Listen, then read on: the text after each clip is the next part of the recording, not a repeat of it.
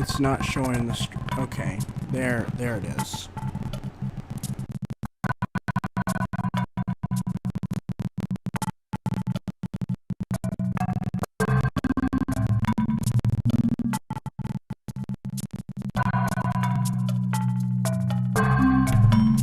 Okay. Tell me if you can see anything now.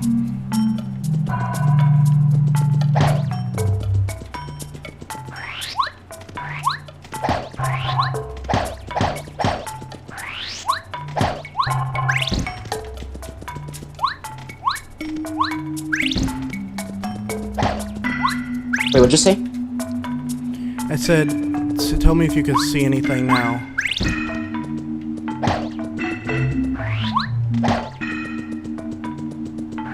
Yes.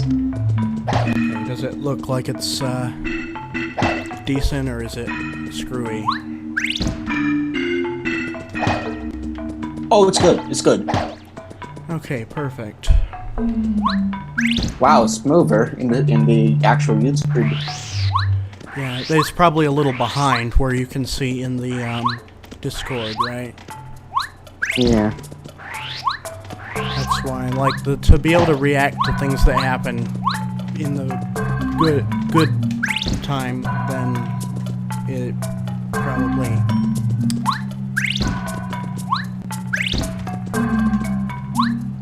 Also, you might be able to hear my cat Ombre meowing.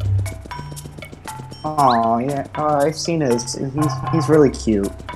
Yeah, he is a very good boy. And here he comes.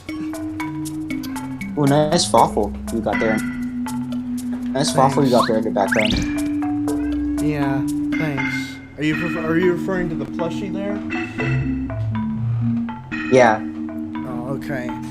For a second, I didn't know if you were referring to the plushie or the GIF I have behind the logo. I was referring to the plush. Yeah.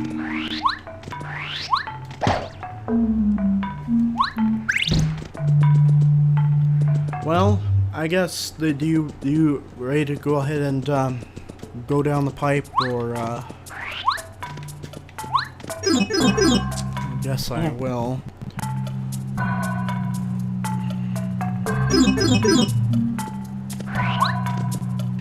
Do not. Do I? No, I don't have Bombat. Fuck. Wait, did you introduce yourself?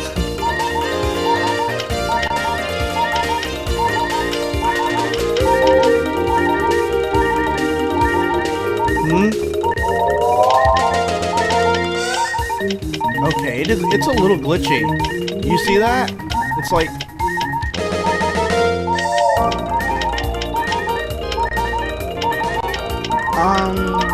It's like going upside... fine. It goes upside down a little bit. Like for a frame, the screen is upside down. I don't know, that's weird. But yeah, I'm Fawful the Great 64, and I'm joined by PenkyYT. Yeah, oh yeah, I see it now. Paper Mario Black Pit, and I am low on health, so that's cool.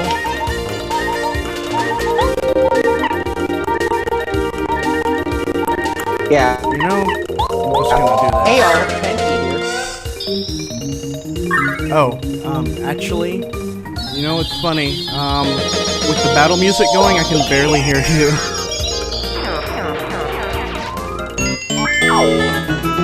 So maybe I should turn that down.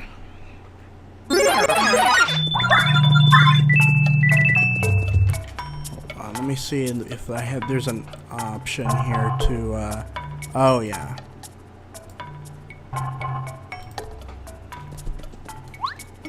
There we go.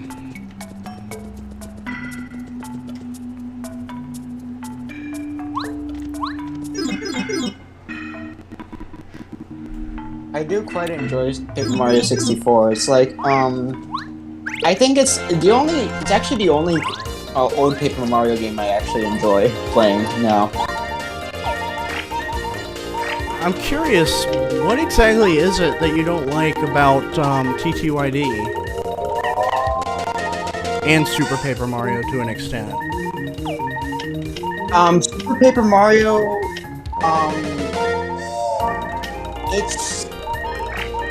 I remember liking the game at one point because it was actually my first Paper Mario game. Yeah, I remember you mentioning that. I actually really liked that game, but you know, I felt like as I played more and more games from the series, I just thought that one wasn't as good, you know, as I remembered or whatever, you know. At least for my opinion. My first game in the series was TTYD. I don't know if I ever mentioned that. Oof.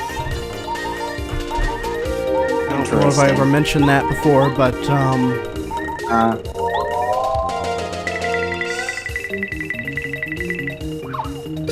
what was the Super Paper Mario hype train back then, like, leading up to its release? If you remember. The Super Paper Mario pre-release? How was like that? I don't think I wasn't really in the scene then. I might have been playing TTYD at the time, but I wasn't really on the internet, so I wasn't aware of Super Paper Mario before it came out. Goodness gracious, the game is glitching like hell. This was not happening before. You could see that, right? Yeah, I can actually see that. Hold on. I'm gonna...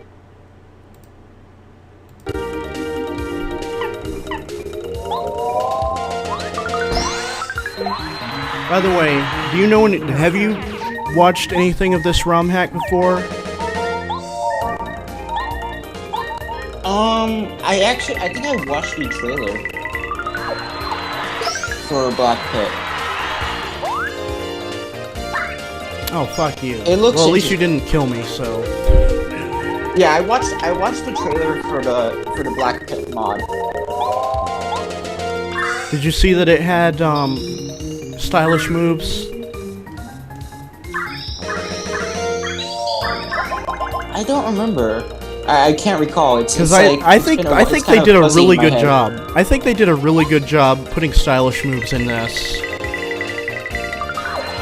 It's interesting how they implemented it, and like how 64's modding, you know, has, you know, progressed. That modding scene looks nice, you know? To be honest, I really think, like, I'm really interested to see, like, completely brand new Paper Mario games made with the 64 engine. I know there's, like, some that are being made. Oh, by the way, I keep forgetting, but I actually got really lucky early in this run. I'm only on floor 37, and I have all the upgrades.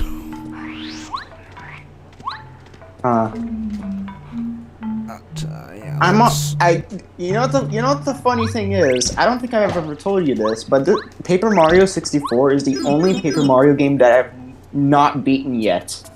Really? Have you watched a LP of it? No, I want to like continue. Like, you know, it's you know, I don't want to like, you know, really get spoiled. I watched a little bit of chapter like the one chapter of Lackluster, so I know some things about that, you know. Yeah. Okay. Okay, game. Can you chill? What, is it glitching or something? Yeah, you don't see that? Oh yeah, it is. It definitely is. I really don't know how to fix that, because it wasn't doing it when I wasn't streaming. See, it just stopped, like...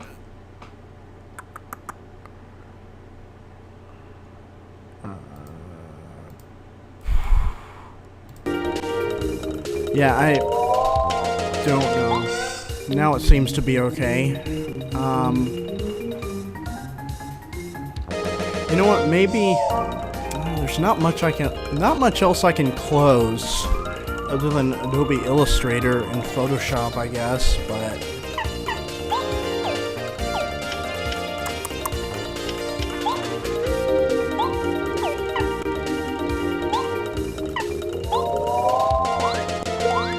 fuck. I tried to do the intro stylish and I failed. And then I couldn't hit the button again in time. Yeah, his ass is gonna heal.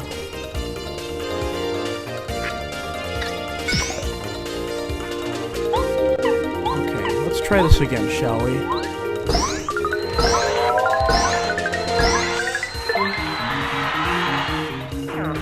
Much better.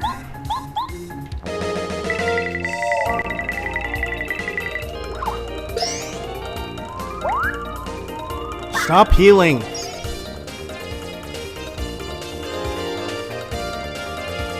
Yep, I have Fawful. I actually also have a Dimencio there. Also down there is Wario and Waluigi.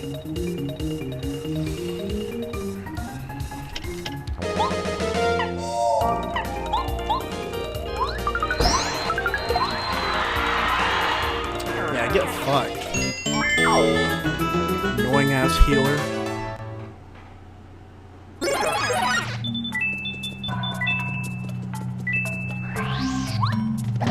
You know what? Let's fuck you. And also, I hope you don't mind that I say things like that a lot on here.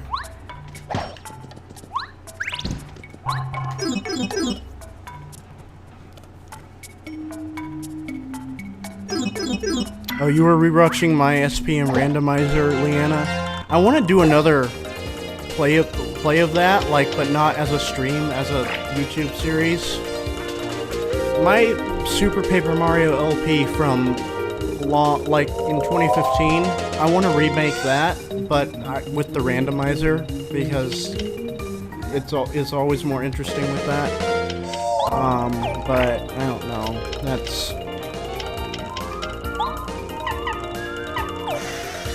I don't like these guys. They are...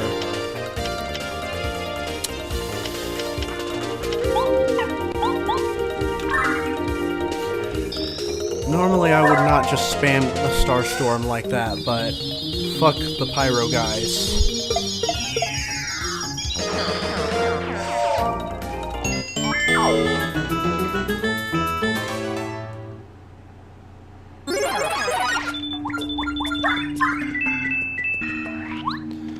How much you want to bet? Well, I have only one key, so yeah, obviously. Yep, I don't have Paracarry either. It's the only other way of getting that, so... But I am on floor 40 now, so...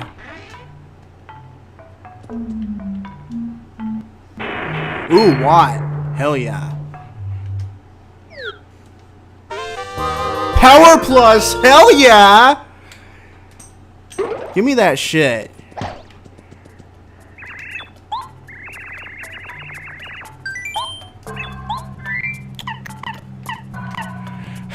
Volt Shroom is completely useless because I have Zap Tap. It's funny though, I have one in my inventory from getting it dropped from an enemy.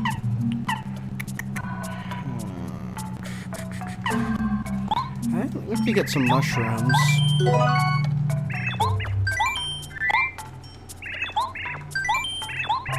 Oh, I have too much shit. Okay, never mind.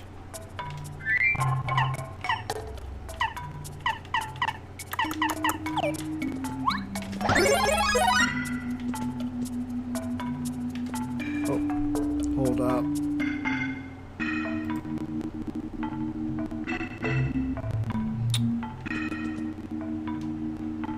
Can you hear me?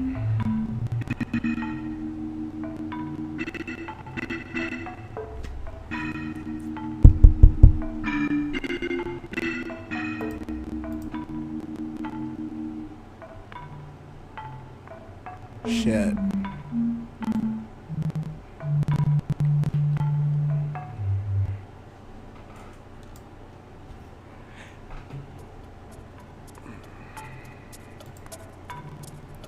Okay. Let's see.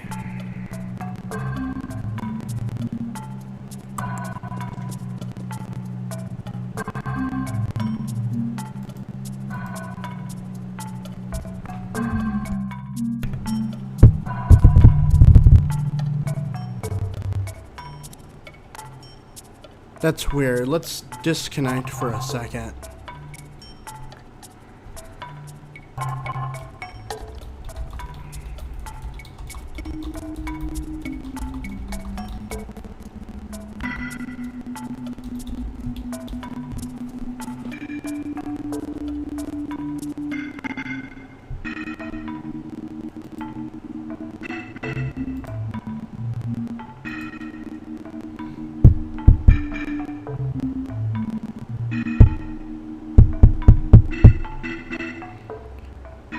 Okay, I'm still not seeing bars when I talk.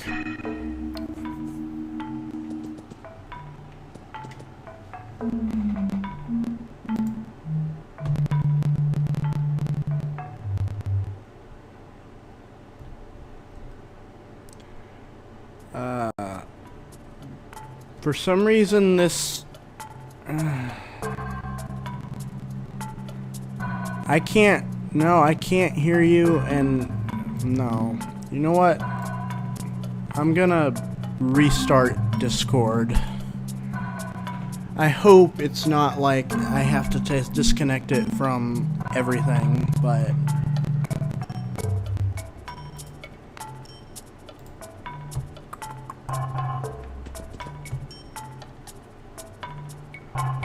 Yeah, I swear this stuff goes smoothly for everyone but me.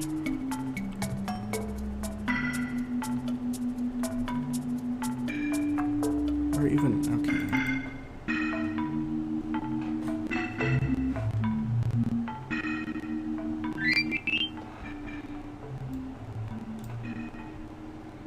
That didn't kill Discord, that just put it in the corner.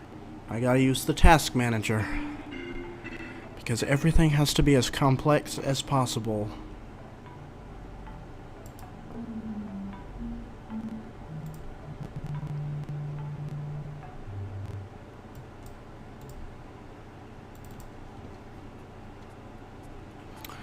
So, now I just gotta wait for Discord to start up again.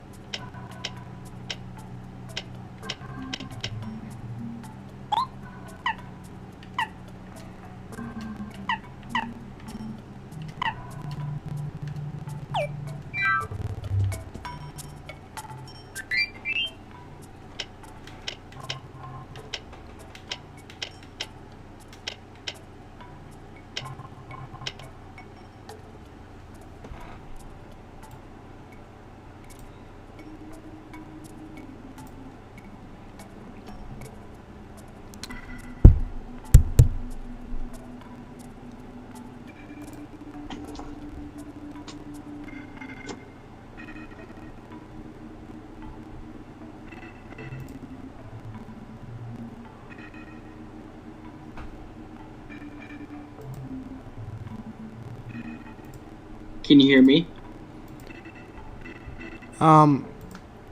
Okay, it looks like it's fixed now. Hold on. Can you hear me now? Oh, yes, I can. Okay, perfect. Oh. Let's not do video anymore, because that clearly ruined everything. Yeah, I was kind of sort of telling you that. Yeah. I just really wanted you to be able to stay up to date with the what was going on, because I know the stream itself has some lag, like some delay with it, but Okay. But I suppose that's really the best we can get. Okay, yeah, true.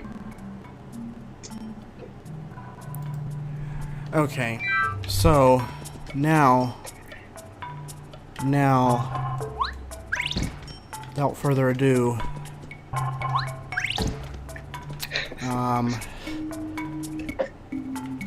let's continue. Never tell Fawful that ketchup is better than mustard. Oh, hell yeah. Upgrade? Let's see.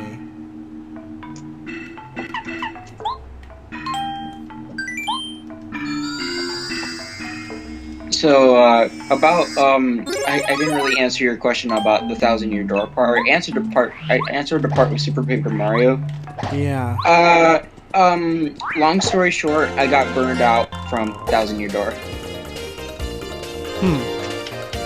Yeah. I kind of got tired of it. What about Vivian? Yeah. Oh, fuck. I did the wrong action command for that. Yeah. I used to be a huge, simp for her, and it just... I kind of got made fun of it by some people, you know. I don't know. Really? I don't know why. Yeah. Oh, I wouldn't let that get you down about. I've been made fun of for a lot of things before. Yeah.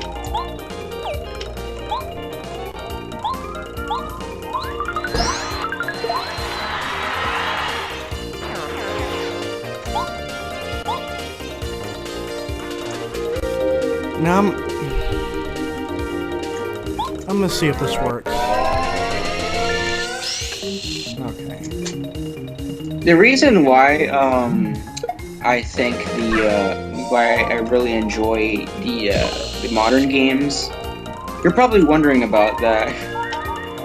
Yeah. I mean, Origami King is really good. I can agree with you there. I just, you know, just look at them like, you know, as their own game, you know. Oh, Fuzzy, thank you for that, because I just don't let you know, nostalgia, you know, get the best of me, whatever, you know.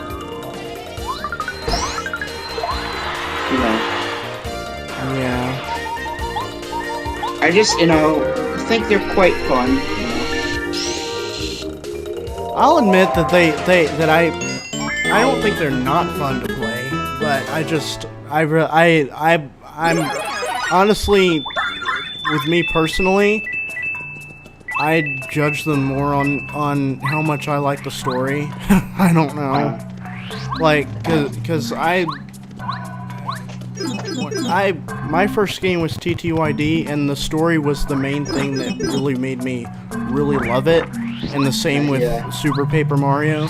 And that's I can understand that. I can understand that. I actually, let's say about oh yeah, I actually really liked Color Splash because I really actually enjoyed the humor for it. You know, I really liked the writing for that game.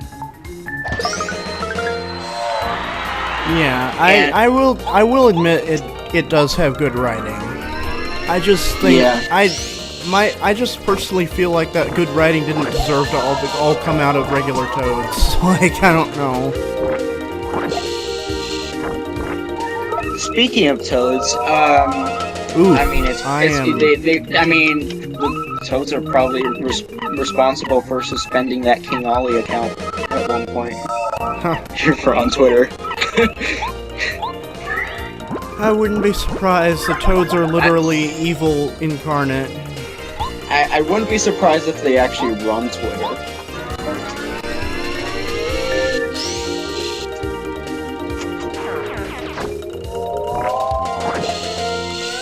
I do like Toads, but there's one Toad that I really don't like. It's the Origami Craftsman. You don't like him? I thought he was one of the better ones. No, because of what he did to Ollie. I mean, to be fair, it really wasn't intentional. It really wasn't meant to be, it was meant as a good gesture. My biggest issue with him, though, is just that I think he could have used a more unique-looking design. Yeah. I mean, like the fact that you know, it's the whole scribbling on origami thing is a taboo. Yeah, well, that is true. That's because that's why I feel like some people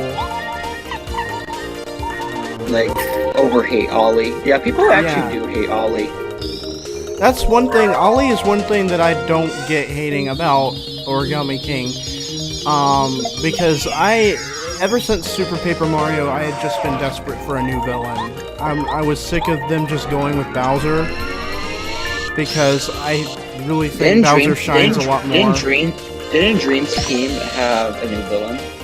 Dream Team, well, that was Mario and Luigi, but yeah, still, the Dream Team was the first game. Actually, it was in the RPGs in general. It was the first game since Super Paper Mario to have the main villain be a brand new character, because Fawful was already existed in Superstar Saga. Although the Dark Star was original in Bowser's Inside Story. But to be honest, after Sticker Star, I was so scared that the Mario and Luigi series would get standardized, much like Paper Jam ended up being, but I was scared it was going to happen with the next game after Sticker Star, and that's why I was so excited to find out that Antasma was going to be a thing, because I loved his design. I loved... Shit, how much you want to bet I'm not going to have the keys for that? And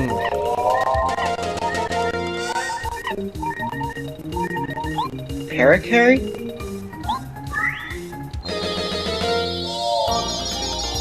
Yeah, I haven't really been swapping parts. Well, I'm totally fine now because the fuzzy can't hurt me at all, but... Oh, yeah, I don't have Parakarry. Oh, you don't? Oh... Yeah, Dang. I only have, Cooper, Bo, Watt, and Lackluster. Yeah.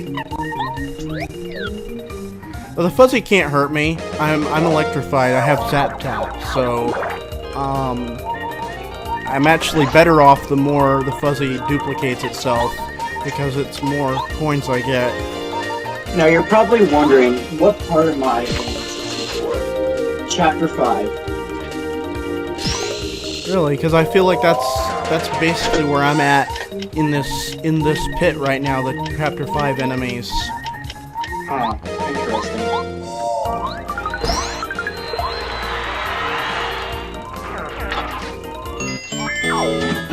But yeah, I really should have gotten more healing than I did. And how much you want to bet? Yeah, 6. I only have 1 key. Yeah, and no, right, I don't have Bombette. I constantly have to keep checking what partners I have, because every one of these runs, it resets. You start with no partners, and it's random which ones you get at every 10 floors, so... like, it's hard for my memory to reset between them, but...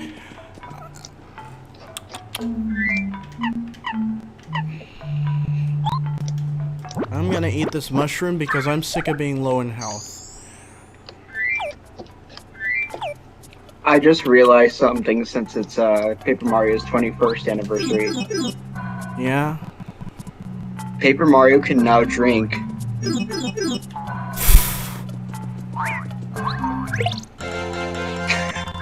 It's a joke. Yeah? Yeah, Oh, fuck off with these guys. No.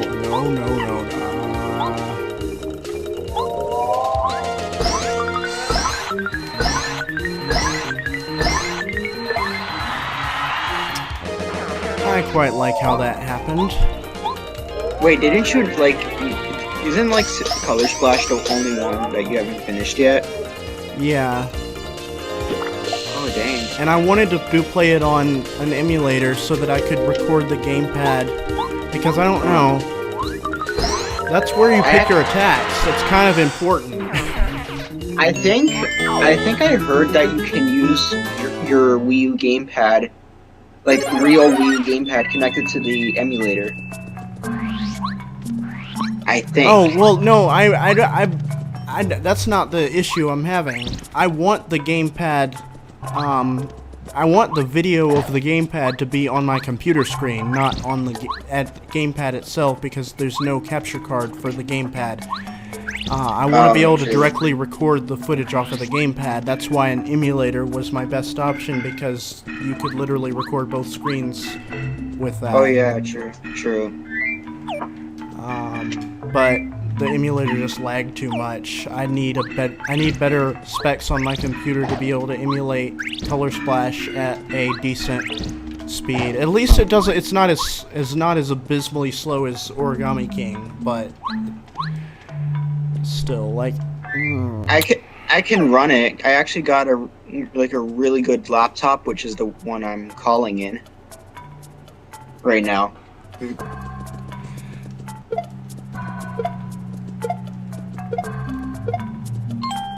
Damn it.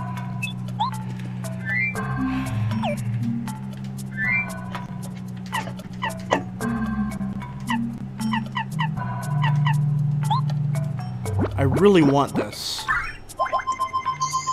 I believe this is Lucky Day, and that's a really good badge. So, yes.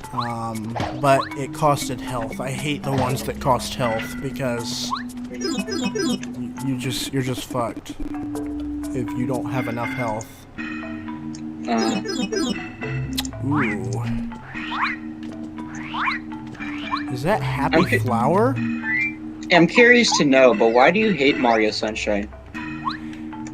I think it's very janky. I actually don't hate the story and the world of it. I like the idea of Mario going to a vacation. Yeah, I really love the setting and the characters and everything, especially it being the game that introduced Toadsworth. But do you like the cutscenes? Yeah, I don't have a problem with the cutscenes. I actually think I think they're quite funny. Especially, of how iconic those scenes are.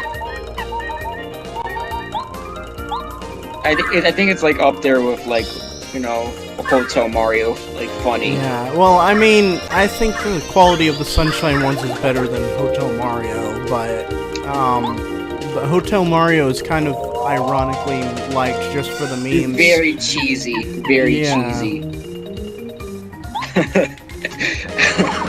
No, I just really think Mario Sunshine needed a remake, and it just got a lazy port, and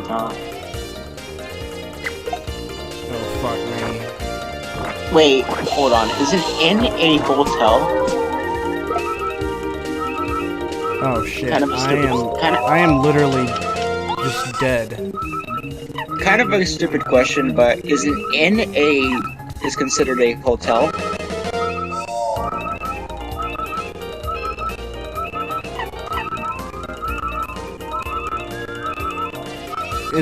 Come again? Is an inn an inn? Yeah. Is an inn considered a hotel? I mean, I'm not sure. They're similar though. I mean, Mario went to an inn in Color Splash. So, Hotel Mario 2? I'm obviously kidding, because Color Splash is actually fun. To me. Oh god, I'm in. Okay, thank you, health. That's what I needed. Okay, so. What are your thoughts on Sticker Star's gameplay? I don't know. Honestly, I wouldn't mind it as much if it had a story like the earlier games. Because to be honest, I'll be honest, I don't have as big of an issue with any of the Paper Mario's gameplay as I do with some of the stories in the later ones.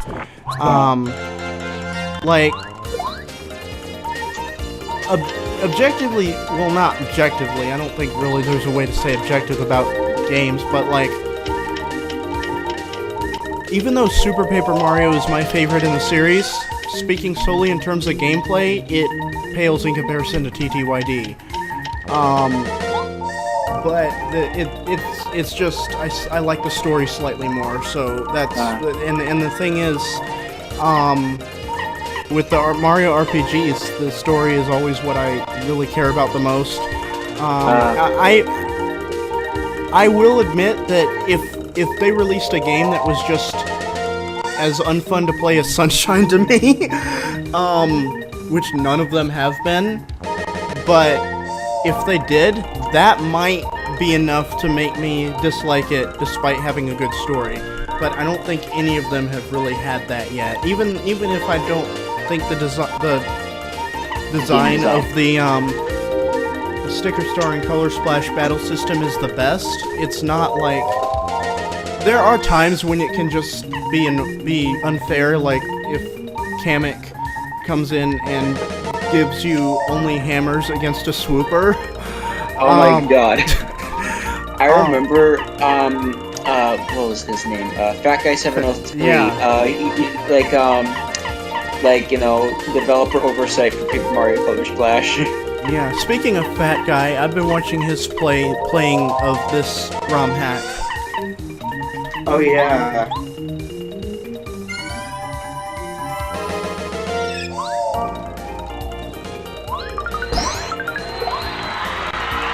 God damn.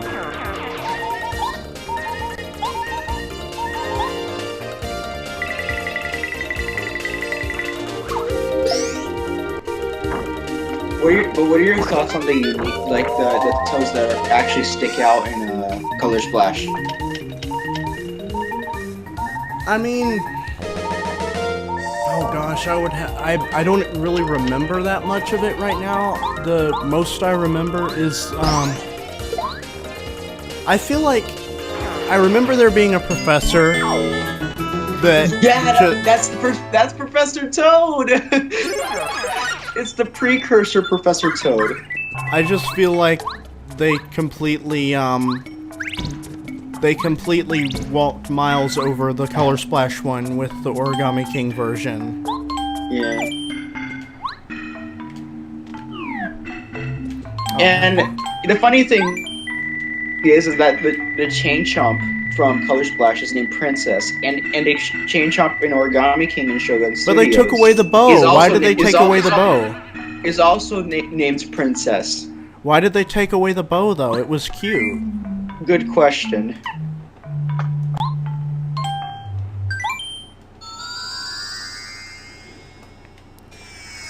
And it's funny, only I would notice a detail like that, unless you do too, because I could see you noticing it. I do.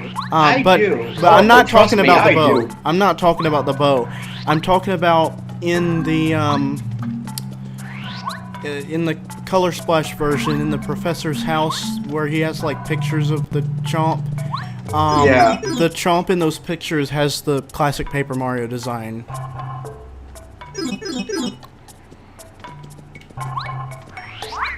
I looked up close in the game's sprites, and it's not.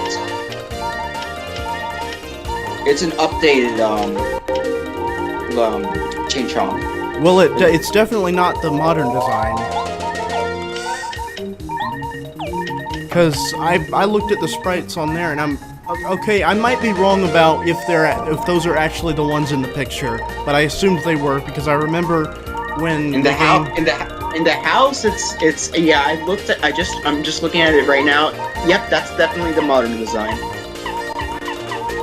Huh?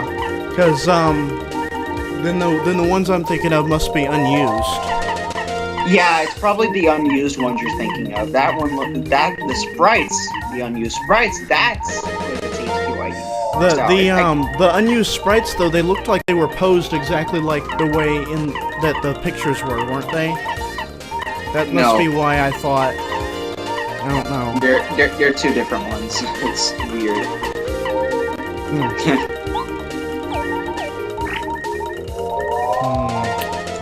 Maybe I am in hot water here. I have a theory about that Professor Toad in Color Splash. Maybe he became an archaeologist after the events of Color Splash.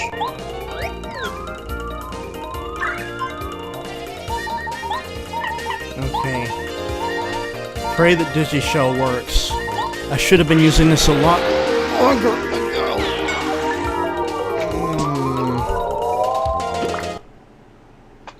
What the fuck? My game just crashed. Oh no! Good thing I had save states. Holy shit. My game just straight up noped out. Oh god. When the ambush attacked me. Like, you could probably see the frame that it crashed on right there. That's the second crash I've encountered in this. The first one was with a later enemy in the pit, which also made me very glad that I used save states because... Dang. Modes.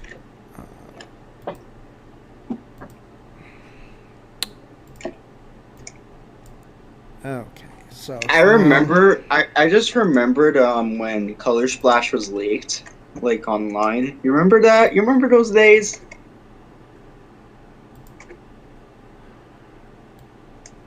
Yeah, I think so. I remember Crunchy was actually streaming the game. Yeah, I remember that. Oh my god, what a time it was. I remember it was on my birthday when it got leaked. Really? Yeah. I'm like, why would you do it? Why would Nintendo do this on my birthday? You know what's funny? I think you mentioned in,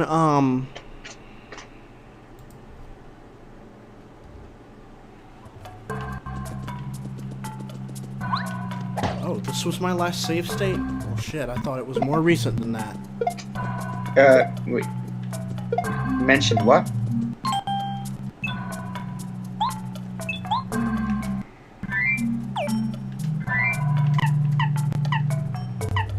Mentioned what? You said something? Hey, what were you gonna say? I don't... You mentioned that, Color Splash was leaked, you saw Color Splash before it, was announced. Yeah, I did. I actually did. And told no one until years later. It was like, you know, obviously the,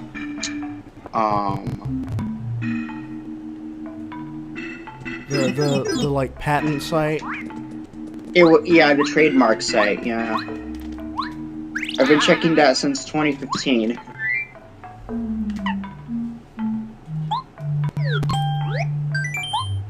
And when I saw the words Paper Mario Color Splash, I was like, uh-oh, this might anger the community. Like, I foresaw.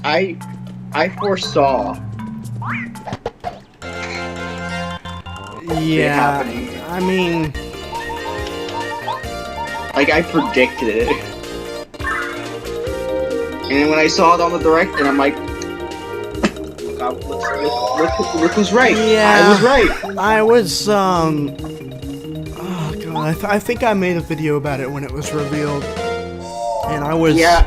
I was honestly, while I was, like, dreading the worst, I honestly still had hope that it would have some of the things I wanted in the series. Like... Partners. Like... Yeah. Like playable partners, not yeah, like... and like... Not Huey. They hadn't shown any...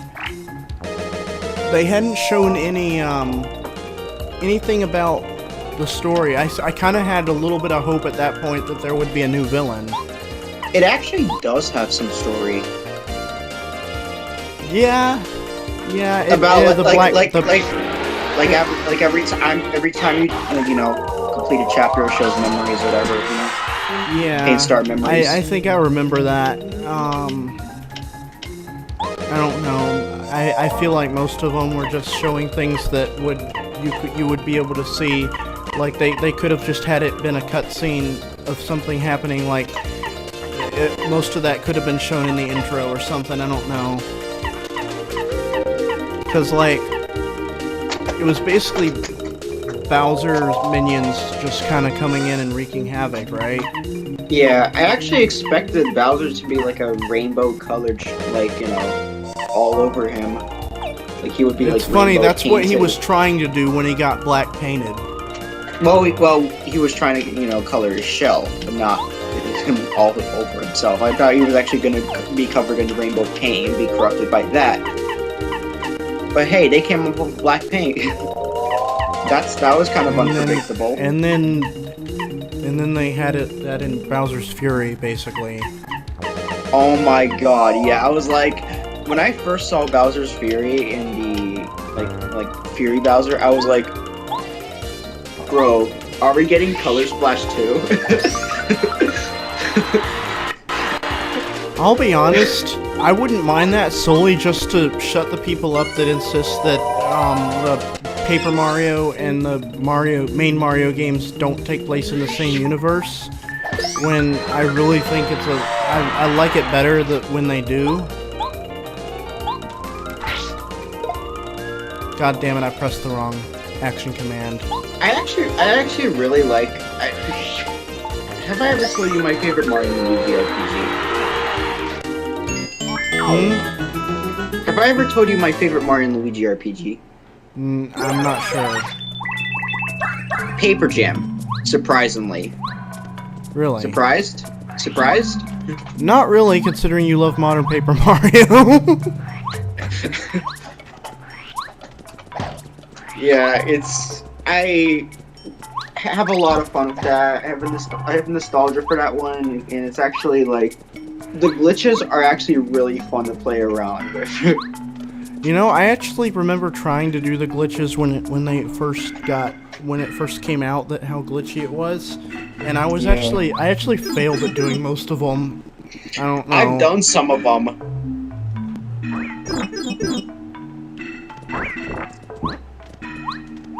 And I actually experimented with some of them, so I might have been the first to do something.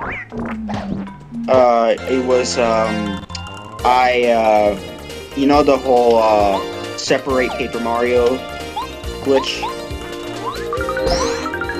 Yeah. Like separate him from Mario and Luigi. I walked around freely. I went to a battle in like Real Bowser Castle or whatever. And then, in like the one of the battles with the Chain Chomp and Paper Chain Chomp with the Shy Guys, when it was the Chain Chomp's turn to attack, the game crashes because, you know, Mario and Luigi are now there or something like that. Huh. And like only Paper Mario is present in the battle. Interesting. That reminds me a little bit of how in Mario and Luigi Bowser's Inside Story, actually, and it's probably like this in most of them. If you have, like, if you in Bowser's Inside Story though, if you like go into a battle that's intended for Bowser, but you have Mario and Luigi instead, then the game crashes. Sometimes it crashes. It depends on what battle it is. Sometimes the enemy tries to attack. Sometimes the enemy has unfinished code for attacking Mario and Luigi, like the Choomba. Do you remember that enemy? It's the large black Goomba that Bowser fights in the mines. Wait, no, I was thinking of the one with the candy, like the fat Goomba with the candy. Oh no, that's the Chuboomba. Oh. The Choomba is the giant black Goomba that has a smokestack on it. Oh, the one with the, like, a pipe above its head or something like that? Yeah. That enemy, normally you could only fight it with Bowser, but if you bring Mario and Luigi into that battle, it actually has... Now, I'm not sure if this is in the remake, it's probably not, but in the original version, it has a function, an attack function for Mario and Luigi, where you know how when it's going to attack Bowser, it spits out a symbol for either a punch or a shell in smoke on the top screen. But it actually has unused functionality to spit out smoke in the shape of an M or an L. Oh, okay. So that's like an unused. That's like an unused attack. But it's not right? finished because sometimes the game will soft lock when it's doing that attack. Oh.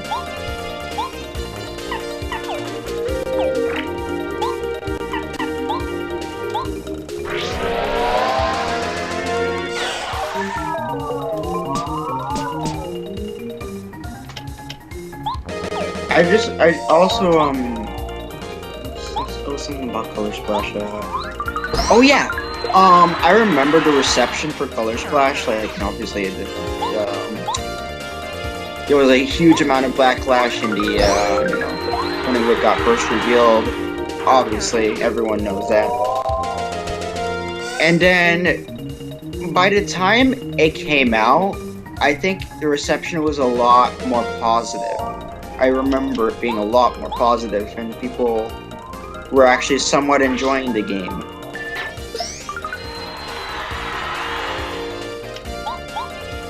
You remember? Yeah, I actually had a brief period of like, I guess a honeymoon period for it after I saw the ending with Huey. Yeah. I legitimately got a little teary-eyed when I first saw that. Even though I hadn't watched the entire playthrough, I was just like, holy shit, this is so much better than what they did with Kirsty. Like this is so much better than you initially thought it was gonna be. Yeah. And I still think that Huey is one of the highlights of Color Splash. Oh, definitely. I just wish that he wasn't the only original character. Shy Bandit. Well, yeah. But like original species, I guess. I don't know. Yeah. Yeah, true. And Shy Bandit, I feel, was associated with a mechanic that I'm not really a fan of. Oh, where it can literally revert your progress, and I don't really like that. I think I heard it's something like what was it? Developer oversight. Would it be developer oversight? I don't know. I'm not sure. I just know that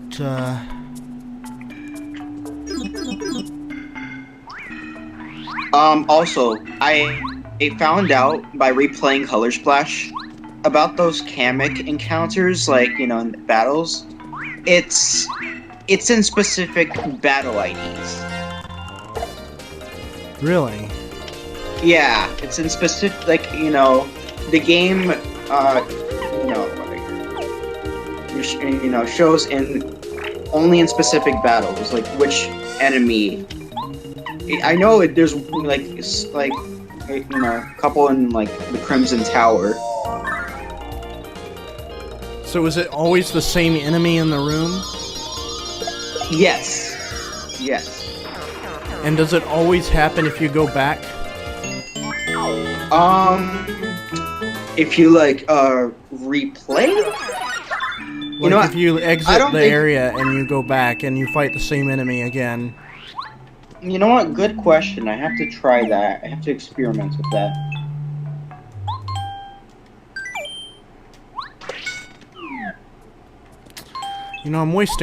I'm using up all my coins, but you know what? No. There'll be another upgrade block. A bit of a hot take, but I actually do enjoy Huey and Kirsty better than Olivia. Really? Despite me enjoying Origami King the most, like having Origami King as my favorite game of all time. And yes, Origami King is my favorite game of all time. Wow. I honestly... Now, I don't know whether I like Olivia or Huey more, but I definitely don't really think Kirsty lives up. I don't know. I feel like Kirsty's personality is mostly kind of a copy of Starlo. I kind of liked Starlo. Yeah, but like, what? I don't think it would really work if they tried to make Starlo do a heroic sacrifice or something in a Mario and Luigi game. I don't know. I just feel like all I would be able to think of is like, well, I mean, after everything you said to Luigi.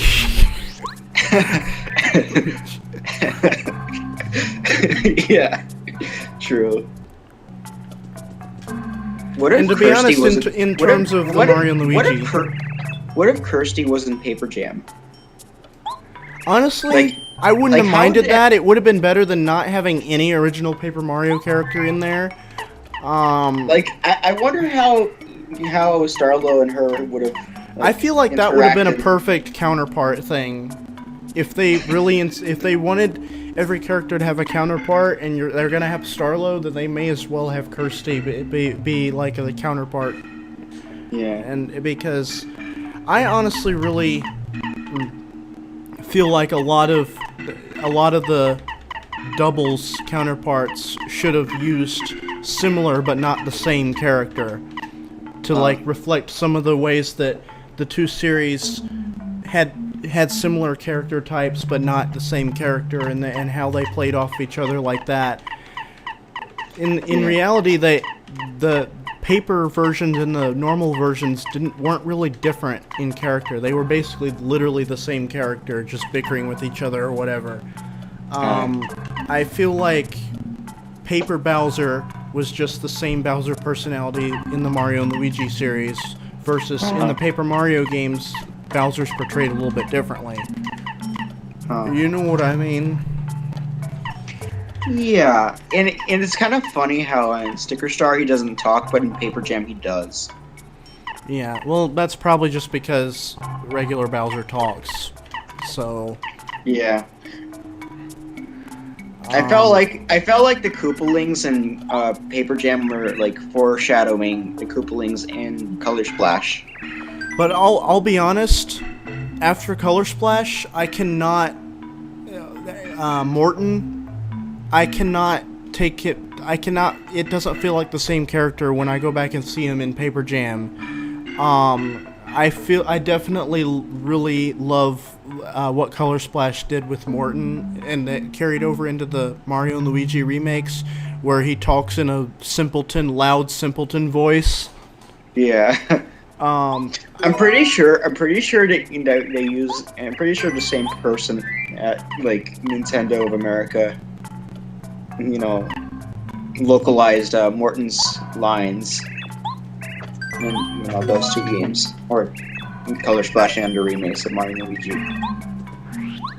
Yeah, because I don't know. I cannot picture Morton being different than that anymore. Yeah, like that. yeah. That's just his personality now. And Yeah, I really loved the Bowser's Inside Story remake. Made me really love Morton and made him my favorite Koopaling. Is he really your favorite Koopaling? I was more of a Bowser. I was more of a Bowser Jr. kind of person. Well, yeah, I like Bowser Jr. He's not really a Koopaling though. He's Bowser's son. He's not really one of the 7 Koopalings. True. But Although I do like I prefer not to honor the retcon that the Koopalings are not Bowser's kids. I like the idea that they are, and that Bowser Jr. is just another of his kids or something. Yeah, like he has 8 kids. Yeah, and that just something about maybe Bowser decided Bowser Jr. would be his heir because he looked the most like him. I don't know. And what about the Koopa kids from the Mario Party games, at least the earlier ones? Would you consider those Bowser's kids as well? Not his kids, just members of his species that work for him. Which I really think, considering that I prefer to see the Koopalings as his kids, that leaves a really good place for the Koopa kids to be unrelated members of Bowser's species, because we don't really see that many members of Bowser's species. Yeah.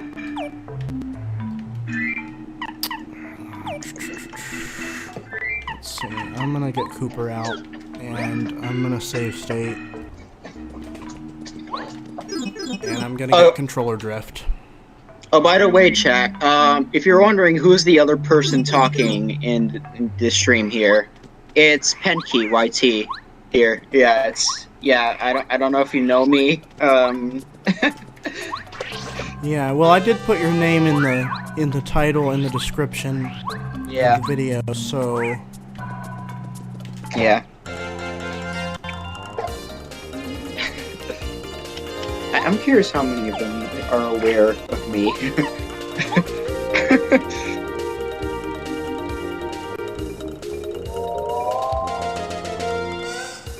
oh yeah, and oh gosh, I realize I'm having a lot more trouble keeping up with chat while also talking to you. Yeah.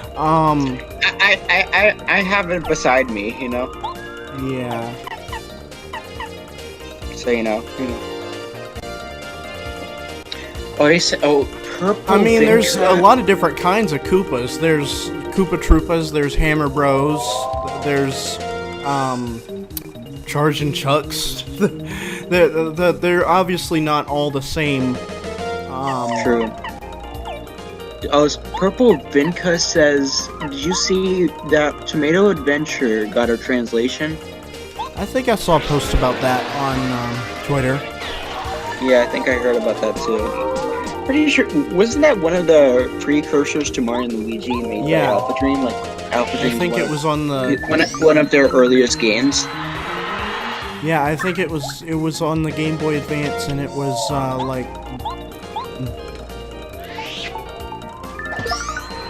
I think Mario and Luigi Superstar Saga was based off of its engine. Yeah, and I heard that Tomato Adventure like sold poorly, which is why it did not get localized officially. Oh yeah, that's real nice. Decrease the damage I receive when the enemy is dizzy.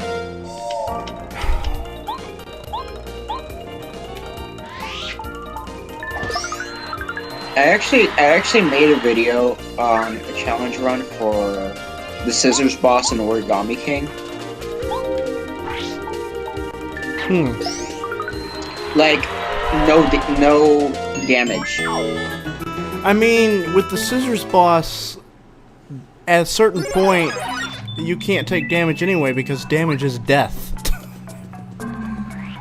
Like when he attacks you. No, right? No, I mean like, cause he does. The Scissors boss can attack you. I mean, there is an attack that with the. What when he was still it? has the sheath on. The cover, yeah, with the cover, yeah. Yeah, that's one of the. Like I did. Basically, what I did in the challenge is break it immediately with the 1,000 fold arms, and then just keep avoiding the, you know. Yeah, it's funny because on my first playthrough, I think I was trying to heed his instructions of not breaking the cover, but I broke it anyway. Because I didn't realize, I forgot what attack I did, but I didn't realize it would target the cover. I thought I was going to not target the cover, but... So it broke? Yeah, it broke, and then I basically, I think I died. I think I died, because...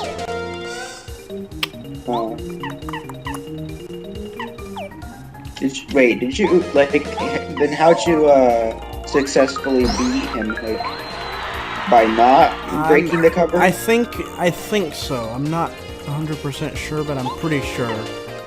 Yeah, I'm gonna have to look back at that. I do know that I died enough times to, spawn a save block after the, paper mistake Buzzy Beetle.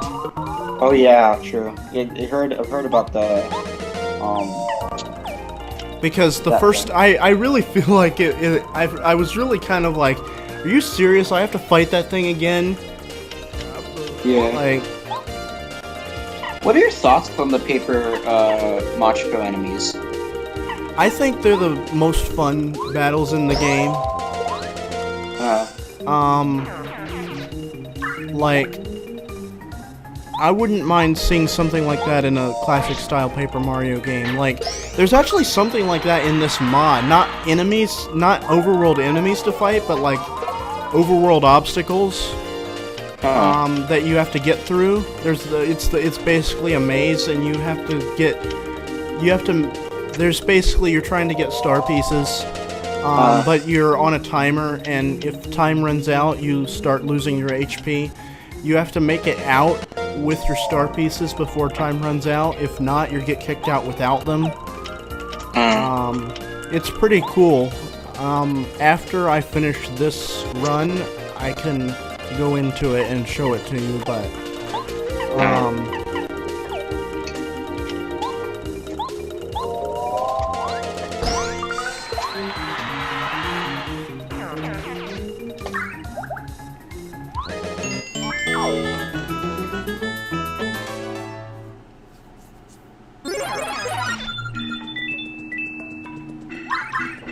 I will long await the day you play Color Splash again. Like, you know, like just like, you know, like when you let me know when it happens.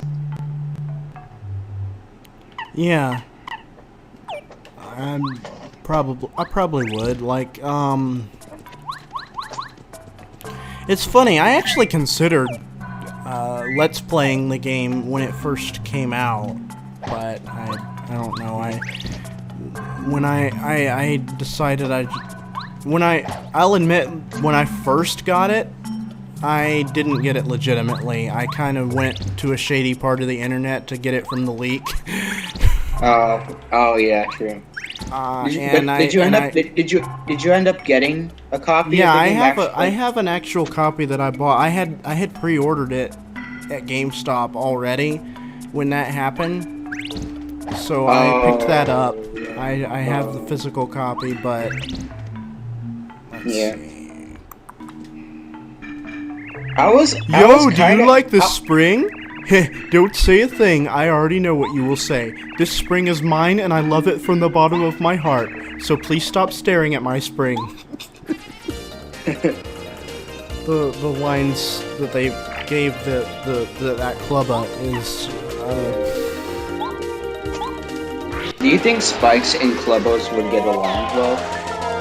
I mean, they're variations of each other. So I've heard some people claim that Grubba is actually a Spike and not a Clubba. But I don't know. I think he's a Clubba. I don't think your species changes when you put down the club. Right. I mean, Grubba does kind of look more like a Clubba than a Spike. The lips. And plus the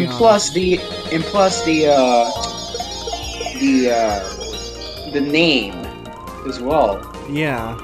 But Mario Wiki calls him a Spike. At least the last time I checked. Huh. That's weird. I just remembered in Crunchy's stream for Color Splash, I remember they said that Crunchy found the Mario Kart 8 theme in the game files. They thought it was unused, and then and Crunchy freaked out when he found out it was used in the end of the game when Luigi appears. Yeah. I don't know if you remember that. Yeah, I'm not sure if I was watching it then. I wasn't watching the whole time, but like...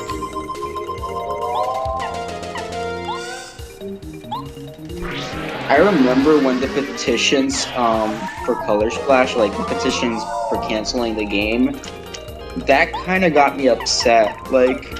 Yeah, even as someone who wasn't a fan of the direction the game was going in, that's just... For one, they're never gonna do that. Petitions rarely work anyways, but especially for something like that. Make a petition for something positive, like a certain game coming out or getting a release or something, or the next game being like a certain way, but asking them to cancel something they've already made or are making is just petty. Or rather just too deep into development. From what I heard, the E3, what the color splash we were shown in the March Direct in 2016, it was nearly complete, from what I've heard. I remember before Color Splash was revealed, there were some leaks, and it's weird because some details were surprisingly accurate, but some details were just blatantly not accurate at all. Like, for one of the leaks was that the Koopalings would be in the next Paper Mario game. That ended up happening, but the other part of the same leak said that it would also be as full of original characters as the earlier games, and it would have Daisy in it. Only Huey appeared.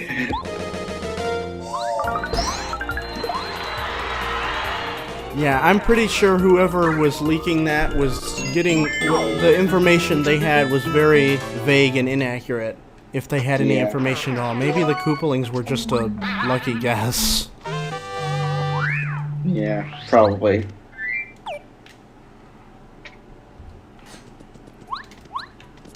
I honestly, like I said, I enjoy Bowser Jr. more, like, you know. But I'm neutral towards the Koopalings. I mean, I wouldn't mind if they, came back for the next game. Oh my god, I hate the Bazaps. I wouldn't mind if the Koopalings came back as characters in the game, like in the next Paper Mario game. I think they would have been really cool to have an Origami King in the place where Dimentio and Tasma Gaming. Thanks for subscribing. Interesting channel name. Thanks for subscribing to Fawful.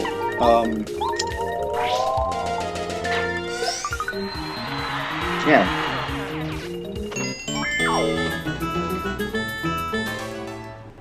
Also, thank you so much for doing well on your lines on what you sent. Oh, for King Ali? For the fan dub. Yeah. Oh gosh, I forget which badge is this. These ones I always get mixed up. One of them lowers defense and raises power, and the other one the other way around. Right when I was like overlooking the first part with the echo and stuff like that. I was gonna ask you to fix it up a bit, and then when I checked Twitter, I immediately see that you actually fixed it. Yeah, I honestly should have listened back to it, because it's funny because I actually noticed this after I exported something else I had been making. Something that's not published yet. It's for something that's in a couple of days. But the first export of that I played back, and it was like, wait a minute, that's not synced up like it was in the preview in Premiere. And I realized it was because Premiere is a little glitchy with the preview, and it was actually playing it late when I didn't move it, so I moved it to compensate. But in actuality, it wasn't actually late. It was just, you know what I mean?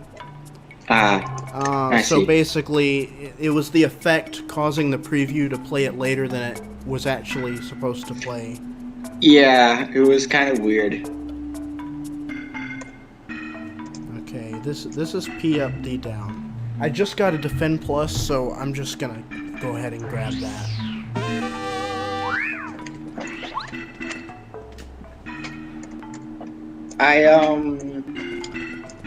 I slightly fixed my trailer for the fandub a little bit by adding Mario's voice into it, like what? Like when he he's about to fall into the dungeon or whatever. Oh yeah. I think I sent you the updated version. I might have sent it.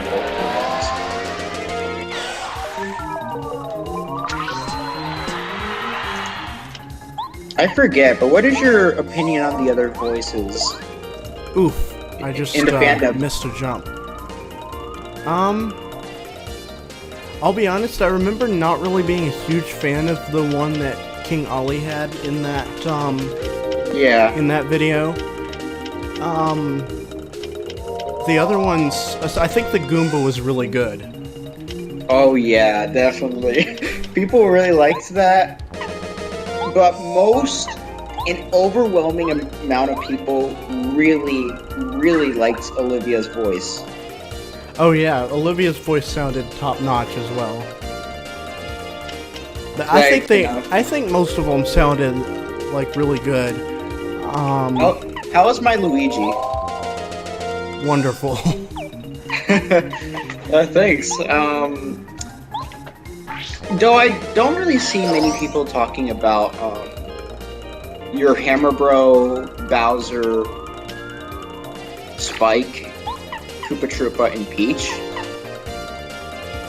I'll be honest, I don't really remember all of them.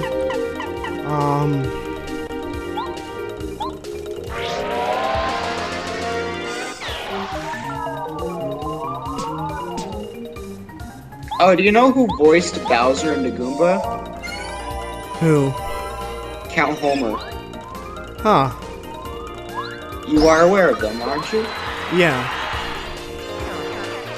Yeah.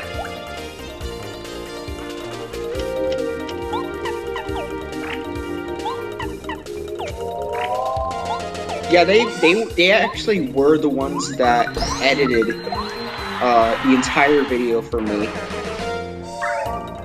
Oh wow. Like, cause I actually did not have a computer at the time, and I had that idea, and let's just say the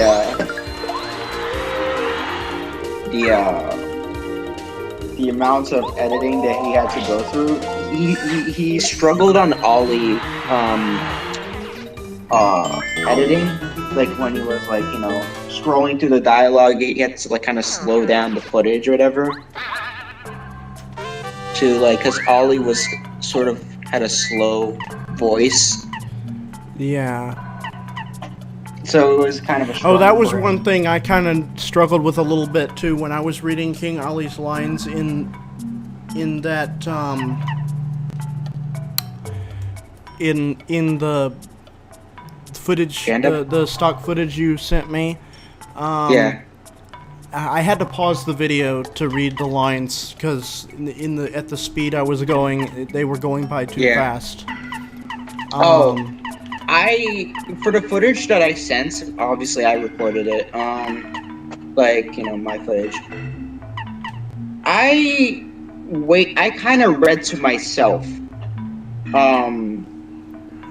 Hold on when I one was, like, second, recording. I need to run and grab something to drink. Okay.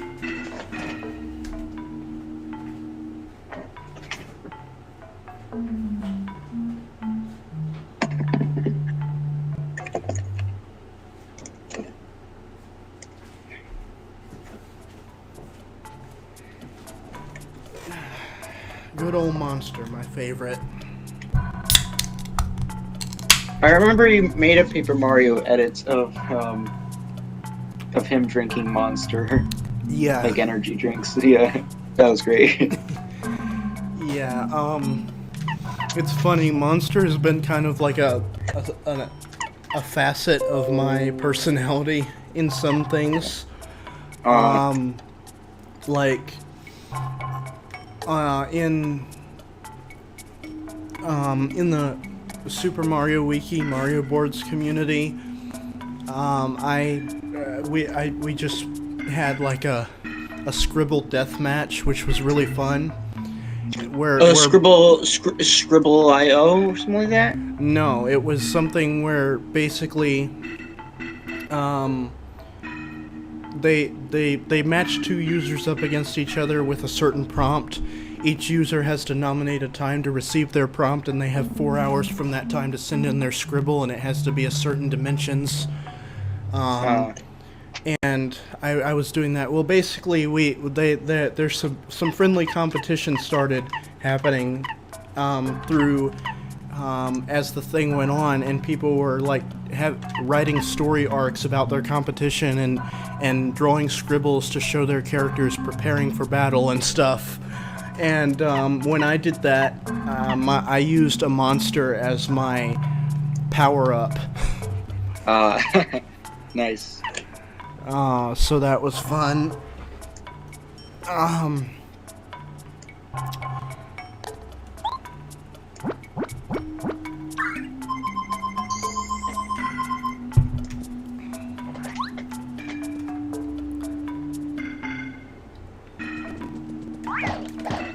Shit, I didn't get the first strike.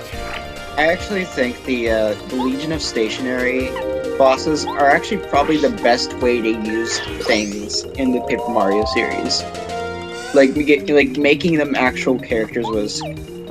Yeah. I liked them. I liked that. Like them speak, like having their dialogue be like having that personality be kind of interesting.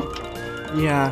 The only thing I feel like would have been cooler if they could have been like had some origami to them, like been like origami characters that use the office supplies as weapons. I feel like that would have been cool. Like Olivia and Ollie species or something. Yeah, like that. yeah. I saw some fan art that redesigned the Legion of Stationary into Olivia and Ollie's species, and they just look so cool. And they kept their personalities they had in the game, like the Tate being like a mafia boss. I just remembered the time Nintendo actually confirmed Olivia's canonical age. Did they really? Yes, in a Nintendo-powered podcast when they were talking about, like, you remember that one poll they were asking on Twitter about which Paper Mario partner would you take pointers from? And the choices were Olivia, Huey, Kirsty, or Tippy. Which partner would you what? Which partner would you take pointers from? Oh. And the choices were... I think it's kind of a shame they didn't have Goombella or Goombario on that poll, but... Yeah.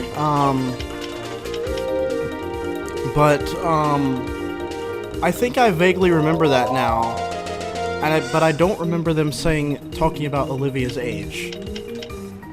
It was like the person in the podcast saying,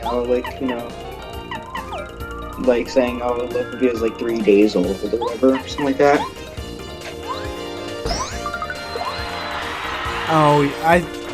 To be fair, I think I do remember something like that now.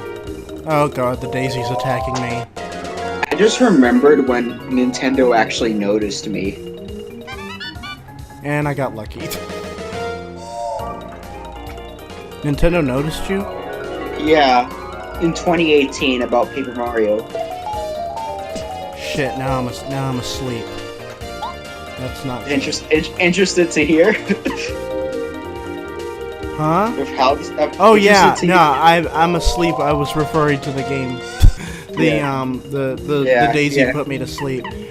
But yeah, I'll tell you right now. So this obviously it was another Nintendo powered podcast. They were taking questions about Nintendo games and stuff like that in general, and even past ones as well. And I asked about Paper Mario.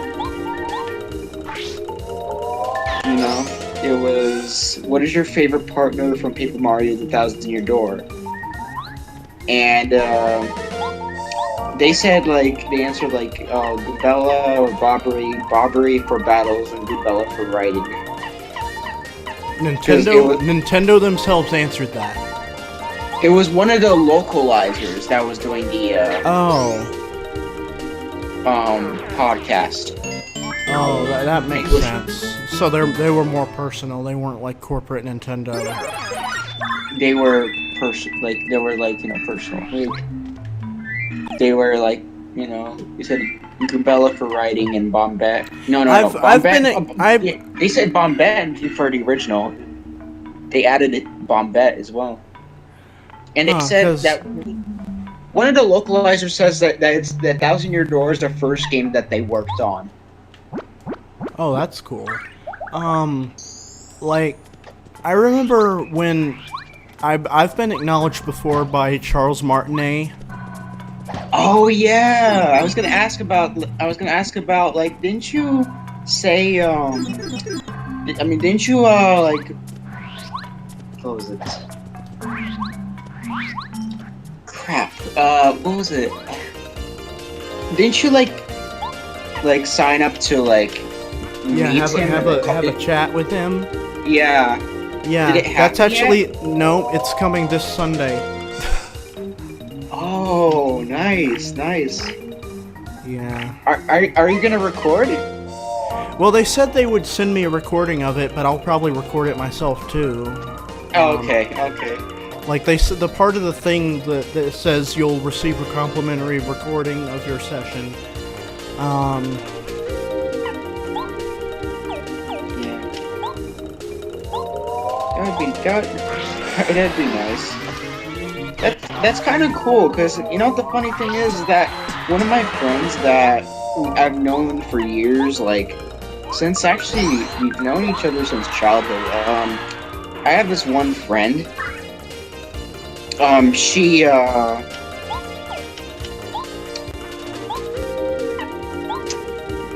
actually met Charles Martinet Oh, cool. in a convention and got her Switch autographed by him. Oh, that's amazing. I've actually never been to a convention. I kind of wish I could, though.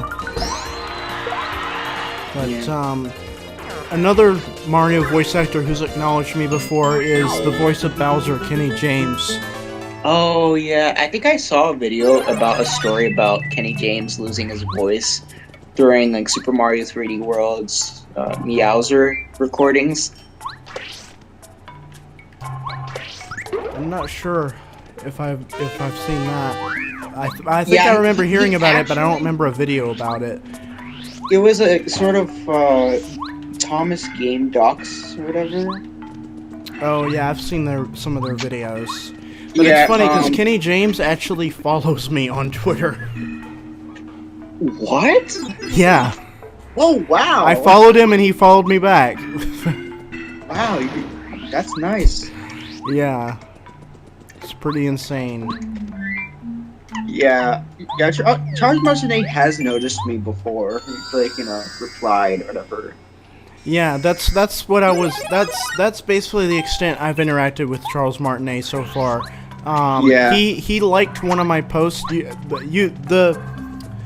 know that post, that image I have of like I edited a Mario wallpaper to have a lot more characters on it.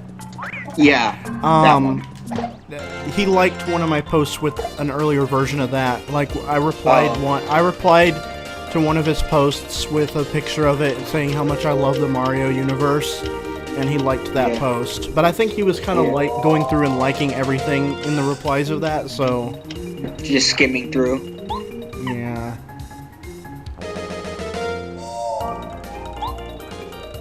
I DM'd him, he was saying Happy New Year, whatever. It was Happy New Year's. It was a couple years ago. But He has DMs open. I think, I don't know. I've never tried DMing someone big like that before. Yeah. Here come the Bazap. Please tell me I have enough defense. So my childhood friend,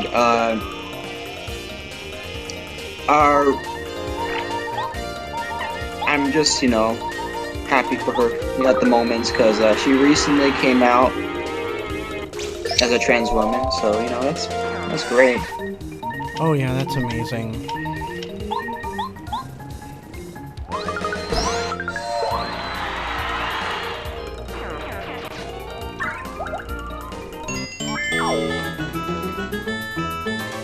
And I told her about, what I'm going through, have been going through,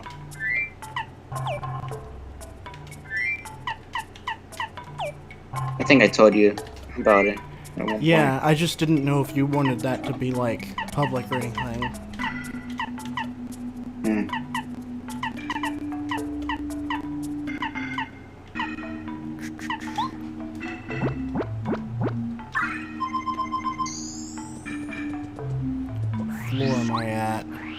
56. Yeah, it was just it's sort of vague. I just kind of said it in a vague way, and it's just so people don't really know what I'm talking about or whatever. I don't know. Yeah.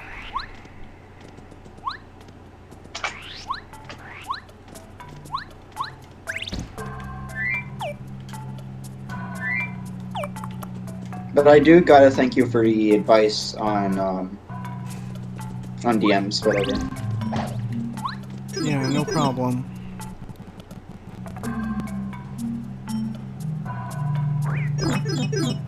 Oh, by the way, would you want to voice any other characters in the panda besides Ollie? I don't know. The biggest thing for me is it's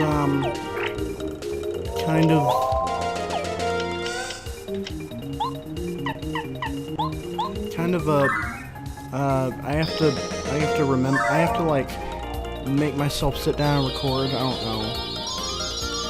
I have a lot of confidence issues, and like when I did Ollie, I had to just basically sit down and do all of his lines in one go, or else I would have risked not finishing it, and like I don't know.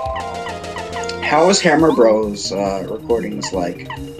Well, that was just really one line, or a couple of lines, so I just kind of made up a voice and did it for like a couple of lines and did a couple of takes of it, and I also pitched it up slightly. Oh yeah, I did. I actually really liked your Hammer Bro voice, like you know.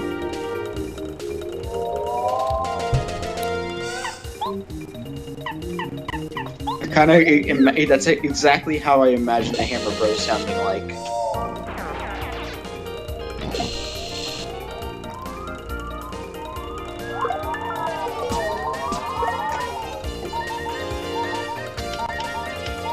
I just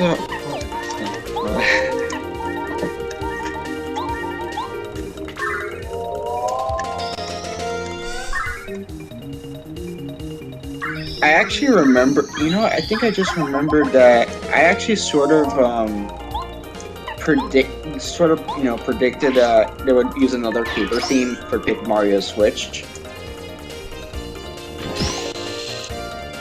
I mean, that's... I feel like a few different people predicted an Origami game, but they were kind of predicting it as a parody and kind of a, I don't know. I think Arlo was one of them. Yeah, Arlo was the one of them. I thought of Origami a little bit, just a little bit, but I was leaning towards more a cardboard theme because of the Labo. Huh. I was thinking I feel like cardboard has just been what the background is in the recent games. Or rather the ground. That's what they used. I really, really, really think the real paper crafts in Color Splash and Origami King. It looks so pretty looking. Yeah. It looks so good. I think it looks nice. Obviously, obviously, if they're gonna remake 64, I want it to look like that. Have those type of graphics. I don't know. Personally, if I remake it, I would want it to look like TTYD. Because TTYD wasn't in HD, but it could be, and they could have like the same animations from Origami King, like the poses. Mario does more dynamic poses and stuff. And I think I just really miss the smooth animations, and I really wish we could see all the animations from Origami King in the puppet, smooth puppet kind of style. I was like, because I really liked the lighting they even used for the newer games, whatever. Like, the lighting effects for the environments.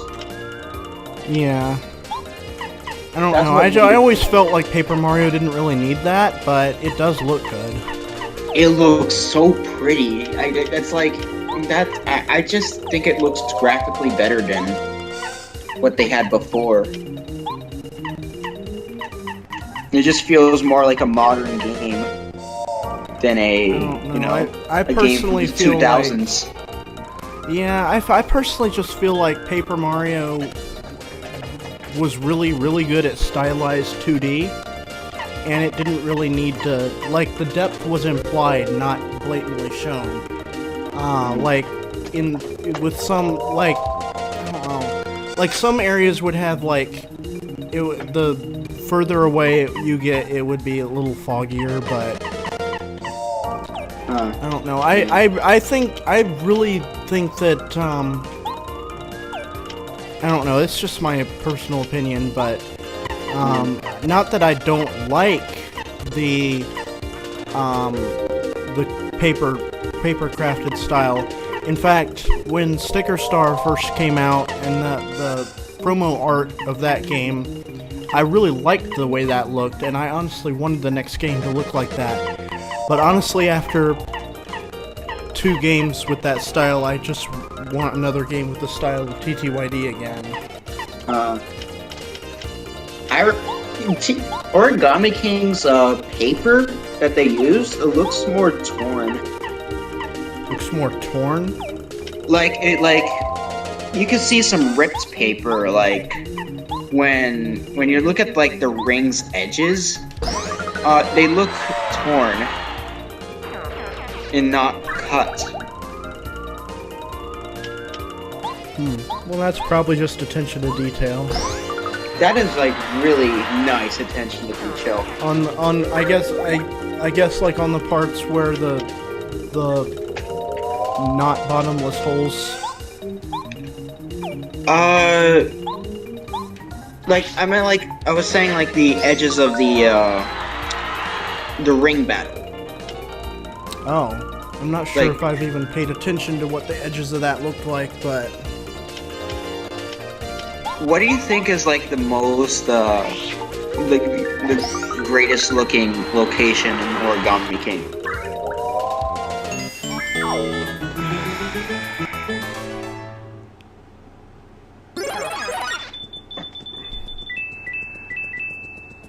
Like, what is your favorite lol, look location at in that game? Slogo. And there's just nothing on. Okay, that's weird. I liked Origami Castle. Oh, that's like my favorite level in the game. I didn't know if there was going to be a unique final dungeon that actually had more to it than... Like, Sticker Star barely had a dungeon at all. It literally just had a boss fight against Kamek, and then one hallway with spikes, and then Bowser. Color Splash had... At least you explore for a little bit, but I still didn't feel like it was as long as it could have been. Yeah. So I was really happy to see a full-blown dungeon. It wasn't quite as big as the dungeons in the first 3 games, but it was the best we've gotten since. Yeah. Also, that talking about Color Splash's Black Bowser's Castle reminded me about Bowser's Castle in Origami King. That was also a really fun area to explore. Oh yeah. Especially when the cutout soldiers appeared. Oh yeah, that was like interesting. Like, I wasn't creeped out like most people. Like, I watched some like Let's Players and see, like react to the cutout soldiers, and I'm like saying, "Bro, how'd you get freaked out by this?" I just thought it was cool.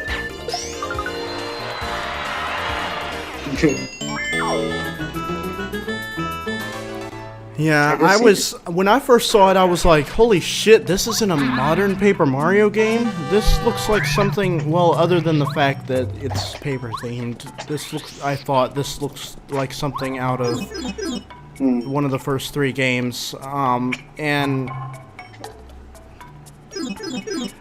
And then especially when Handaconda appeared, I was like, holy shit, there's the Shadow Queen in here? Oh. I legit thought, that was the first thing I thought of, was that looks just like the Shadow Queen's hand.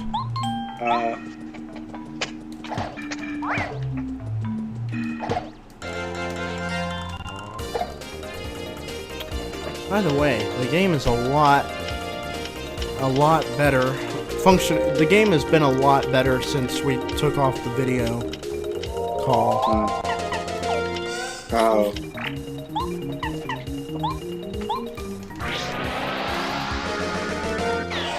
You know, that is true.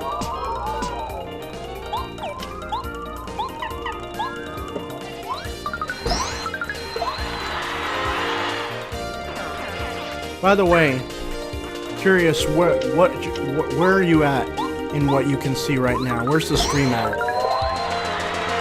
The two amazing daisies and the bee enemy. I forgot the name. Is the bee enemy dead yet? No. Okay, because it is on my end. I have one daisy left. Like you just entered the battle. Like. Okay. Like 30 seconds ago. Because I just won the battle right now. See, that's basically why I wanted to do the video, if possible, because it's easier for you to see what's happening as it happens. But, yeah. Because right now I just feel like every time I react to something, say, holy fucking shit, you have no idea what I'm talking about. Oh, hey, I just got Parakarry. And a Happy Flower. To be honest, I'm not too sure what's my favorite partner in 64.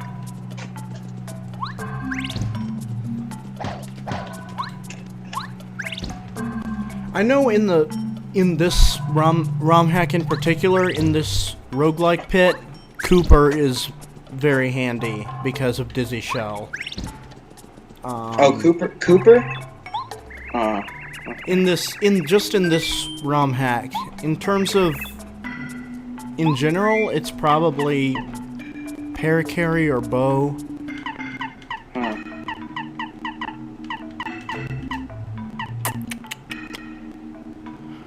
Items are getting expensive.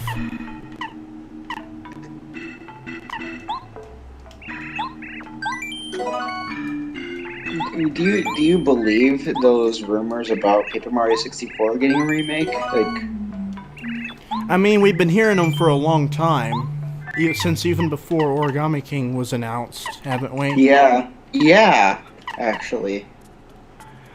I want to believe, but I'm not really sure yet.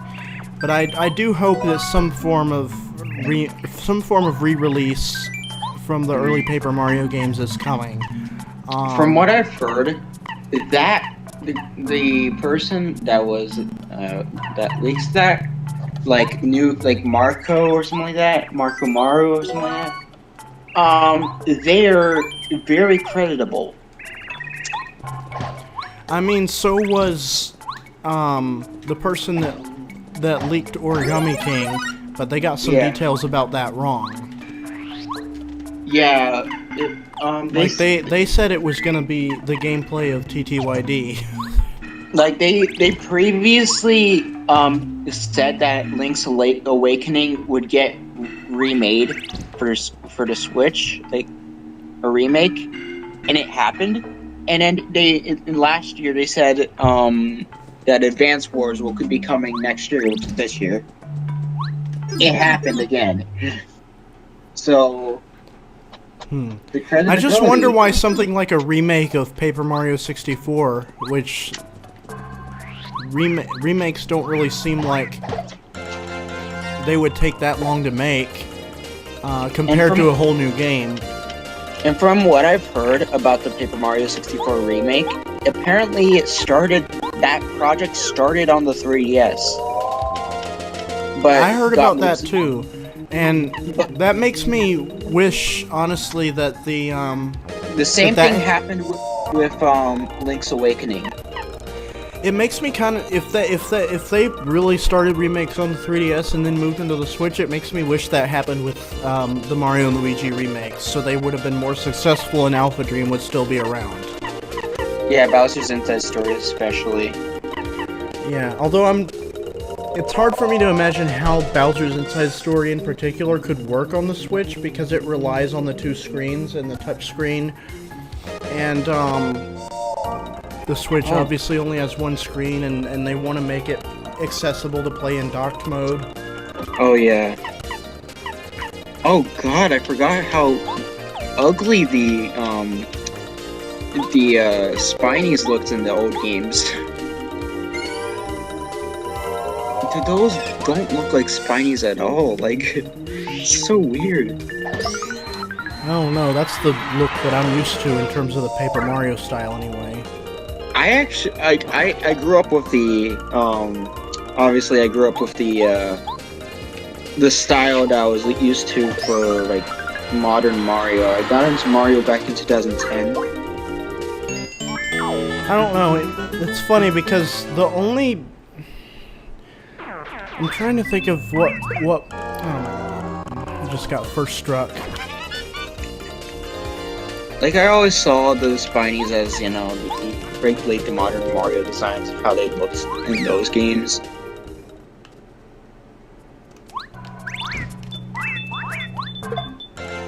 God damn, these Spinies are getting out of control fast though. The Lakitu is just spamming them and I cannot engage the Lakitu in battle. I think I know why they definitely changed the designs for the enemies, a lot of the enemies, because, like, you know, they looked outdated. Like, they were kind of based on old Mario enemy designs. Like, for example, the Goomba had red shoes back then. I actually like the red shoes. It's like, now looking at them, it was kind of weird to see them with red shoes. I don't know, maybe because I'm so used to the modern Goomba they use today or whatever. Like, the one enemy that I do like, did like for a long time, better than the new Paper Mario design. This one took a while for me to get used to, but the Boo. Yeah, the Boo in the old Paper Mario games was based on Yoshi's Island. Yeah. And I didn't dislike the new one. I just, you know, I just feel, to me it was never that they were outdated. It was just that they the Paper Mario style those designs complemented the style better, I think, because it was 2D and those designs were from the era where everything was 2D. I guess kind of did. It did back then, but now, like, you know, that Sticker Star. I think I think by the time Super Paper Mario came out, it needed it, but it didn't do it in Super Paper Mario. Well, Super Paper Mario did change Peach's dress. That they did change. That I liked that. But to be honest, I never felt like that. Okay, I'm trying to think. What? Oh, goodness. Like, I remember seeing the Super Paper Mario Spinies for the first time and, like, being so weirded out. Like, those are Spinies? Like, I couldn't even recognize them. I mean, the only biggest difference with them is just the eyes. It was so weird, like, those eyes, like, I don't know, they just weirded me out a bit.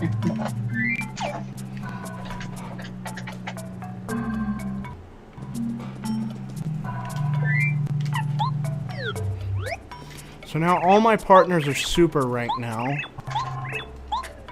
Yeah.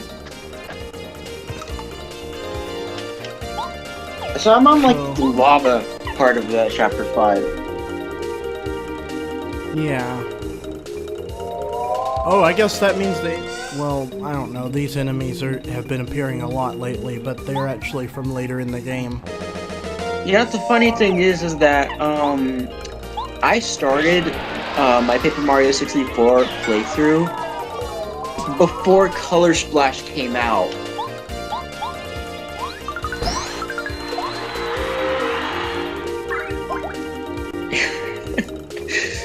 It's taking me so long to beat That this reminds game. me of my experience with Super Mario RPG. I started that game a long time ago and didn't make much progress on it. Yeah, like I would like make progress with 64 like every year or something like that.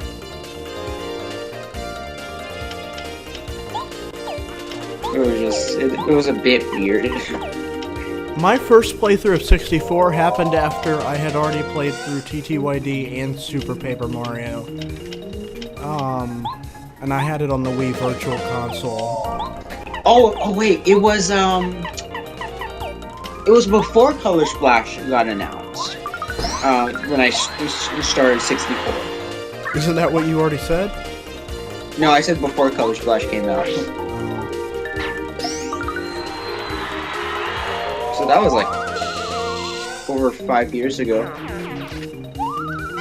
It's crazy how it's been 5 years since Color Splash was announced. Like I remember it like it was yesterday. I remember being excited for that game.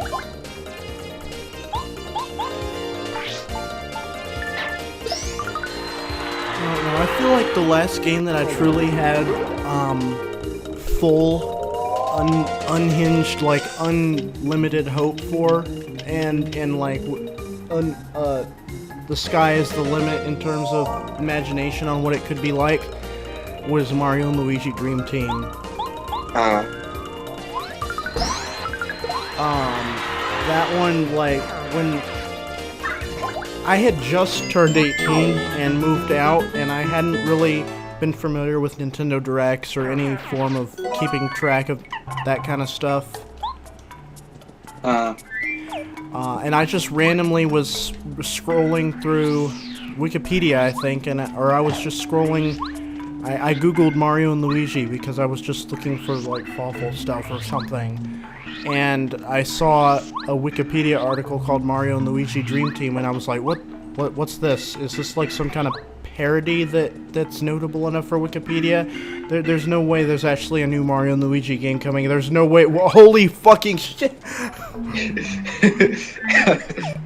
and I was just so excited for that, and like.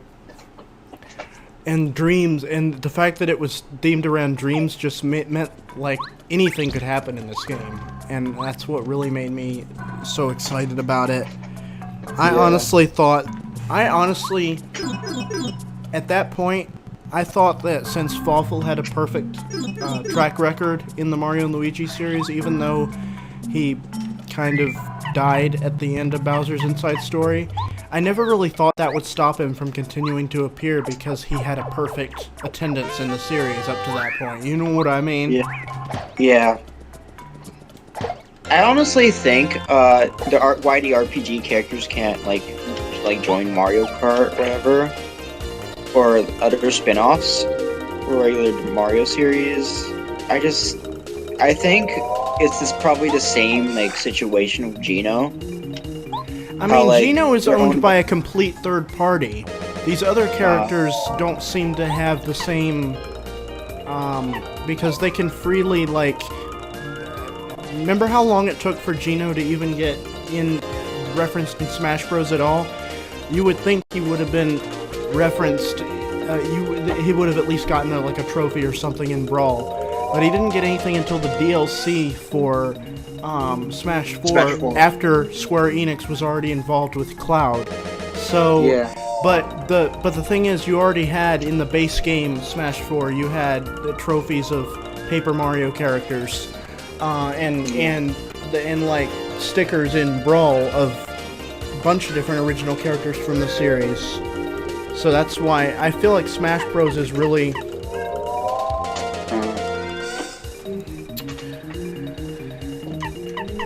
I don't know. I just think that it should happen, and if there's a hurdle, then it's a hurdle that's worth going over. Like, because I thought, like, Intelligent Systems was, like, second party or something like that. Is it? I don't know. I'm not sure, but, like, Intelligent Systems makes, or at least they are involved with, WarioWare. Yeah, they're definitely, they don't they develop the WarioWare series? I've heard conflicting things, but I'm definitely sure they're a big part of it. Yeah, they are. Because like, and I've noticed in the new WarioWare game that's coming out, they have like micro games based on Fire Emblem, and that makes me think, okay, where's the Paper Mario ones? Oh, what if they have Paper Mario? Oh, I'm a little worried though, because Intelligent Systems does seem to favor Fire Emblem as their baby. So they might not have a Paper Mario one. And that would suck.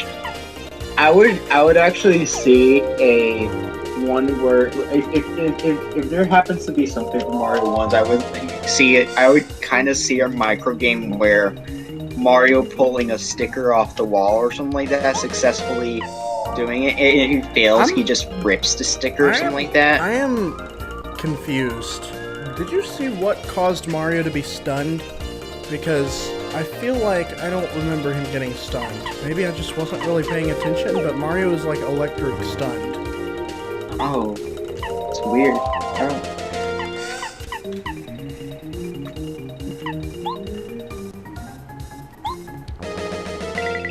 Mario can't move.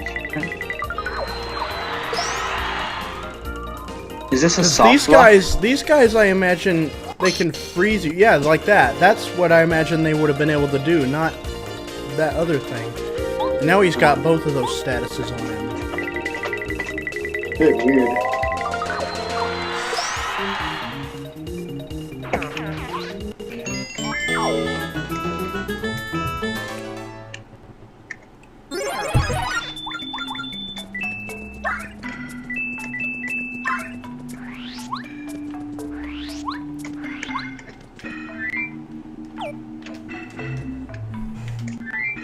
Like, do you remember any lines from Origami King that just really stuck out to you?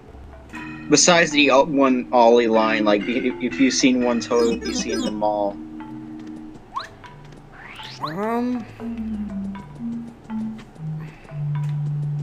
Maybe some from Bowser or something like that, I don't know.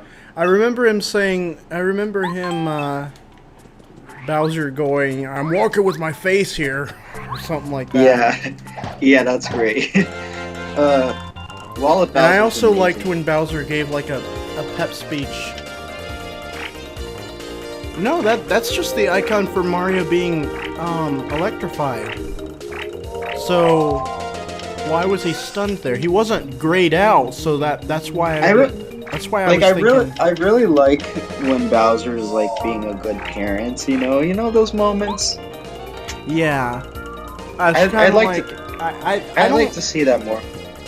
I don't think that Bowser is just, his entire character is just, look at me, I'm so evil.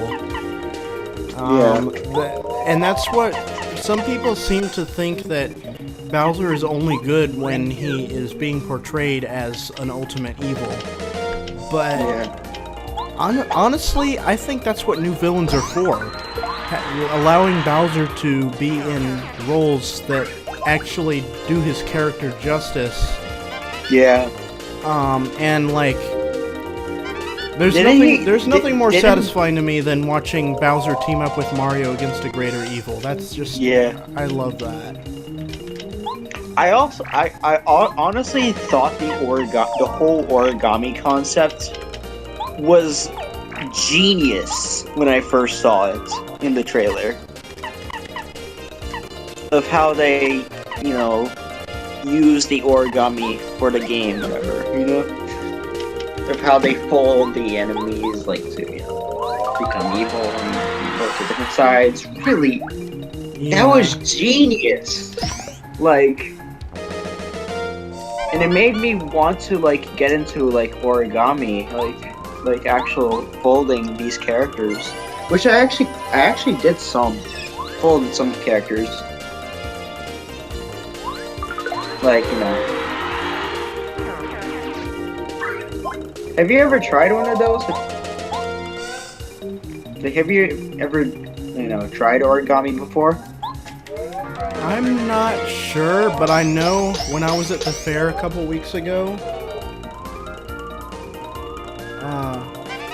I got something that's like an origami butterfly.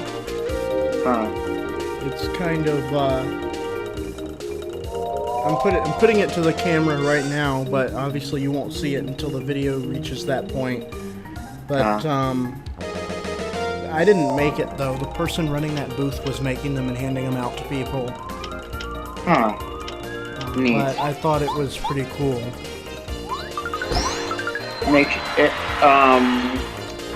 I suggest, if you do not want a toad in your house, I suggest you do not smash it with a hammer.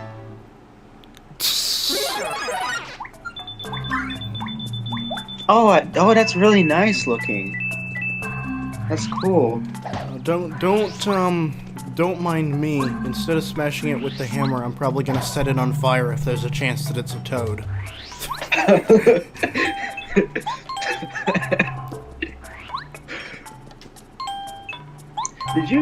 Did you hate Toad even before Sticker Star? Sticker Star kind of elevated it, but I kind of was bothered by him before, like just playing Mario Kart. I swear it felt like every time I would be playing, I would usually play as like Waluigi, and you would get I would get hit, and it was always Toad. It was always Toad, and he would always go as he went past me, and I would just be like, "Fuck you, Toad." I always thought that Toad always had a funny voice. Like, it's just meme worthy.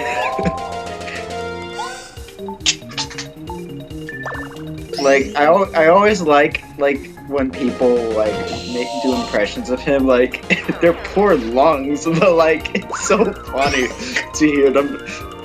Like, oh, whenever I do Toad impressions, you can bet that I'm going to just mock his character to the fullest degree. Look at me! I'm an original character! Yeah! Don't mind me, I'm just gonna go get my gun.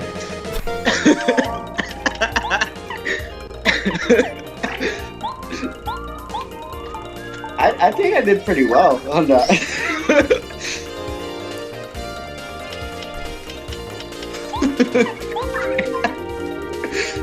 Yeah. Come on, no! I want... You stupid Lakitu, I want you to spawn Spinies onto the field, not chuck them at me.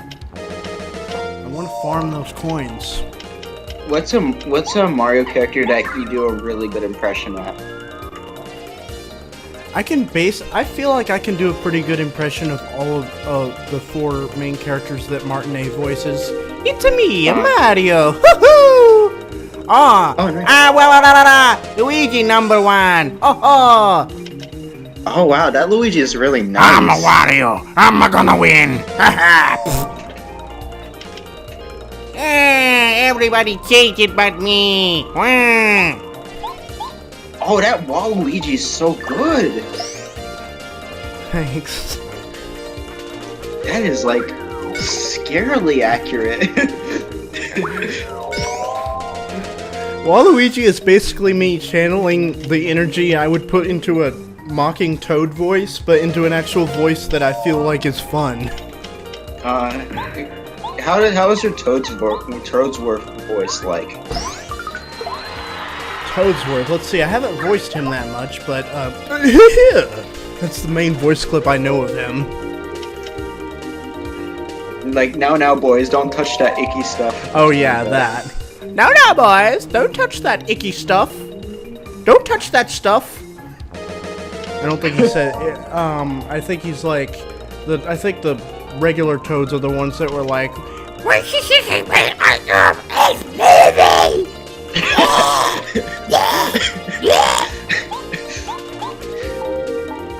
What is this? What is this moving goop? It's moving! now, boys, don't touch that stuff.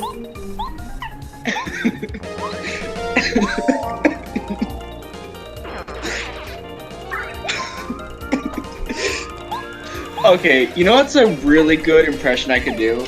Baby Luigi, of all characters. Really, let's hear it. Baby Luigi! Baby on the blue team! Go red team! That's cute. Like, how do you think it's accurate? Go. Do you think, what if they happen to make Baby Pauline for the next Mario Kart? Happen to make who? Baby Pauline. Baby Pauline. For Mario Kart. I love Pauline, but God, not all of the main human females need a baby form. I think if they want to put more babies, then they can make use of the ones they've already made, like Baby Wario. It's like the equivalent of adding another Mario clone in Smash Brothers. That's like Dr. Mario. There's really only Dr. Mario. I actually main Dr. Mario in Smash Brothers. Yeah, I think I remember you mentioning that. Like, because I kind of have nostalgia because for Dr. Mario because Melee. Because Melee was actually my first game I ever owned. Really? Yeah, it's like my introduction to Nintendo. This was back in 2010. But this was like when the GameCube was like long gone. Like this was when it was discontinued, like 2010 is when I got into that. It's really fun. I have a lot of great memories of Melee. And I don't know if I ever told you, but I have a mod project that I've been working on for over 7 years now, and it's not finished yet. It's really? It's a Smash Brothers Melee mod project. I am still working on it. It's still not finished, but it's been in development since 2014. Jeez. Yeah. This was before Smash 4 was, before it actually came out. Before it was like... Oh my god, I remember Smash 4 speculation. It was so... I missed the pre-release dates of Smash 4. You know what I miss? The memes that came out of Smash 4.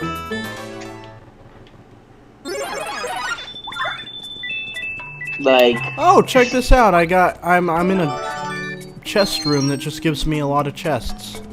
For free. Wow. Wow. A chest and a chest and a chest.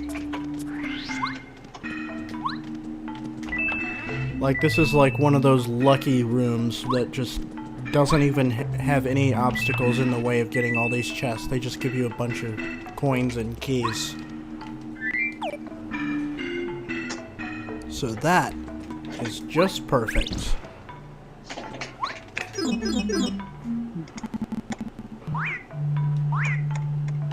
Oh no.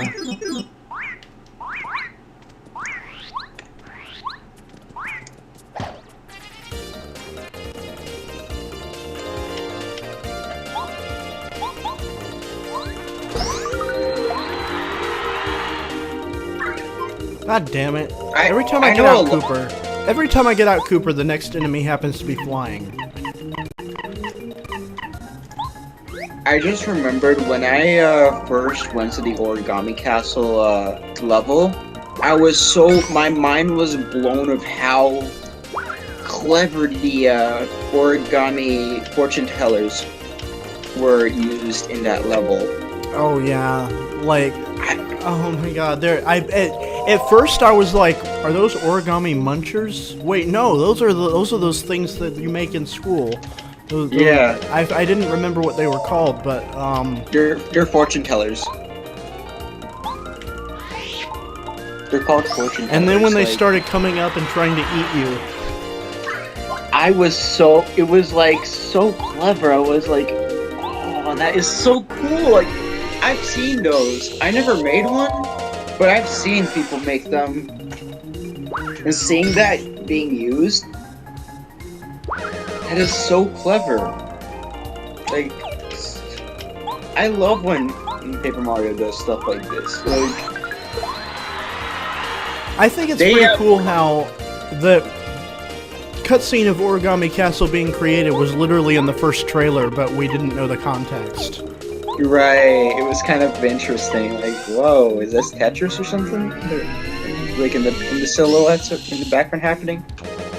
Because of the blocks falling made me think it was some sort of Tetris thing. I don't know. I mean, that would be the most ominous Tetris ever. Yeah. I would actually... I still don't know why. I actually expected Amiibo to happen for both Color Splash and Origami King.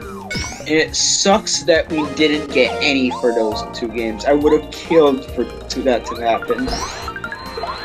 Killed for what? I would have killed for that to happen, like for Amiibo to happen. Oh, Amiibo. See, I didn't for Color hear that Splash part. and Origami King. You know what? In terms of Amiibo, you know what I was really bummed about? How they had Amiibo for Mario and Luigi Superstar Saga plus Bowser's Minions, but they only did it for the Goomba and the Koopa. They didn't do it for Fawful, which is what I really wanted. And didn't they release the Boo at that time as well? I think Boo had already existed for Mario Party, but they did re-release it. Oh yeah. I only have like small amounts of Amiibo. I only have like Smash Brothers Mario, Smash Brothers Luigi, Dr. Mario, Villager, Pac-Man, and Kirby series Kirby.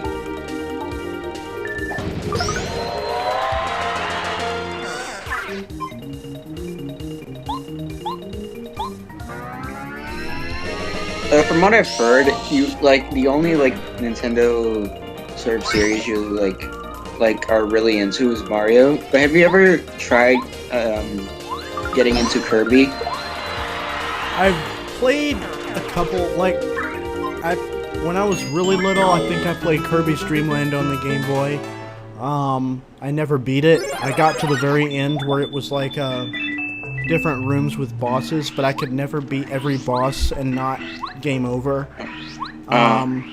Because I believe that game was like, if you lose all your lives, you start the whole game over. There's no saving. At least if there was, I couldn't figure it out. But later I played Kirby Nightmare in Dreamland on the GBA, and I beat that one. That one was fun. But other than that, I really haven't. I heard Star Allies on the Switch, people thought that was the weakest one. Really? People don't thought it was mediocre at best, and it was way too easy. Way easier than any other Kirby game released. Yeah. I do I'm granting Bo with fan smack now. I did quite enjoy the Kirby cameo in Superstar Saga and the GBA version. I like that cameo they made. It was nice. Yeah. even though I did not play the GBA version of Superstar Saga, I just heard about it and I just like thought, wow, that's cool.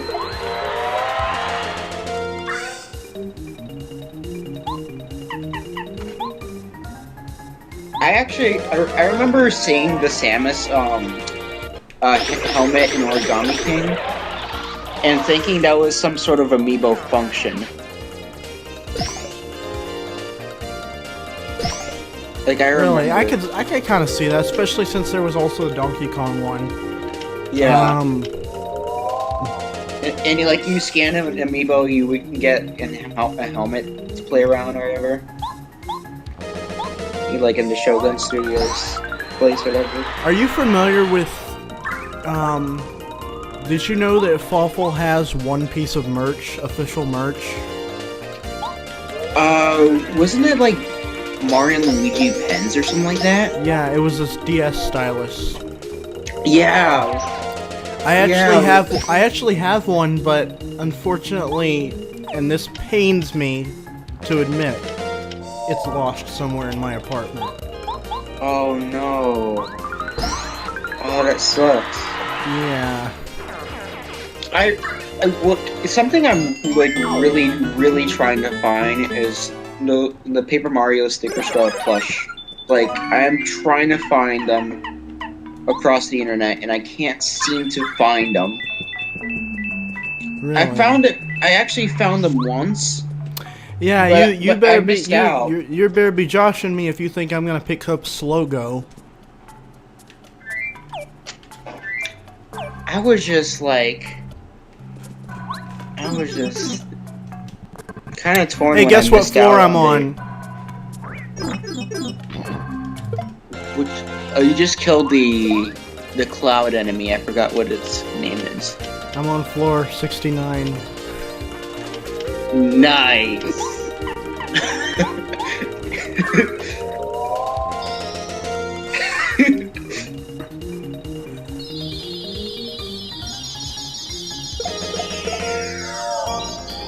Just nice. Quite nice indeed. I was saying, I can't seem to find the Paper Mario Sticker Star plushies like online at all. Not even eBay. Like I found them once in like one of the Yahoo Japan auctions like last year, but you know, I missed out on it because plus I didn't have money at the time. Whatever. It was just. I wish I got that. But one day I'll get one of those if I happen to find them. I actually, sure they might as not. They only had like Mario and Toad, but like I still think they looked interesting. Yeah, I wouldn't mind getting the Mario. Fuck the Toad though. Like there's like 2 Marios like in the sets. There's like 3 questions in the set. One of them is like with a pipe, and one of them is with a question block. Which, you know, it's interesting. I like how they use that.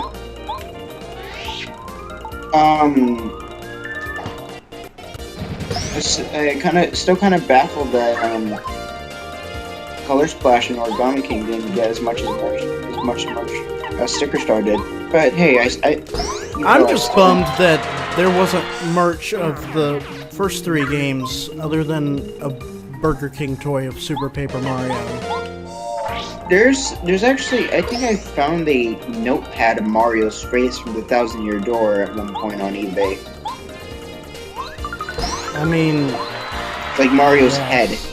Yeah, it's just an image of it though, with it cut out in the shape probably. No. It was a mouse pad. My bad. It was not a notepad. It was a mouse pad. I think I've seen that. Yeah. Yeah. It looks. I just wish there was like a Vivian figure or something.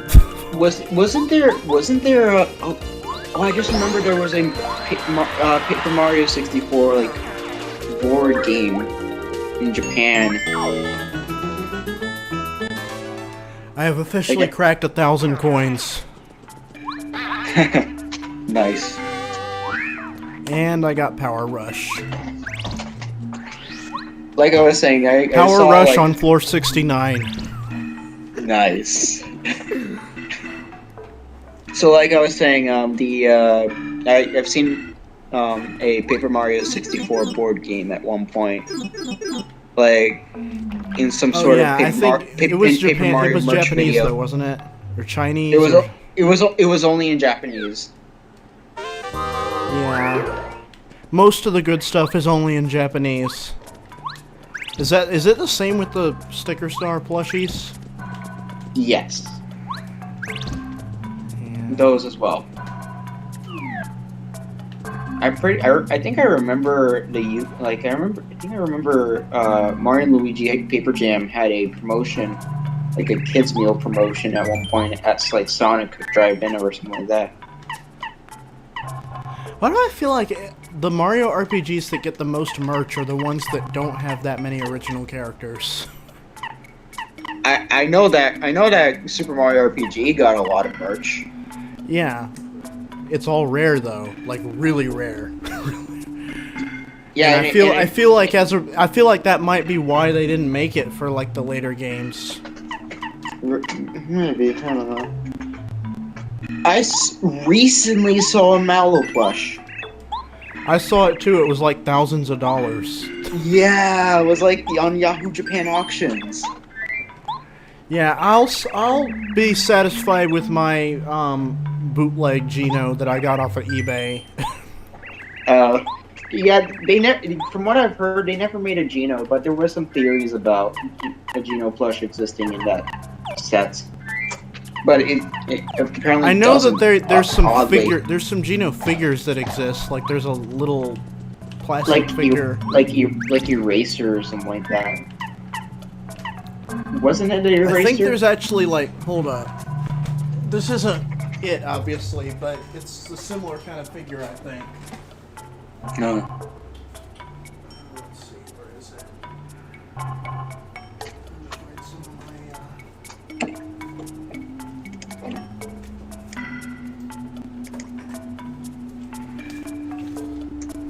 You won't see this right away, but I'm holding a Bowser, and this obviously isn't a Super Mario RPG figure, but I feel like I saw a Super Mario RPG set with Geno that was a similar type of figure to this. It's like hollow on the bottom, and it's low quality. It'll squish when you squeeze it a little bit. Interesting. Do you happen to own any Paper Mario merch, like any official Paper Mario merch? I have the parts of the Burger King toy of Super Paper Mario.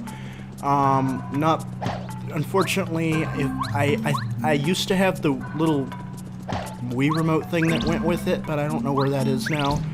I also have a couple of pins that came as a pre-order bonus, I think, for Origami King. Oh, I remember. They're really tiny though. I almost lost one once when I was wearing it, and next thing I know, it was no longer on me. And thankfully I was at home and I could find it, but like, you know what I mean. Those things I would just keep it in its original packaging. I was just it looks like I a got 2 collector's sets item. of them, so I do have the Mario and Origami Peach. They're still in their packaging, but ironically I don't really know exactly where they are right now. But interesting. I remember like, you know, the Japan Nintendo Tokyo store, they actually had some Origami King merch selling there at one point. like, what kind of merch? An origami what was it? Origami set? It was like, it was a bunch of origami paper with instructions how to make the characters. Like, the paper was actually, the origami paper that they use is like with the actual characters like printed on them, whatever. You know, it shows you how to fold them, whatever. It's interesting.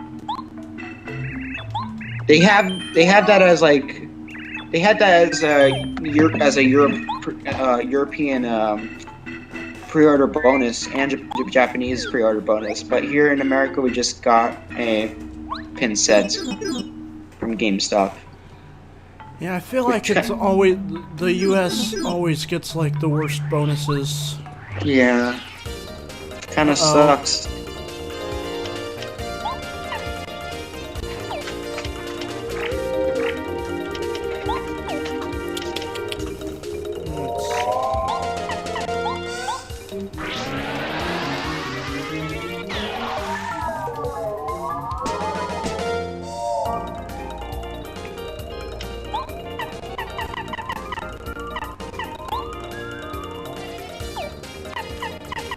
What is your favorite modern Paper Mario song?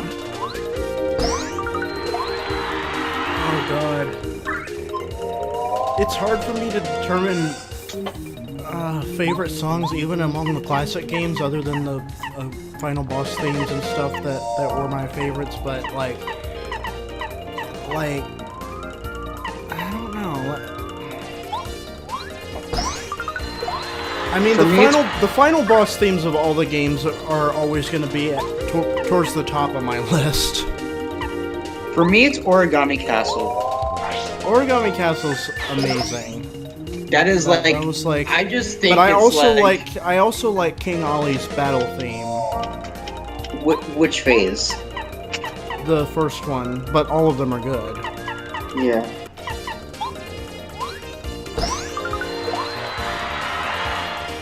Origami King's like OST is just so good. It's like I just think it's the best sound. It has the best soundtrack in the series up to this point.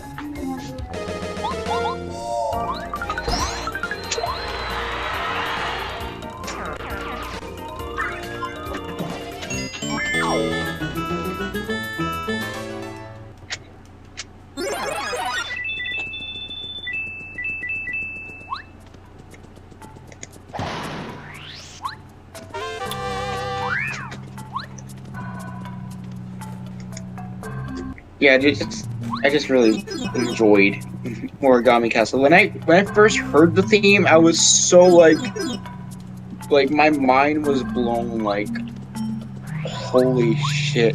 Like it's like it was so beautiful. Like, yeah. You know the fuck? Did you know that Yoko Shimomura was actually involved in Origami King's music? No, I didn't know that. For the vocals. Vocals?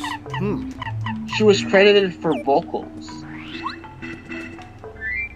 So maybe she did the vocals for Origami Castle. That would be amazing. That would just make it even better if that was the case. This songwriter is so good. I just think it's like the best song in the entire series. Just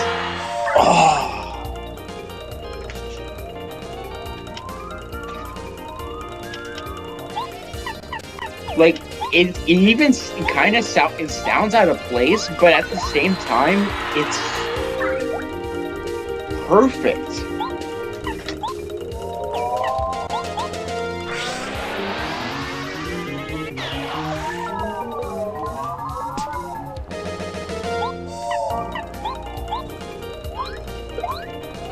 What is your favorite modern Paper Mario enemy?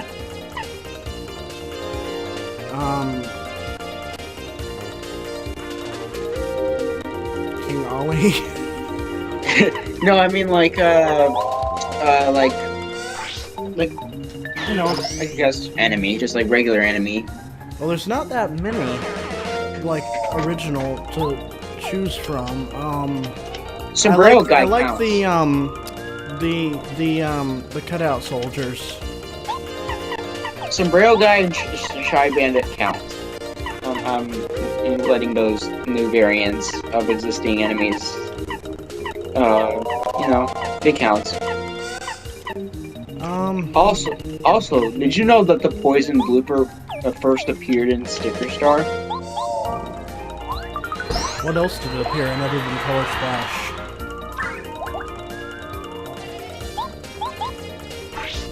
I remember the Clip guy was in Sticker Star. I would count that as like another character. I think, you know what, speaking of the Shy Guy variants in Sticker Star, it's actually kind of funny because Paint Guy originated in Sticker Star, but it was more central to the theme of Color Splash. They foreshadowed Color Splash. That's great. Love that.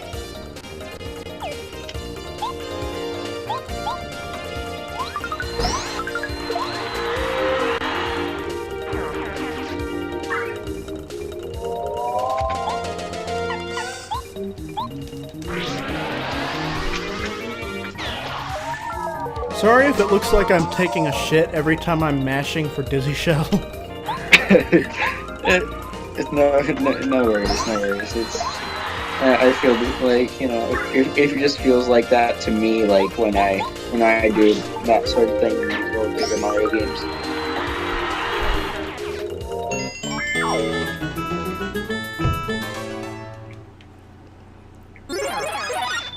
One of the things I dislike about Super Paper Mario is just its controls.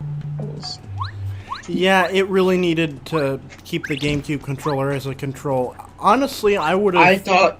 I really thought it was really clunky and it was annoying to switch back and forth. I think that they really should have kept it as a... If they were going to release it on the Wii, they should have also still released it on the GameCube, and they still should have offered the GameCube controller as an option on the Wii. What if there was what if the next Giga Leak, whenever that happens, if there's ever one, what if they actually leak the GameCube version of Super Paper Mario? That's one of the other than the 2010 Sticker Star beta? Yeah, other than the 2010 Sticker Star beta, that's the biggest thing I'm hoping that surfaces. And obviously maybe the very earlier versions of Paper Mario 64, that when it was still Super Mario RPG 2. That would be interesting to see.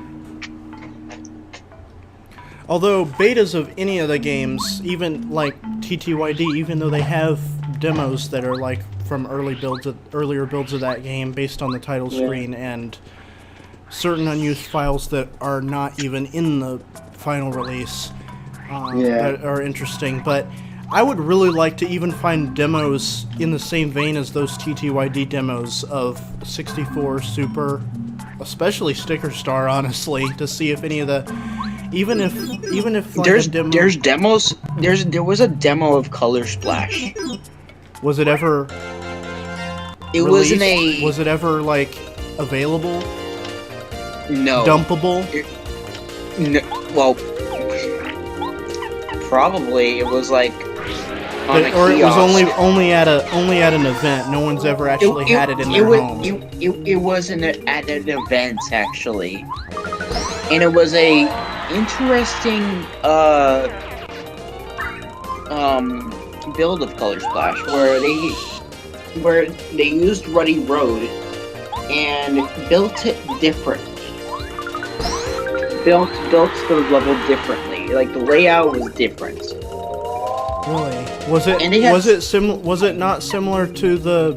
Because if I remember correctly, in Color Splash there was certain like doors you could go in that led to mini games in certain areas where you had to paint things. They didn't have that. It was just a demonstration of Ruddy Road, and you had to collect rescue toads in that level. I think green ones for the demo. For some reason, because the purple, the actual product is like purple ones for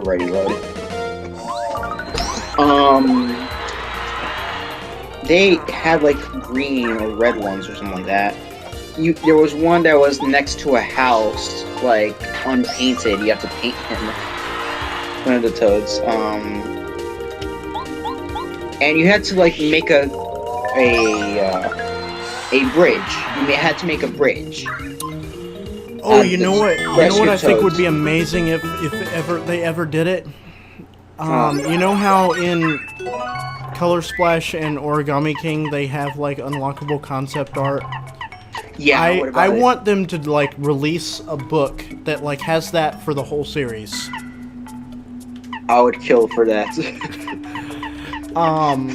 Like.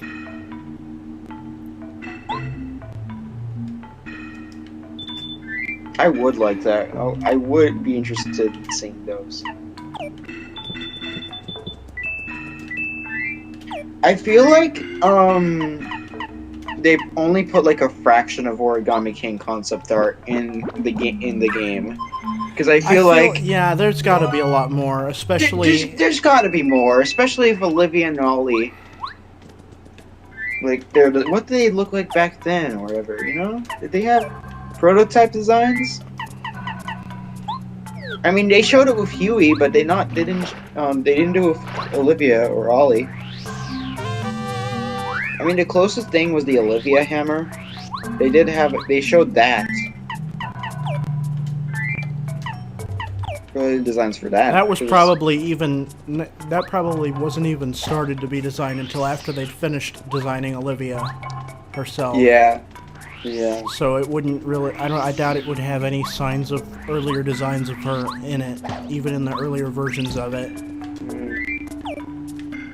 Yeah. So the reason why I prefer Huey and Kirsty over Olivia is because I thought Olivia, I didn't really enjoy.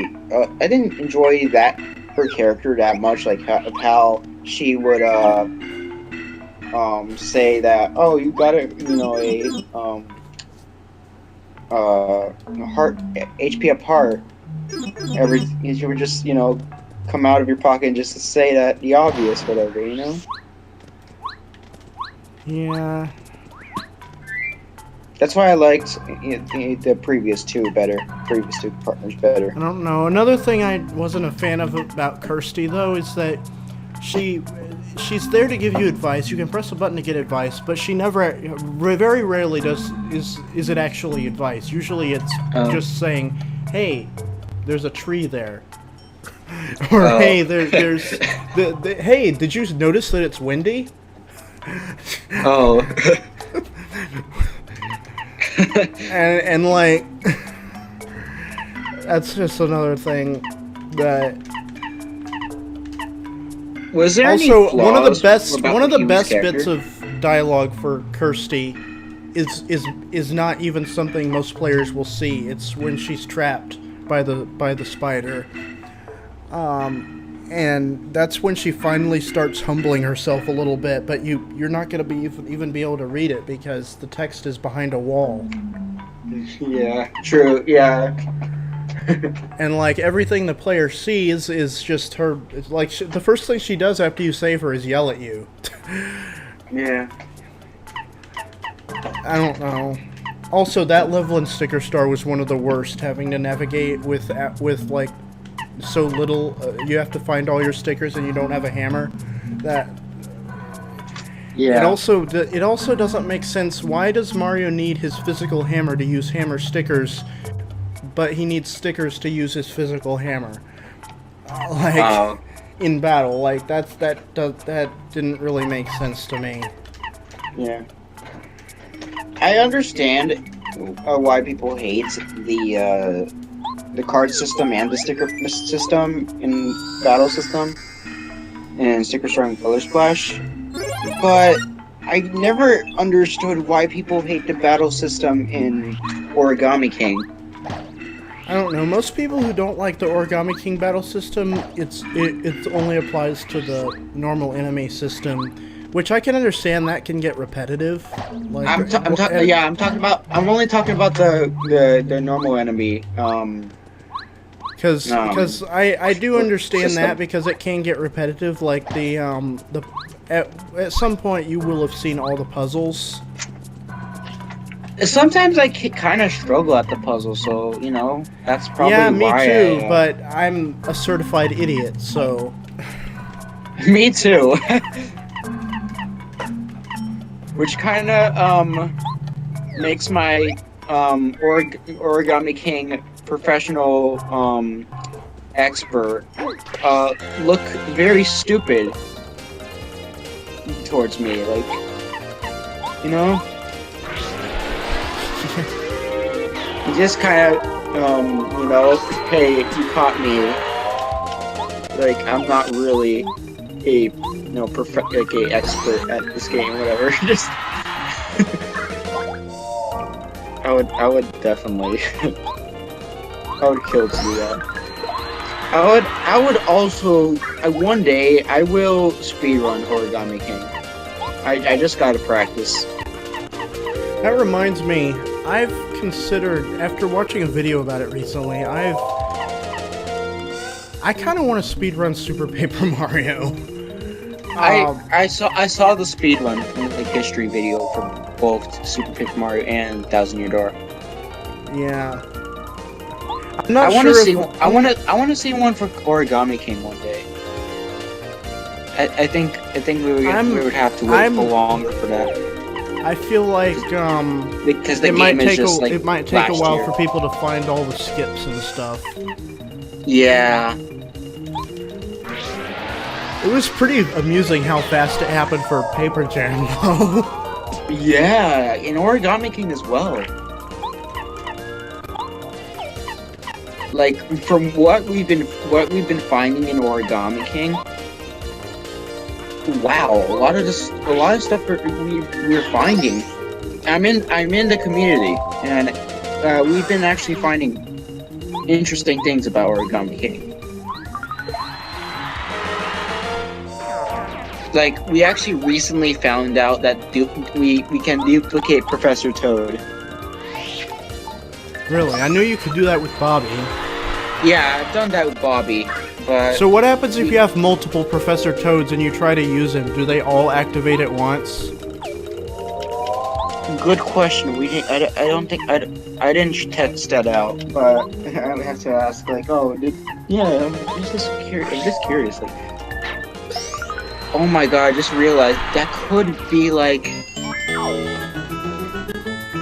Oh, hey, Natalie... How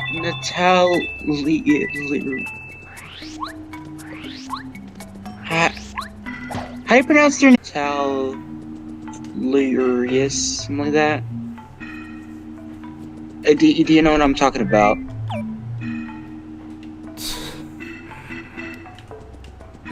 Do you know who I'm talking about? In the chat, Yeah. how do you pronounce their name? Yeah.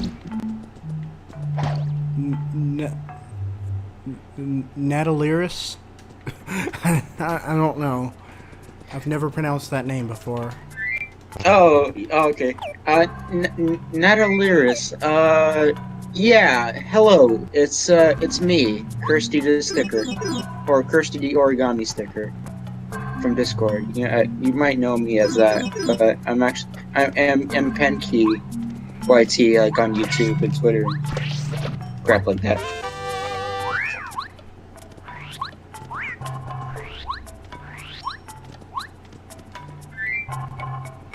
God damn it, Bombette is like the one I don't have. I swear my last run, she was the last one I got too. I remember like crying at like Bobby's death in Origami King. Like the first time that shit took me by surprise. I was like crying, like it was so emotional. Like it's more emotional than Color Splash's ending.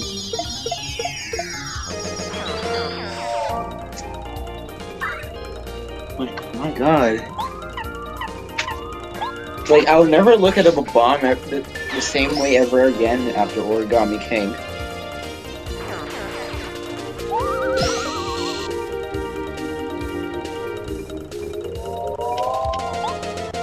they're just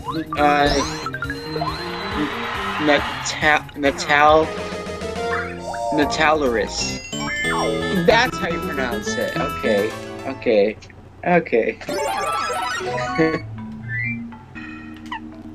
I have too many mushrooms. Why does it keep giving me more? She gave the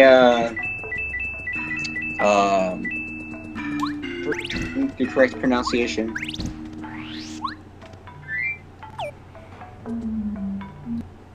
Yeah, I can see the chat. Yeah. I just can't look at it all the time because I'm looking at the game. Oh.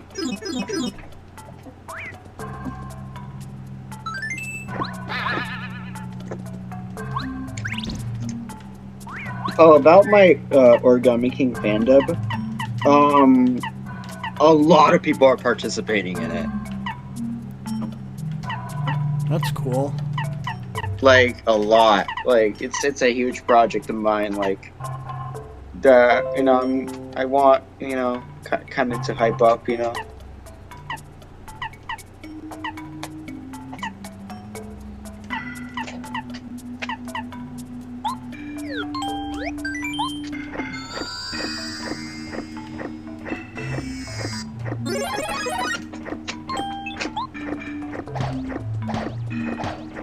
Huh, that's interesting. You can't hit blocks from that direction.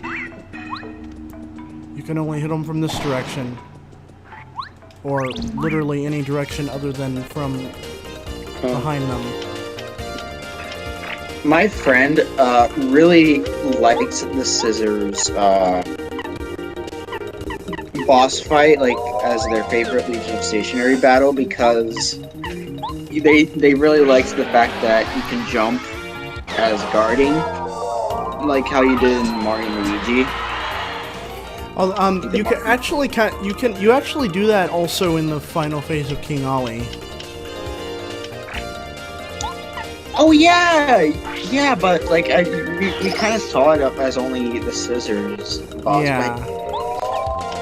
But those guarding animations for Mario, like in King Ollie's fight, it's so cinematic. I love that, and we need more of that for Paper Mario. Like, absolutely love that. Like, that's kind of what pushed Origami King to be my favorite. Like, the fact that a lot of this stuff is so beautiful. Like, and how the game was.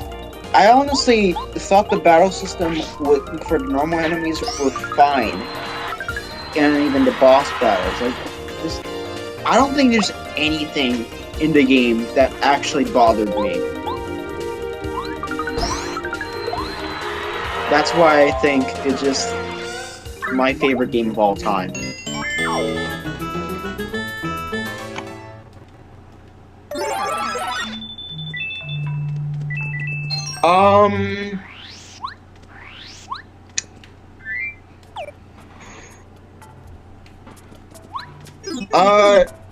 No, actually, Natalie.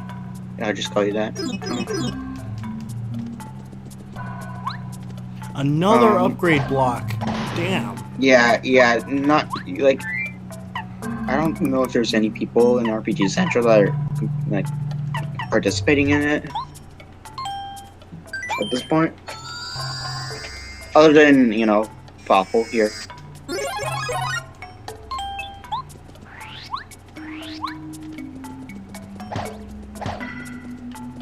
Yeah, but Fawful was it was Hammer Brother in the prologue part.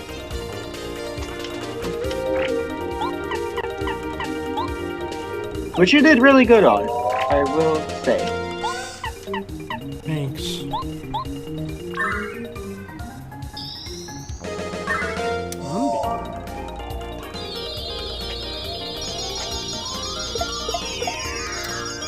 Oh, also, was there any particular moments in Origami King that you got spoiled on, like you knew ahead of time? Like someone spoiled for you or whatever? Not really. I really did everything I could to avoid spoilers. Like, I blocked Prosafia Gaming off of YouTube during Oh that my time. god. Yeah, I muted him. Yeah, I just muted him, like, and you know, blocked all the. Cooper just murdered 2 Coopers. Just like I did all the blocking I can. I didn't get spoiled at all. Like, you know, it's just, you know. I'm very grateful that Bobby's death was not spoiled for me, because that literally left me dumbfounded. Same. I was not expecting that Same. in Same. Modern Paper Mario, and I swear you just know that a lot of people got it spoiled for them, because of course it would be the only thing anyone talks about. Yeah, true. Like, it's funny because I don't know what I was saying. Something about Bobby. About like his death. No, I was saying something about getting spoiled. Yeah. Oh, like when I was younger and I was playing through TTYD for the first time and didn't really, I was kind of shit at video games in general. I was that schmuck that just upgraded nothing but HP. So I would Oh my god, that's like one of the worst mistakes. And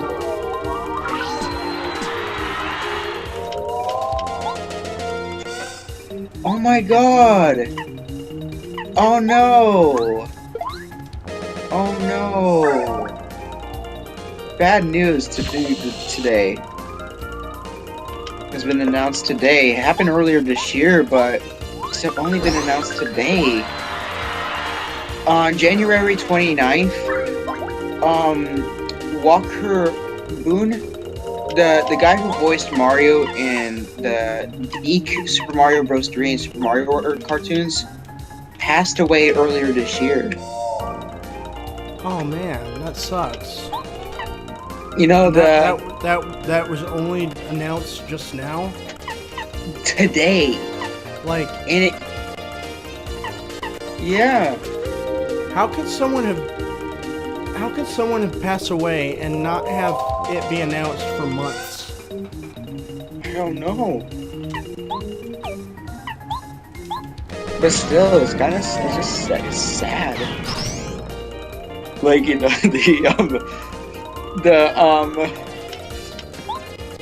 like the Mama Luigi. Man, it always sucks to hear about that. I still remember when one of the Luigi voices died. Both of them died. Yeah. I I remember the last just- one was I just like he had a, realized something. hmm? I just realized something. Now all of the voice actor of the animated brothers have passed away. Oh. Wait, did the Hotel Mario guy pass away? Oh no, he didn't. He's still alive.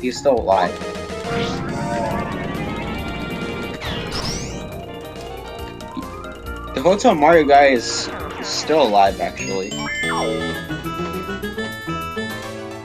That's what I thought.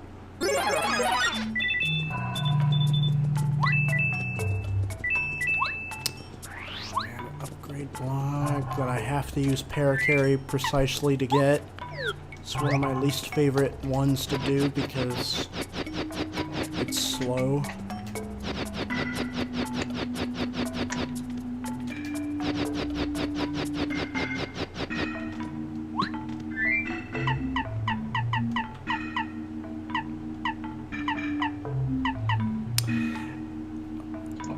Have you ever, like... Is what a have you- he or a she? I feel like the game just is back and forth with that. Yeah, it's a bit weird. I think it's because like the whole localizers thing, whatever, they had some. I mean, there's some mistakes besides that, and not just that, but I heard something about what was it, the Little Oinks, part of the Little Oinks part of Toy Town is like Oink Oink Farm or something like that in Japan, and then like they have the name Oink Oink Farm in America, even though that's not the official name America. Really? It's weird. It was just part of the Oink Oink Farm was just in the English version was just part of a dialogue. I know that. I think that was said by Goombario. Yeah, like a tattle, you know. It's a bit weird. It was sort of like a direct translation to Japanese or whatever. I don't know. Like from Japanese to English. It was just a bit weird.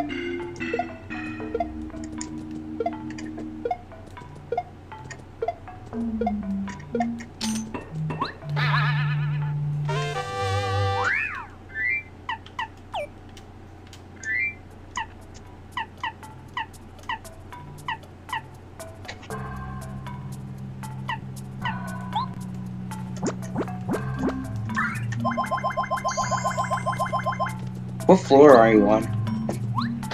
I am on 78. 78. And by the way, I've already beaten this once, so I'm not sure if the boss is going to reappear. If it's like TTYD, then it won't, but I'm not sure. Okay. But I'm preparing it in case it does.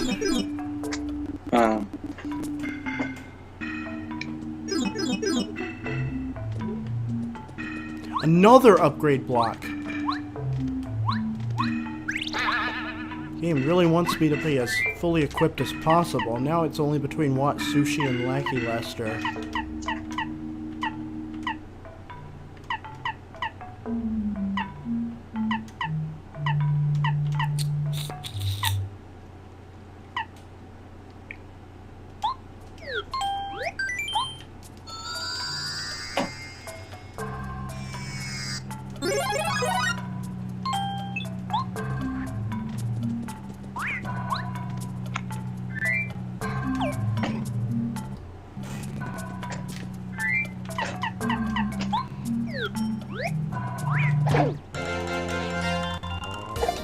How old is your cat?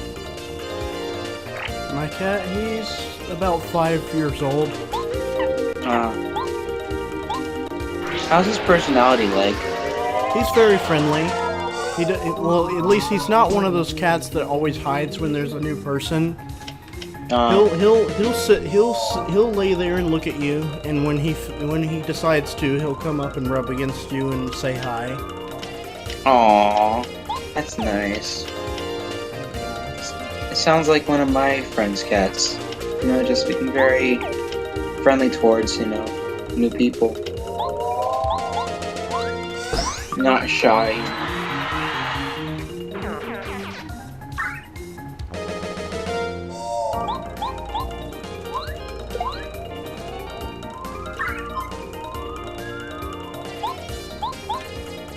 Wait a minute.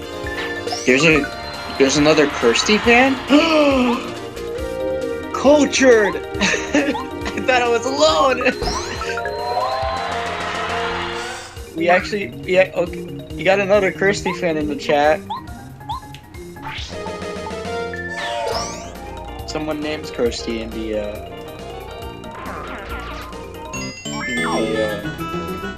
chat, the live chat. Woo! Thought I was alone!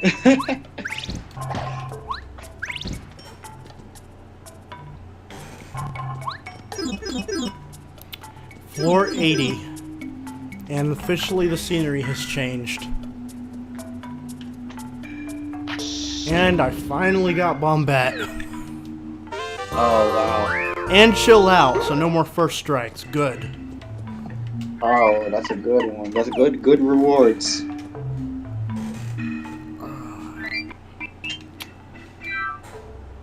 It's funny because the game still technically considers Mario level 1 because you don't really level up in this. You just strengthen yourself. There's no EXP?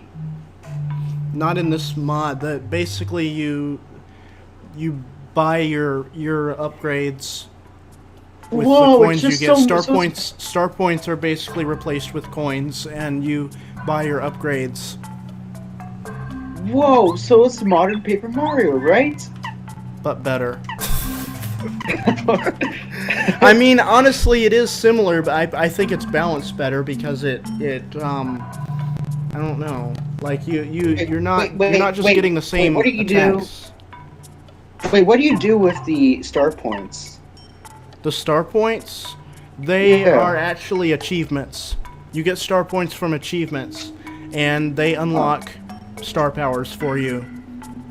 Of course, I probably can unlock another star power when I get back to the main hub area, but I have to go to a specific place to do it, so I can't really do it right now. But yeah, that's what the star points are for. You get a certain amount of star points per achievement. Let's see. Do you hear about Strider 7X? Do I what about him? Do you remember Strider 7X? Yeah, I've seen some of his videos about glitching and breaking Paper Mario. Yeah. Do you know why he disappeared? I think that I heard some suspicious stuff that he was being accused of. Yeah. This was like over a year ago. This was before Origami King was announced. This was back in like March 2020.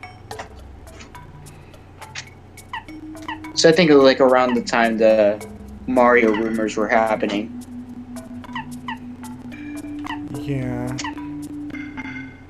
He actually came back earlier this year, like to announce something that, he probably won't, like he came back to say, oh, everything is going well, whatever. He just won't be, he probably won't be uploading anytime soon because, he's happier, outside, the outside world, whatever, just,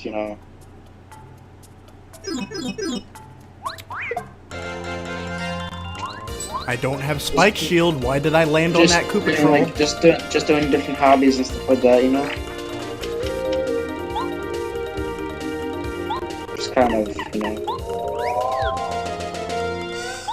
Well, at least we know, he's okay now, I was kind of worried about him.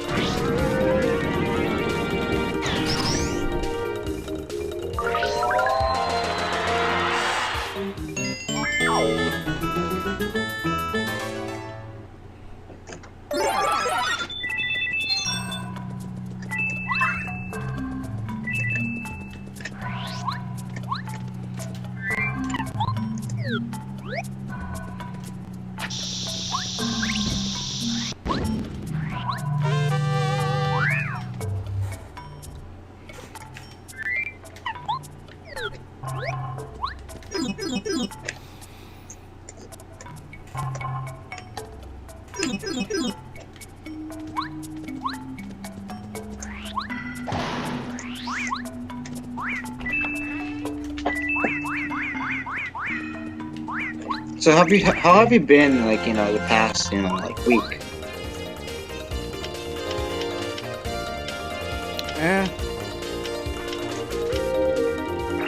Average.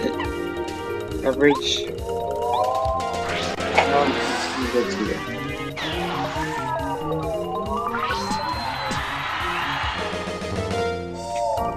Do you know the Nintendo? Yeah.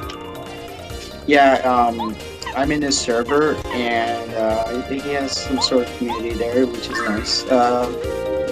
He is gonna, he's actually gonna be in the project, like, for the, like, he's gonna be in the band dub. Cool. Yeah, so, you know, that's pretty neat. So, you know, I'll reveal it at a later time, you know, of which characters he will be voicing.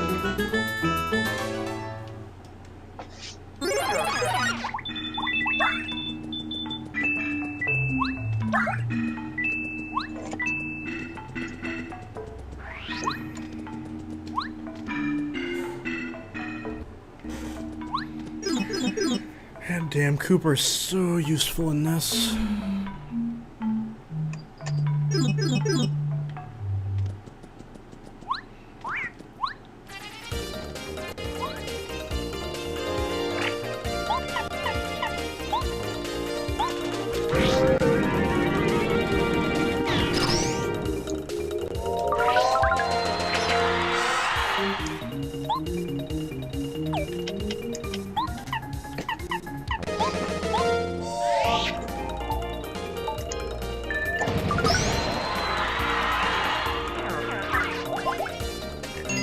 What were your thoughts on Wallet Bowser? He was pretty goofy. I absolutely thought he was amazing. He was just his like how he's like folded up. I always found it funny. He's one of my favorite Bowsers. People say that he looks like a wet floor sign, but I see him more looking like a wallet.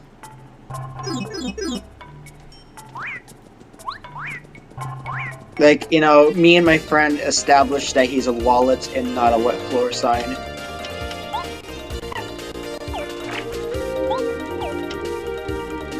Like, just establish an agreement.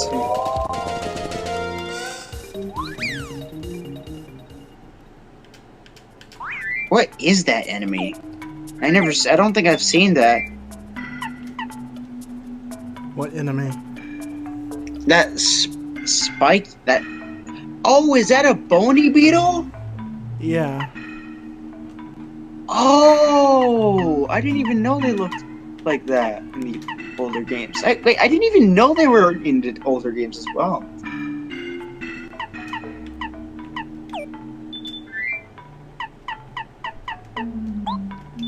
I don't know, just like...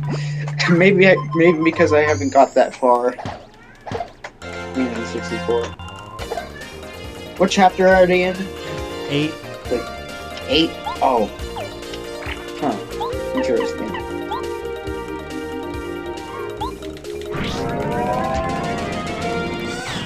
Yeah, I just, like, want to find out about... I'm surprised you didn't react to the Gulpits. Have you seen those before?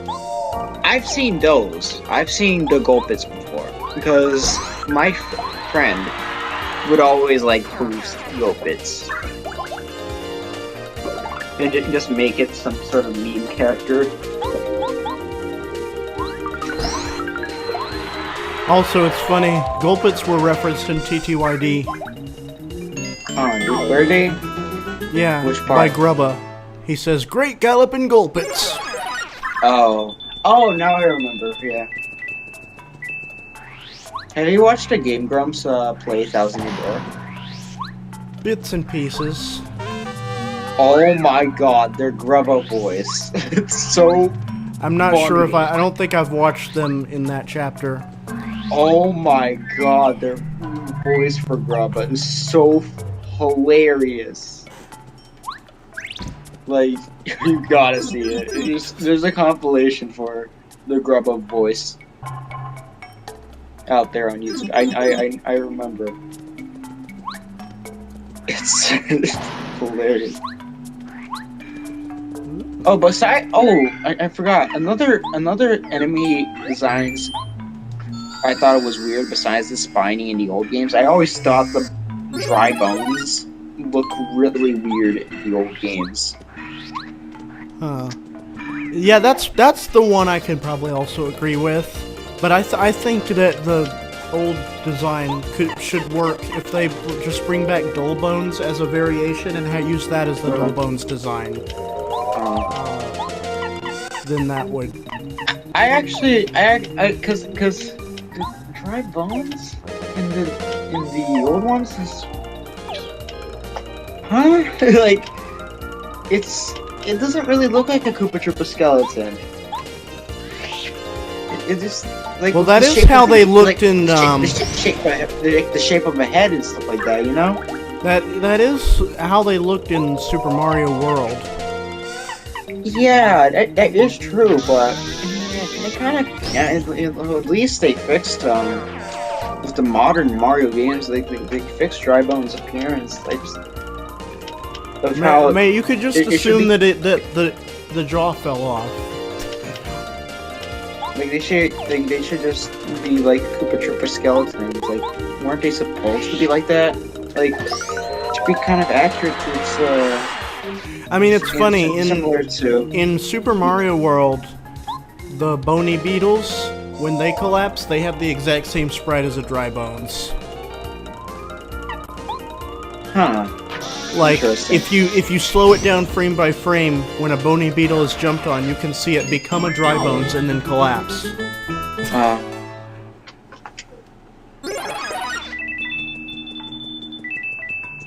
Wait, did I ever tell you about the unused enemy names in Origami King? I don't think so. Okay, one of them is gonna surprise you. Okay, so one of them is Parabones. The Paratroopa equivalent to a Dry Bones. Bony Beetle. Rhino Dino. No. Dino Rhino, my bad. Wait, how is it the name? Dino Rhino? I think that's the name. Poison Blooper. And the last one is a huge surprise. Slurp Guy. Really? Yeah. Like, that is like, bruh. But do any of them have models? No. It's just like enemy name list. And like some of them are used, like the Parabones, like, you know, Poison Blooper, Slurp Guy, you know. Yeah. That's interesting. You know what's funny? In Origami King, there's some enemies that appear as origami that have never had Paper Mario style designs at all, and they didn't get them. Like the Charge and Chuck. Yeah, but one of them is intriguing, the Sting Bee, because it actually does have a Paper Mario style design that's unused in Paper Jam. Yeah, I know about that. And I was just, why did they not want to use that? I mean, they could easily translate that into the modern sprite style. But I feel like if they ever do add a Sting Bee in a new Paper Mario game, like the next Paper Mario game, I have a feeling that they might change the design. Why? You know? What was wrong with the one they had? I don't know. I don't even know who made this Paper Sting Bee in Paper Jam. Like, it wasn't in stick. It was not in stickers. It was definitely not in sticker source files. That's for sure. Like, was someone at Intelligent Systems made this? I feel Or like maybe the did Alpha Dream make because this? because you know how Sticker Star has like some enemies that the guide mentions that aren't actually in the game, like shiny dry bones and stuff, but then they're in Paper Jam. I think that what happened was the Alpha Dream received a bunch of Sticker Star assets, not from a dump of the game, but from actual Nintendo internal to use in the game, and that's how the Stingby ended up in that file system, but it had been removed from the final release of Sticker Star, so maybe it was made for Sticker Star originally. That's what makes the most sense to me. Yeah. I just wish that Mander had survived. Oh yeah, Zacomander. And maybe we could have seen the forms of the other ones, the King Mander and the Bone Mander. It wasn't like Hone Mander or something. Yeah, like but that basically translates to bone. If I Bone see. Tail is anything to go by, I'm pretty sure that. Oh yeah, Bone. Oh yeah, Goomba. Bone Goomba was called like Hone Kuribo or something like that in Japanese. Yeah, if it's anything to go by that.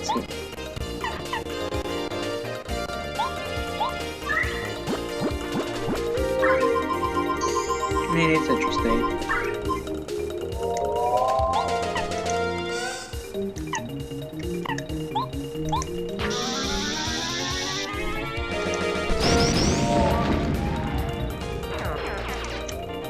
That Dry Bones got boned. I mean, you could say that again.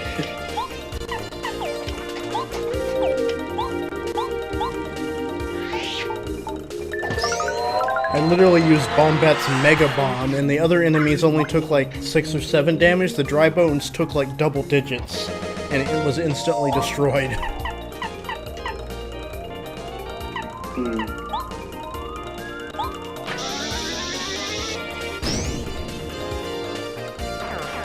I kind of expect the next Paper Mario game to still have the action and adventure stuff. Like, because at this point, you know, we had technically 4 or 3. 4 if you count, like, you know, how experimental Super Paper Mario was. Technically we have 4 experimental games, so... than RPGs, so, you know, I don't think the RPG stuff is coming back anytime soon. I feel like the only way the RPG stuff can come back is by remakes. Yeah, that's what I'm hoping for. I'm hope we get a remake and it does phenomenally. 2 Goombario springs that both lead to upgrade blocks.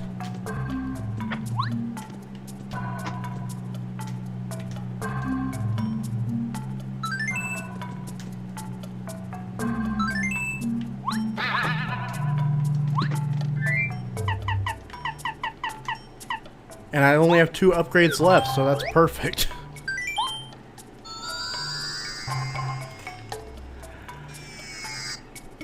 It's funny, when I originally started this run, I wasn't even intending to finish it. I was just intending to get just enough coins.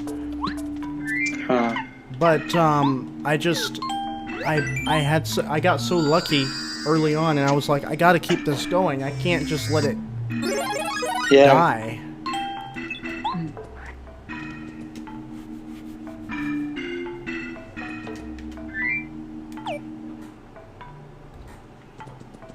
Wait, why do I have Watt out? Oh, because I upgraded her.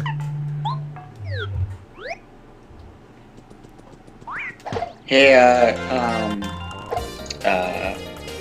Jamie, I'm just gonna, mute for a little while because, I'm kinda hungry, so, Oh, I'll sure. be back.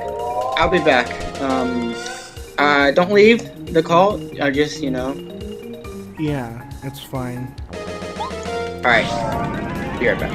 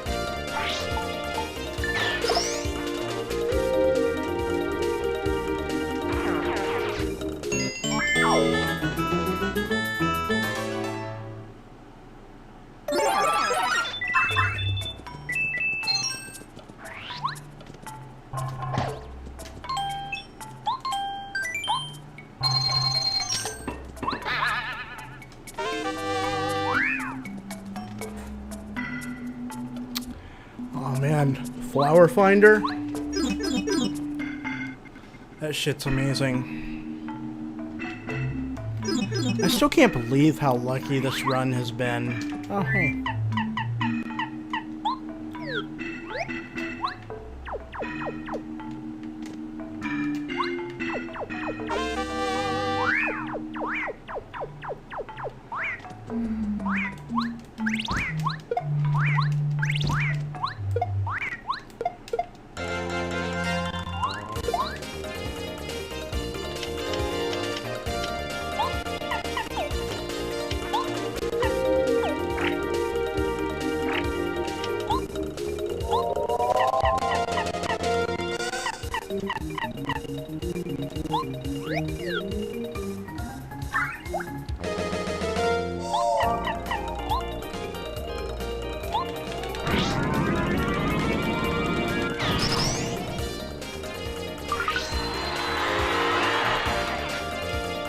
Yeah, those dry bones don't stand a chance against Fire Shell.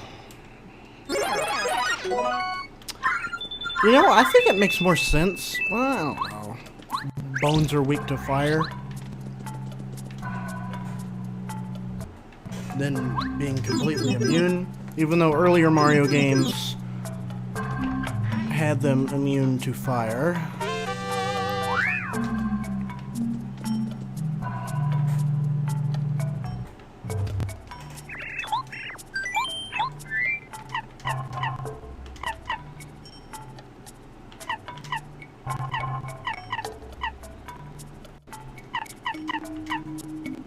God damn, there's not that much stuff here.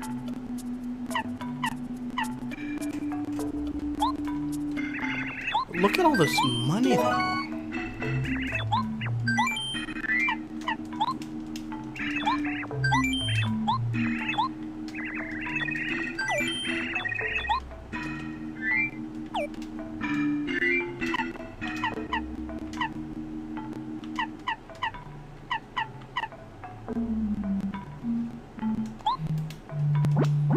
God damn, I have a total of 50 FP. That is insane.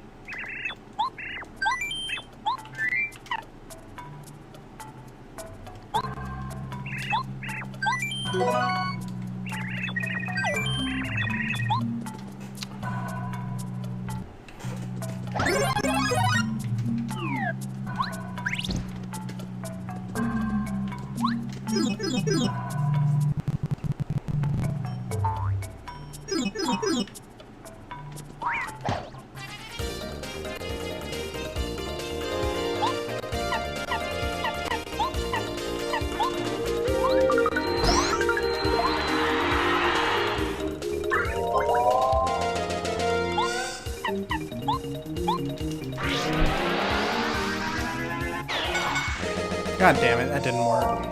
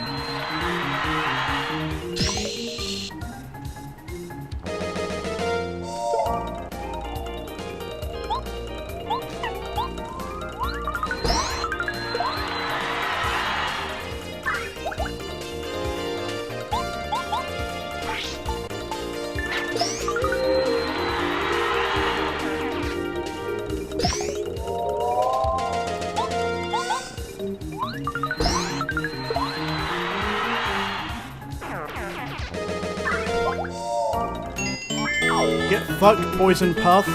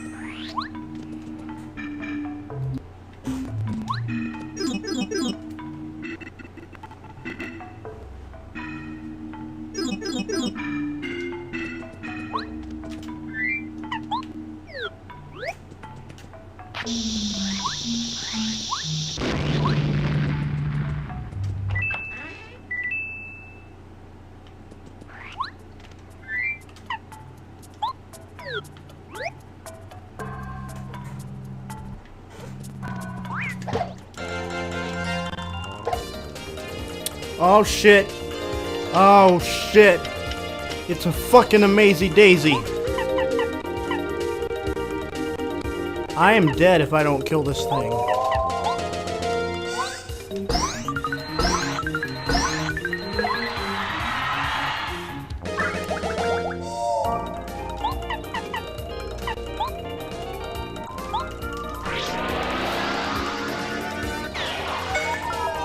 Oh shit.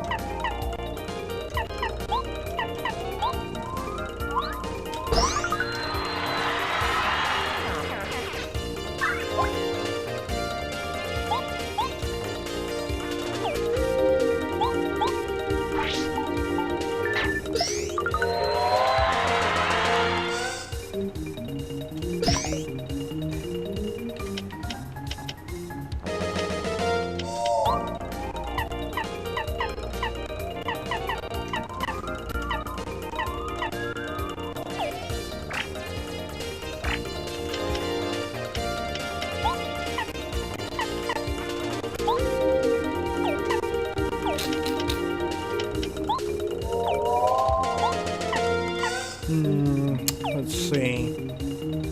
Hello, Aiden, gamer kid. How are you?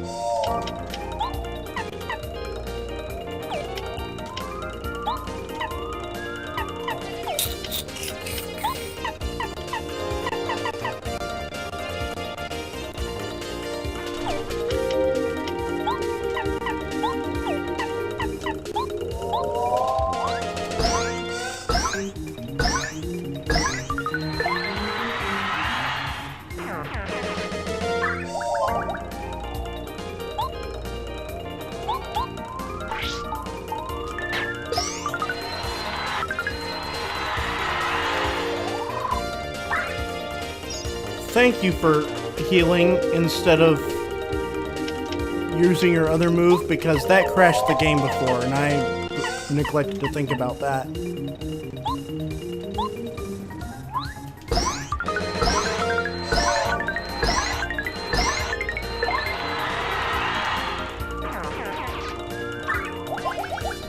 When that black magic Koopa is the only one left and he tries to duplicate, that fucking crashed my game once, so don't want to fucking let it happen again.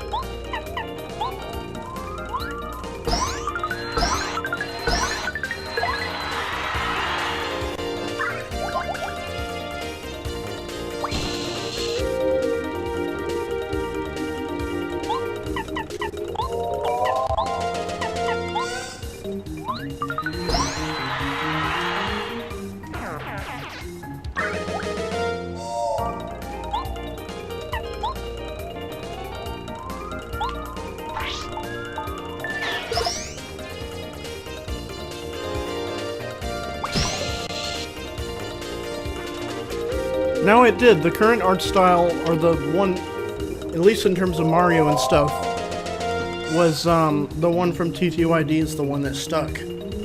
They changed the way they drew it later, but it was the same, like, actual proportions and shape of, I don't know.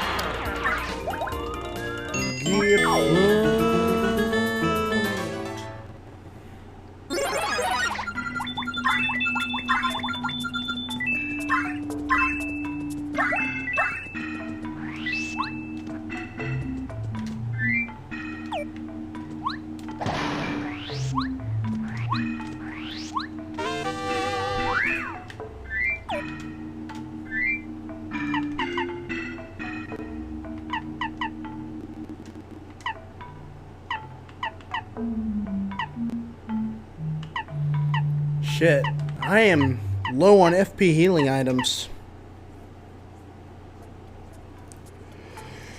It's not good.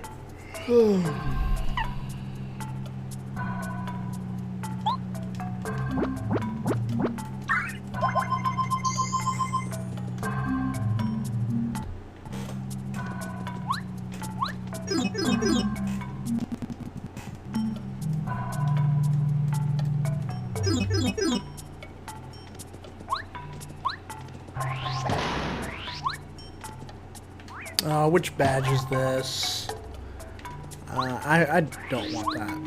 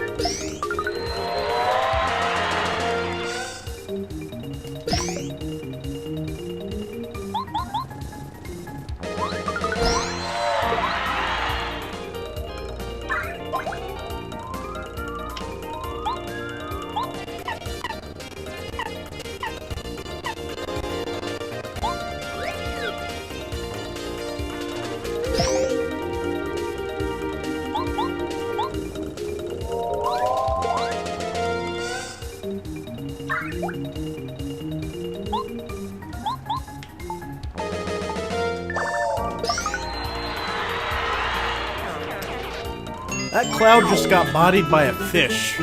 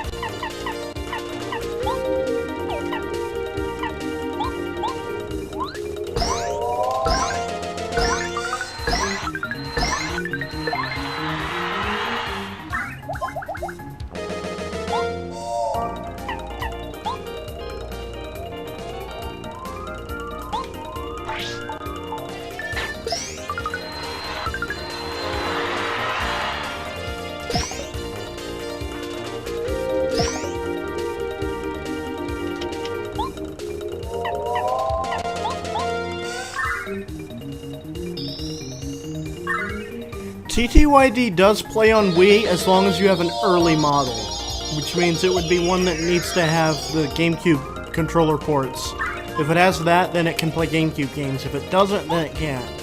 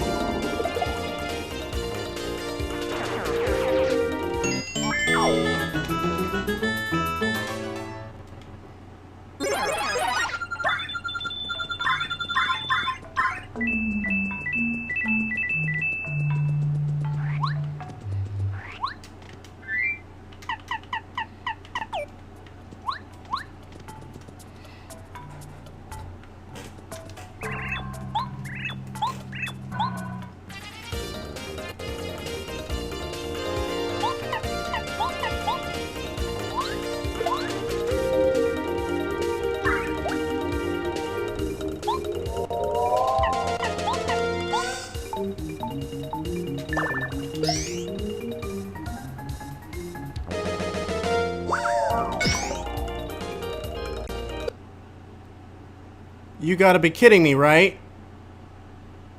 My game just crashed again on a random ass attack. CN64 system. Run RSP bracket unknown memory action. Emulation stop.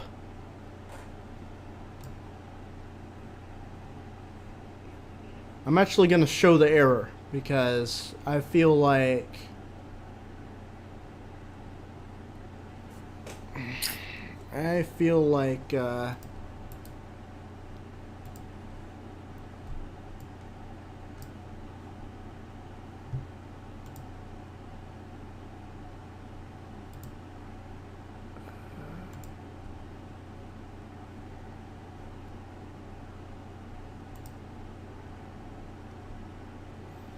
see, check that out.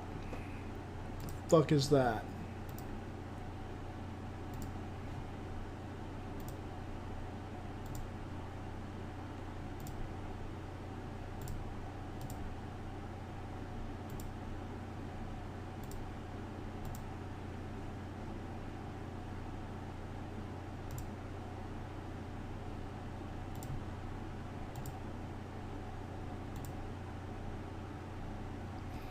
Thank you. It always wants me to restart it so many fucking times.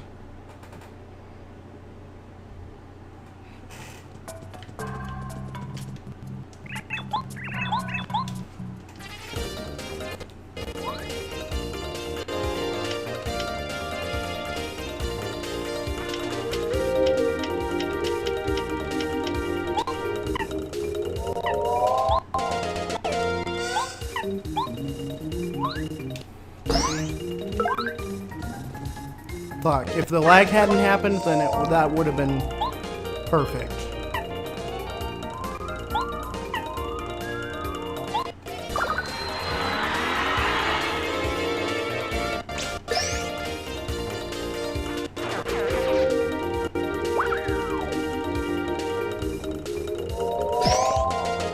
See, that's what's supposed to happen.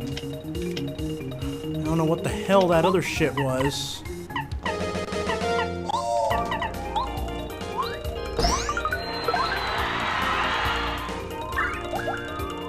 Also, I was intending to target the puff, but my controller double inputted.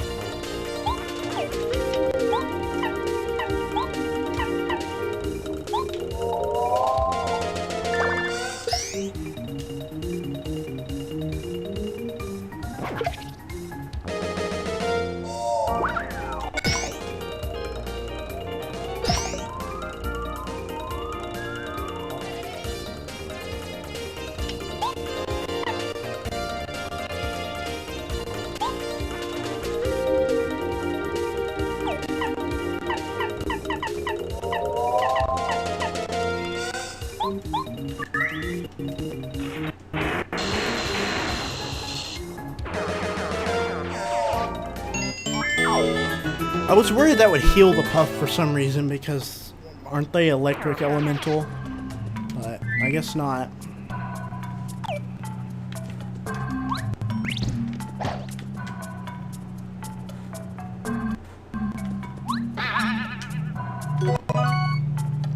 And that was like the most useless item to go after.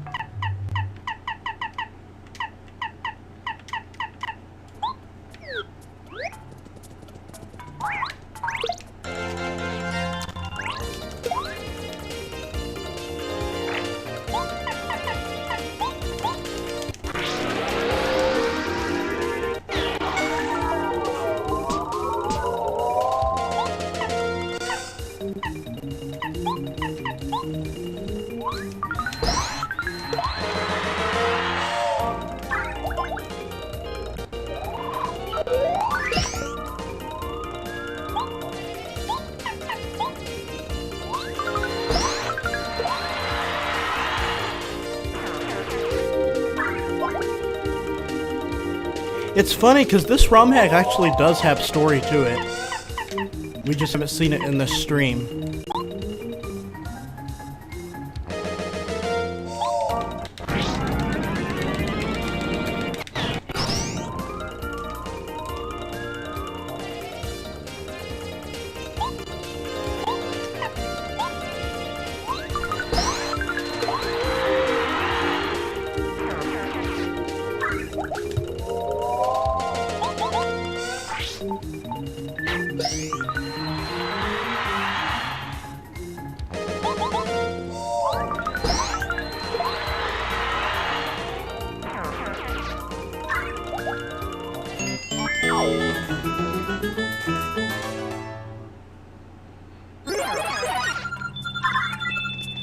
Look at all this FP. Love it.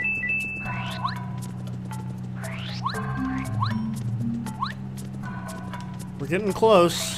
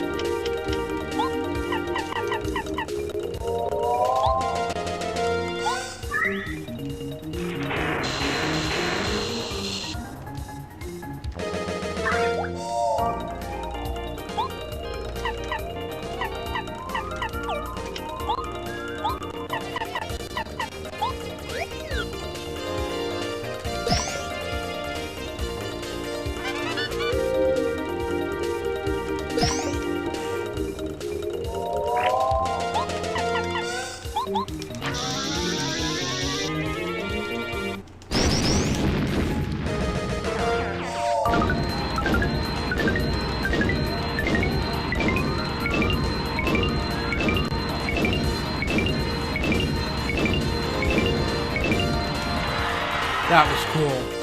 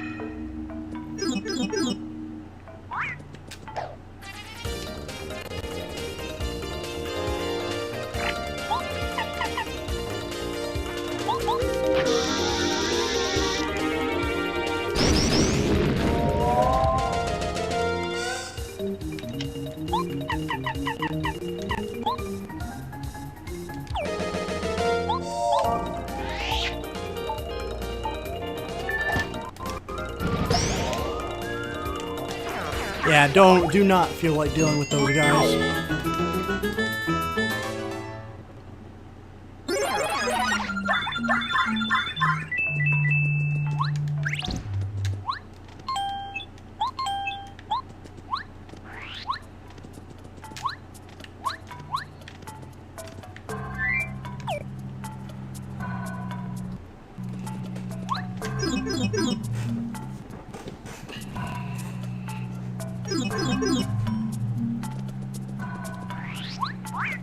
Is that fucking quick change?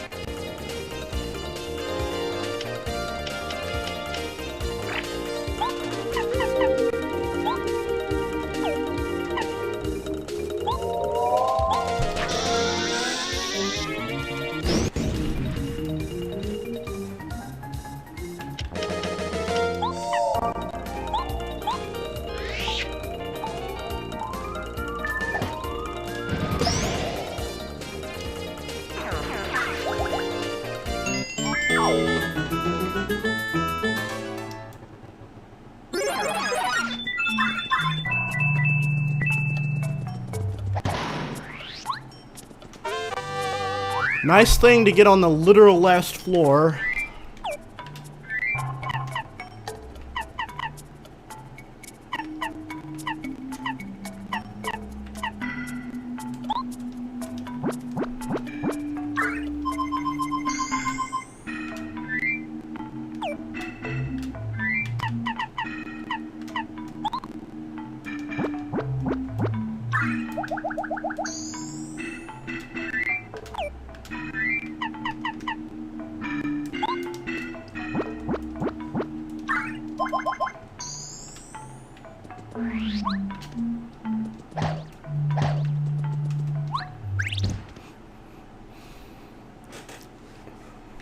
I'm gonna be right back.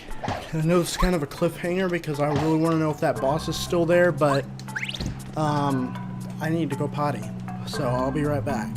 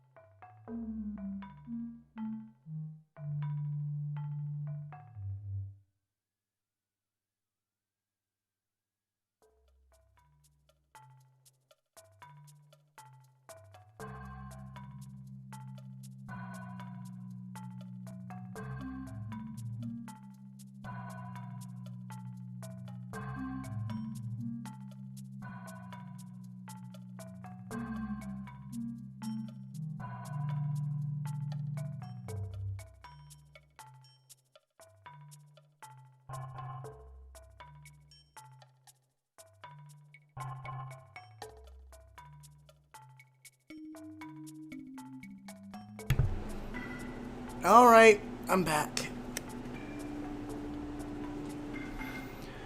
Whew. Well, moment of truth. Hold up. First I'm gonna...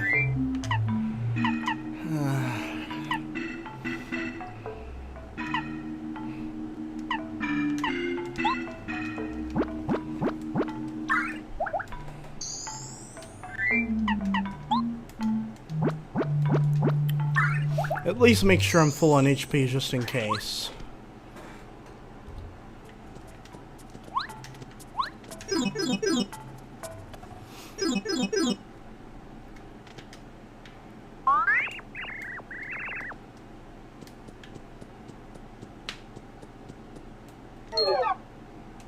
And here he is. Shit, I can't see his HP like I could on the previous run.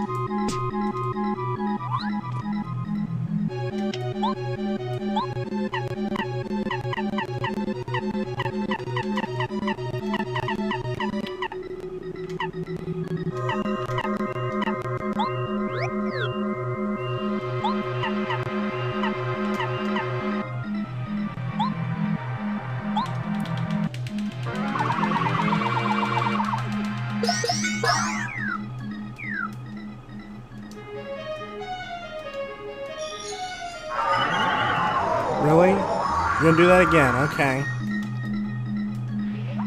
Oh, you're gonna...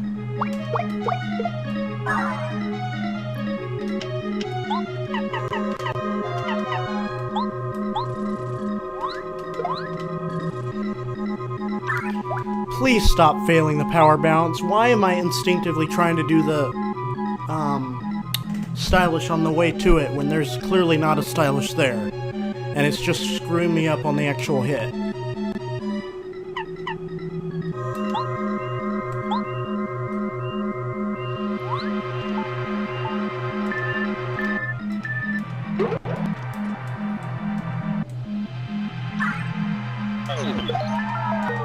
Well, thanks, Cloud9, for nothing.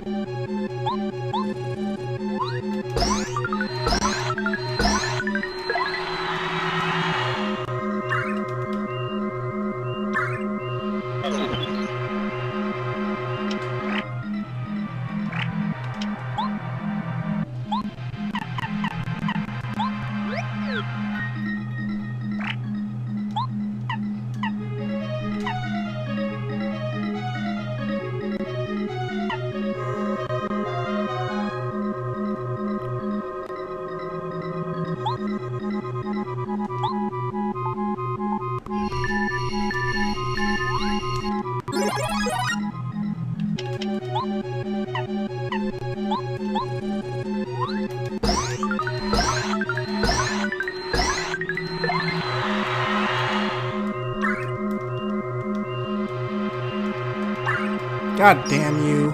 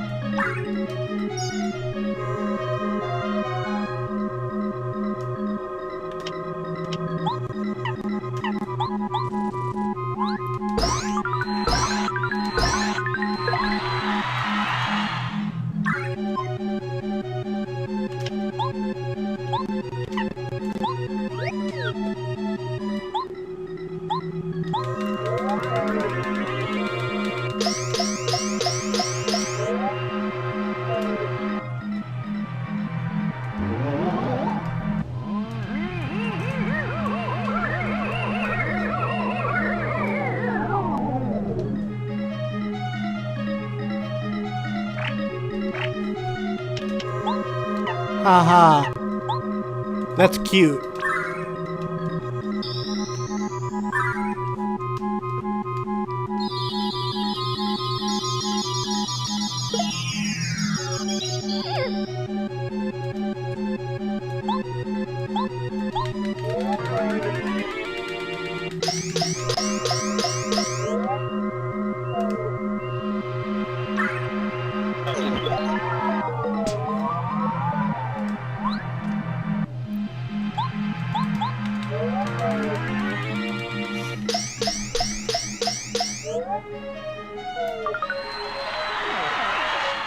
Get fucked, Ruby King.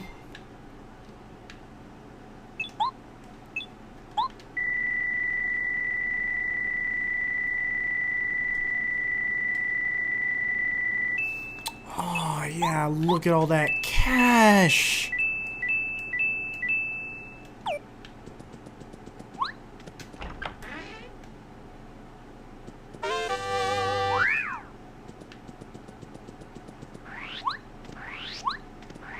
Also, look how accurate to TTYD this looks.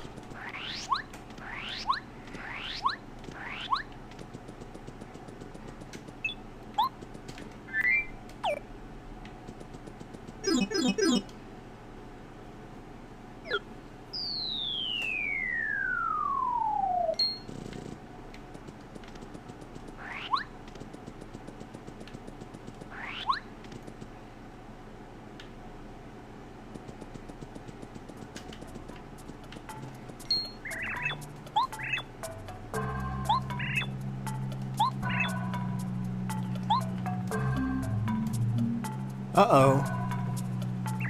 Remember, my house is your house, and you can use my bed if you want.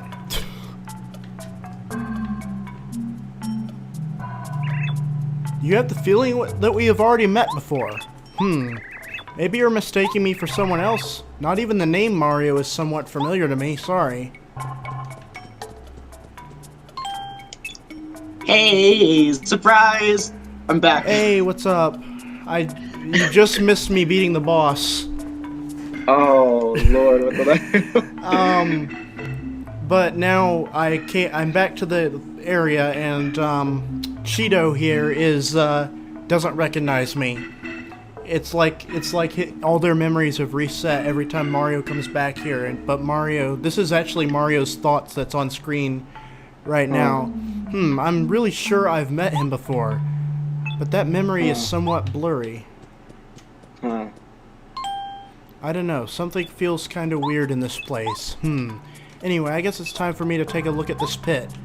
Though I vaguely remember having been in that pit as well. A few floors later.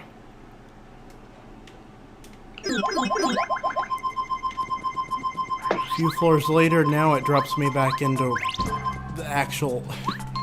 The story of this is quite interesting. So now I've saved and I'm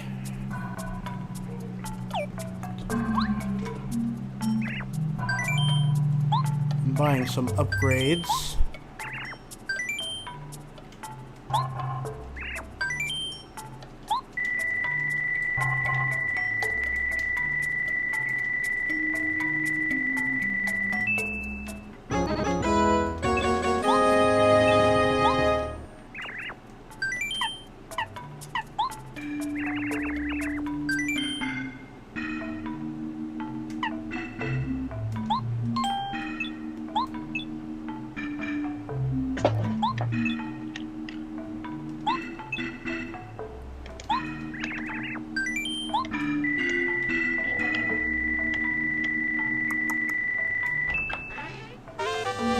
Oh shit, I just got a power plus.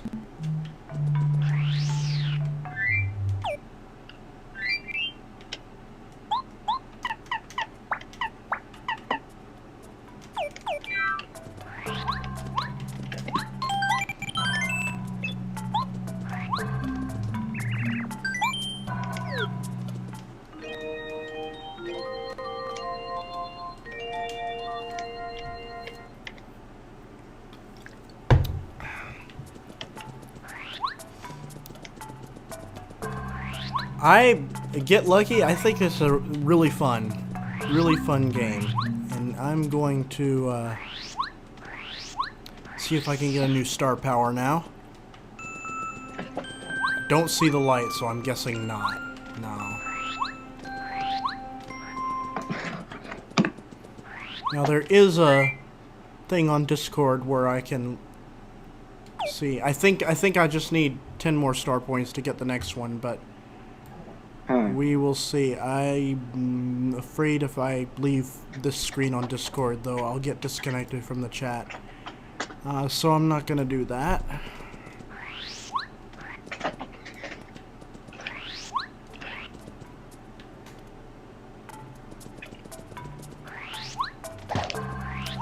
But How long is it left?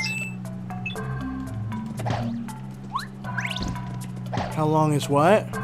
How long is this? Like, are you almost done or something like that? Well, I don't really know how much of it is left, but right now I'm probably not gonna finish the whole story in this stream because I still haven't beaten the regular pit but right now I'm entering the maze so I can show you what it's like. It's pretty cool.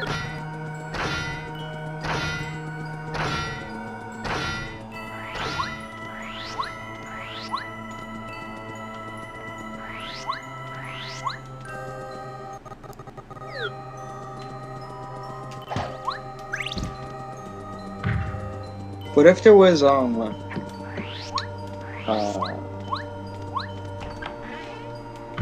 what if there was like some sort of add-on or some sort of DLC, like some sort of expansion to Origami King? What if they did that? Bit of 100 trials. Like, I would think they would probably have like a harder version of like the boss stuff like in the battle lab. I don't know. And then have some sort of secret boss at the end, like maybe a new stationary like eraser. Oh, I don't know. God. that would be hilarious to see. Eraser would just be the villain of a modern take on Super Paper Mario. Oh. Which I would rather not ever happen. But,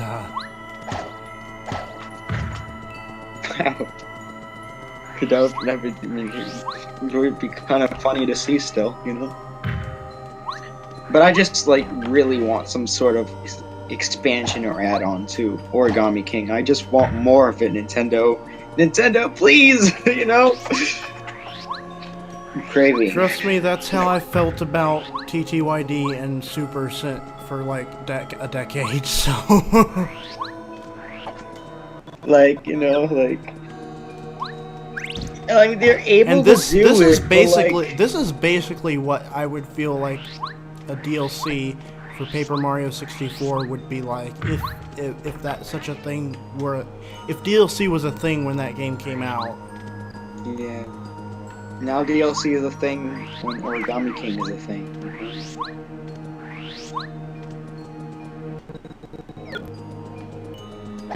Something I wanted to happen in a Paper Mario game in a long time, and I actually got my wish in Origami King, is a boss rush mode. I was wanting a boss rush mode in a Paper Mario game for a long time. Fuzzies, Like, I hate fuzzies. I remember being so happy when I found out there was a boss rush in Origami King. Have you 100%ed that game? Hmm? Have you 100%ed Origami King? No. I haven't even 100%ed TTYD or Super. Like, the only games I can think of that I've actually 100%ed are Super Mario 64 and Super Mario Galaxy. That's the first cool. one. That is crazy. That is crazy that you actually haven't beaten like in 100% for your favorite game of all time. Super. Well, it's just that there's a lot of randomness in it, like the catch cards. Yeah, it's like I actually. You know what the funny thing is? That's one of the only Paper Mario games I 100%ed. I got all the catch cards. How long did it take? Oh, well, more than a decade. Yeah, one day I will, but like It took more than a decade. It took more than a decade to get Dasho. You know, the running pixel. Yeah, well, that's just the flip side pit. That's not that bad. I've beaten that several times. Oh, it was hell for me. And I also got the pit of flopside one. It was even more hell. Yeah, that one's bullshit because it makes you do it twice. Yeah.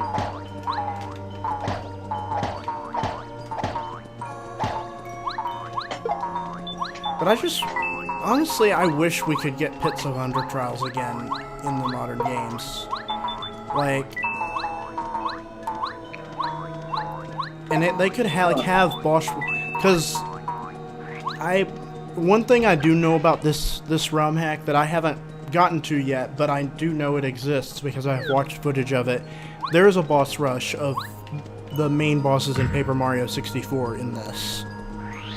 They're stronger versions. Nice. They're like stronger versions. They're like negative colored. And then there is a final boss and ending to this. Isn't negative colors just like inverted colors? Yeah. Oh.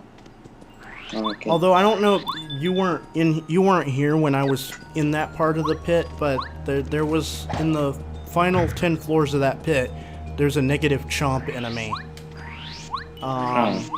which is basically an inverted chain chomp, and it's funny because that enemy was gonna appear in the Tutton Koopa fight, that exact enemy when he's negative, like so.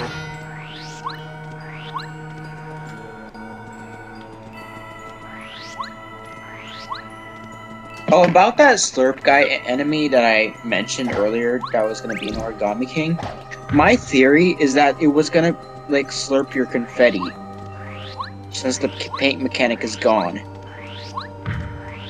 Oh damn! I almost got crushed. Like it would slurp your confetti.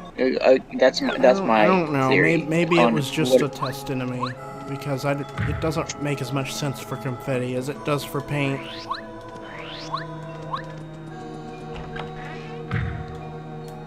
Like you would think it would be some other kind of enemy, like I don't know,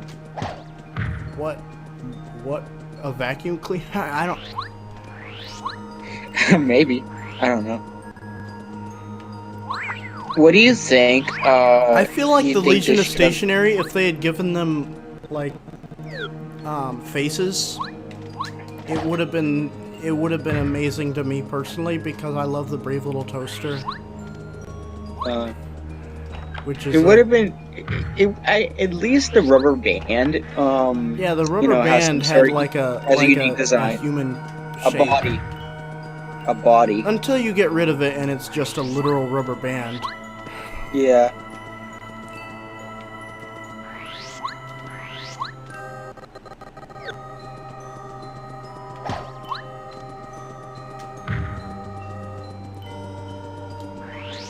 I'll have you know, as much as I loved Color Splash, 100%ing it was hell. Yeah. Like, that sounds especially with the Rochambeau temples. Those were like just pure luck based. You just have to hope to get lucky. Like, God. When you think it's impossible for you to get back something you lost, use the power of your star pieces to find that lost gold. I think that's probably because the regular Pit of Under Trials in this has a mechanic where if you die, you lose all the coins you've earned up to that point, and they get lost in the floor that you died in. If you get back to that floor, you can get them back. But if you die again, they're gone. So maybe that's what this is for. You can pay star pieces to get them back. I'm curious to know, but what paper-themed things do you like in the modern games? I don't know. I mean, the origami theme was cool. Yeah, that was like just clever. I thought, like, I also really appreciated how the there was some like references to like origami, some sort of Japanese, like, you know, some legends about origami. The 1000 fold technique is actually based on a real technique about origami, like folding. It's like 1000 cranes is basically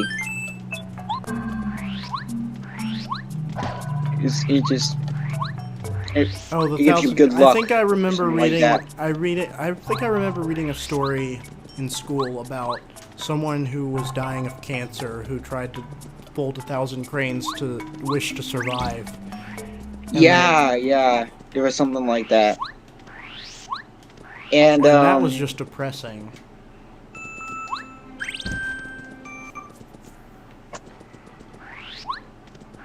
You know what? You know what Olivia should have also wished for when she folded it, like when she got her 1000 crane. You know, to bring Bobby back to life. Yeah, that I don't know, but that would have taken away the weight of the sacrifice, kind of like what happened with Kirsty. But like, I mean, if I had to choose between bringing one of those two back, it would be Bobby. But like, I miss Bobby.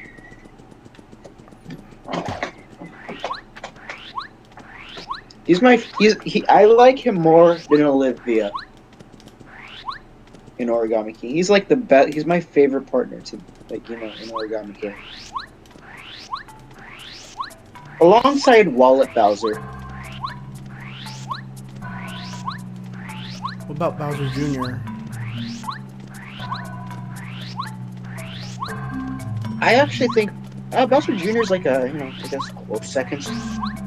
Gambit was pretty neat too. Yeah, the only thing about Bowser Jr. is it's so most players are not going to use him in battle at all because there's only one point where you have access to him in battle, and at that point most players are just going to go straight to the boss. Right. True. Did you? Oh my god, I am just lapping Cooper here. He's so slow, he cannot catch up with me. Did you get to have Bowser Jr. fight with you? I'm not sure. I don't think on my playthrough. I think chat pointed it out to me too late, but... Oh, dang.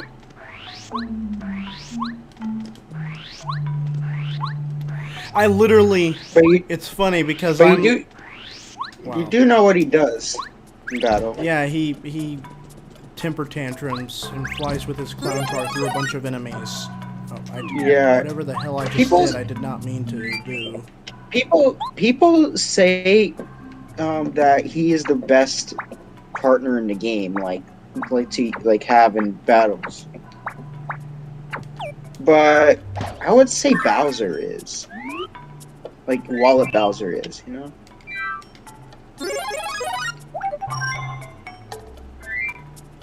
Oh, did you know? You know about the unused partner in Origami King that we were, you know, almost getting, but just scrapped it?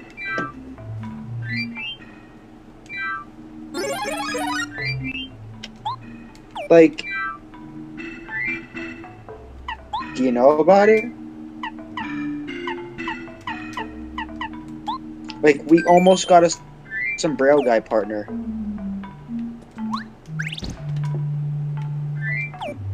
Yeah, I feel like that was... It's kind of... I would have loved to have a sombrero guy partner. Because I really like the sombrero guy. I really like how he's becoming a staple of the series. You know, I hope he comes back again. You know, in the next game.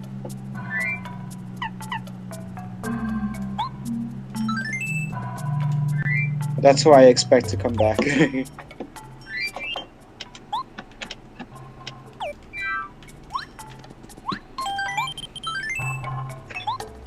Oh, you know a funny secret in this Romhack that I didn't even know about at first? You won't see it when I'm saying it, but you'll see it in a second. Okay. There's a secret place you can go, and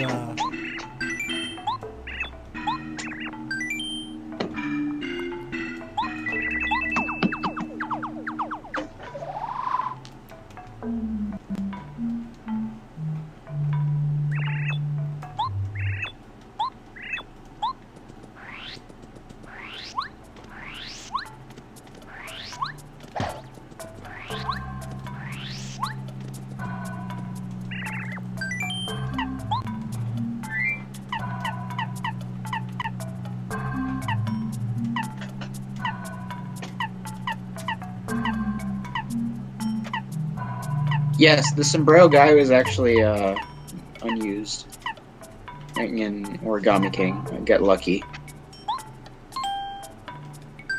Like as a partner, you know, it was unused. But obviously, in the final game, he's just an NPC and if it can't partake. does he have a mechanic in battle? He's not. He does not have an attack in battle. Putting him back in the game as a partner, he's just a follower. He's only programmed to be a follower.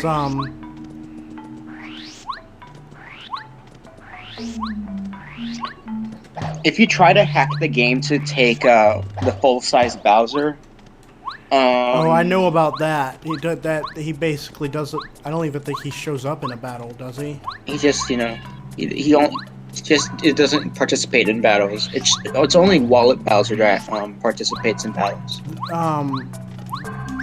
The full-size Bowser doesn't even visually appear in a battle, does he? No, he doesn't. Does Luigi?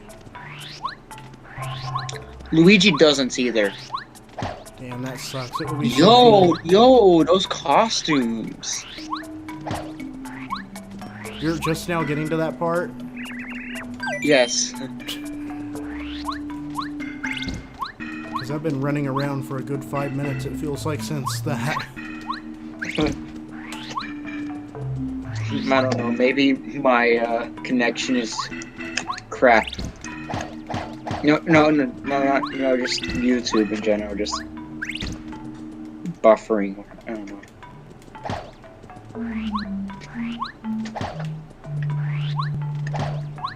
Oh, what are my thoughts on TTYD Hero Mode? That's I'm looking forward to see how that turns out. I hope more. I like how that they have they added the Origami King middle boss battle theme in the game. Yeah. They actually I'm put pretty in sure the game. one. I forget which one, but I'm pretty sure one of the stationary battle themes is used too. Is it? No way. Where? I think the blooper fight. Oh no, that's the middle boss theme. Oh, is it? You know, it's the same theme as you know, it's the theme where you fight Handaconda and because the I Sumo Bros. thought that was in the Crump fight, but I thought for some reason I remembered them having two different songs. The Crump fight was had the you know, middle boss battle. See, yeah. Also, that that friend that I mentioned earlier, he's also going to be part of the fandom. I mean, she. Sorry, my bad. Crap. Like, she's gonna be Kamek. Cool. Yeah, so that's pretty neat. She chose Kamek, you know, because, you know, Kamek was one of her favorites in the game. She only has ever played Super Paper Mario, Sticker Star, and Origami King.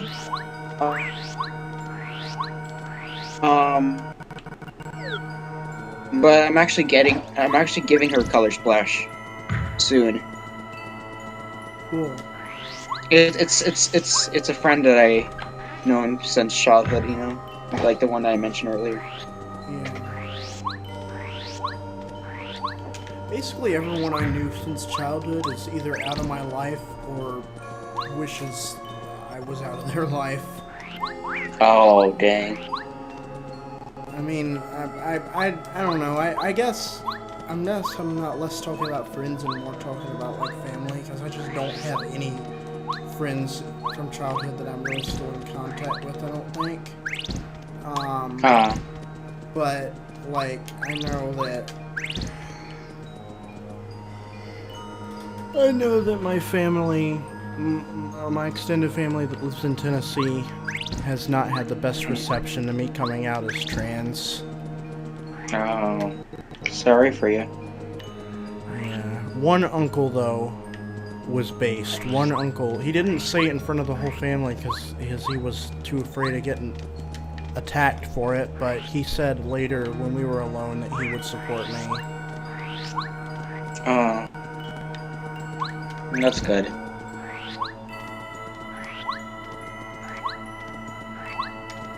Though I'm still not sure he fully understands what even it is. But... Wait,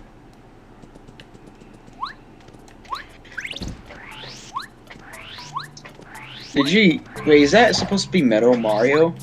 It was called Black and White. It was just called Black and White. You know, it kind of fits with the the whole mod. The fact that it's like very dull colors. This would be Black Bowser's dream game. Just to paint the world black. You know what's really funny? You remember after Color Splash was first announced, there was a lot of YouTube poop-like videos that were like mocking it. Oh yeah, I remember. One of them had the Paint It Black song. Oh my god! And then that was that was an actual plot point. Oh my god! They predicted it.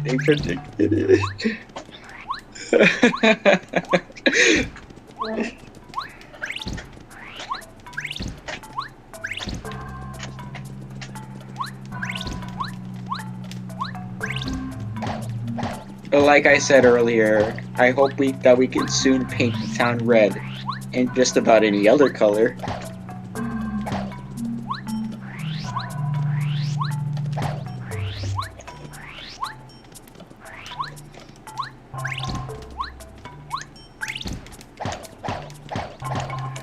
I don't know, I'm pretty tired though, I'm probably gonna call it. Hold on. I actually have something, to say. Okay. Wait. Shit,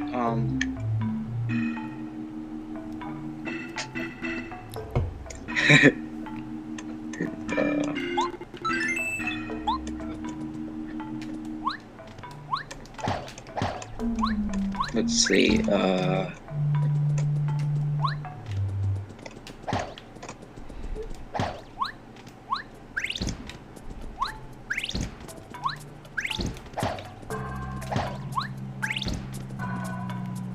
Something is very wrong. Alright. Next, okay, hold on. I have the whole script for the direct in my head for 5 years. like this whole script of the Paper Mario Color Splash direct reveal. You know. Really? Anyways, here's my performance. Next, let's paint the town red. And just about any other color. In the Paper Mario series, we always challenge ourselves to bring something fresh to the action-adventure genre. And in this time, in Paper Mario Color Splash, the themes is colors and paint. As such, the game takes place on a colorful paradise called Prism Island. But something is very wrong. Prism Island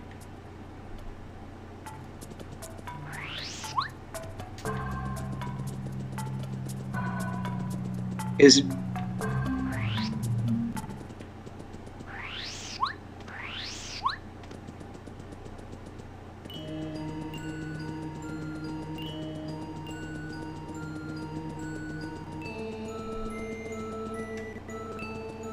being a splash of colors will even liven up a Toad House. In battle, you paint cards like this, and then split them to start the battle. There are special I cards think you too. cut out for a lot of that. Oh no! Like I heard Prism Island or Prism Island, and then a silence, and for a long time, and I was thinking, wait, what's going on? But then I heard is, and I thought you were just drawing it out really long. It cut in just for another is, and then. Okay. I guess I'll start over. Okay, next, let's paint the town red in just about any other color. In the Paper Mario series, we always challenge ourselves to bring something fresh to the action-adventure genre. And in this time, Paper Mario Color Splash, the themes is colors and paint. As such, the game takes place on a colorful paradise called Prism Island. But something is very wrong.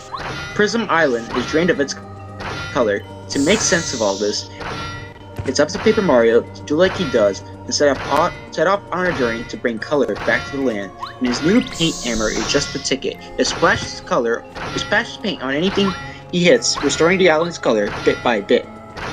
He can even splash paint on colorless toads to revive the poor little guys. A splash of color can even liven up Toad House. In battle, you paint cards like this and then flick them to start the battle. There are special cards too. They unleash some satisfying new powerful attacks. The latest entry of this beloved series, Paper Mario Kara Splashiwa, is currently planned for release in 2016. How was it? Pretty good. I purposely spiked Mario to death during that. During the performance? Mine? I just jumped into spikes repeatedly to add humor to it.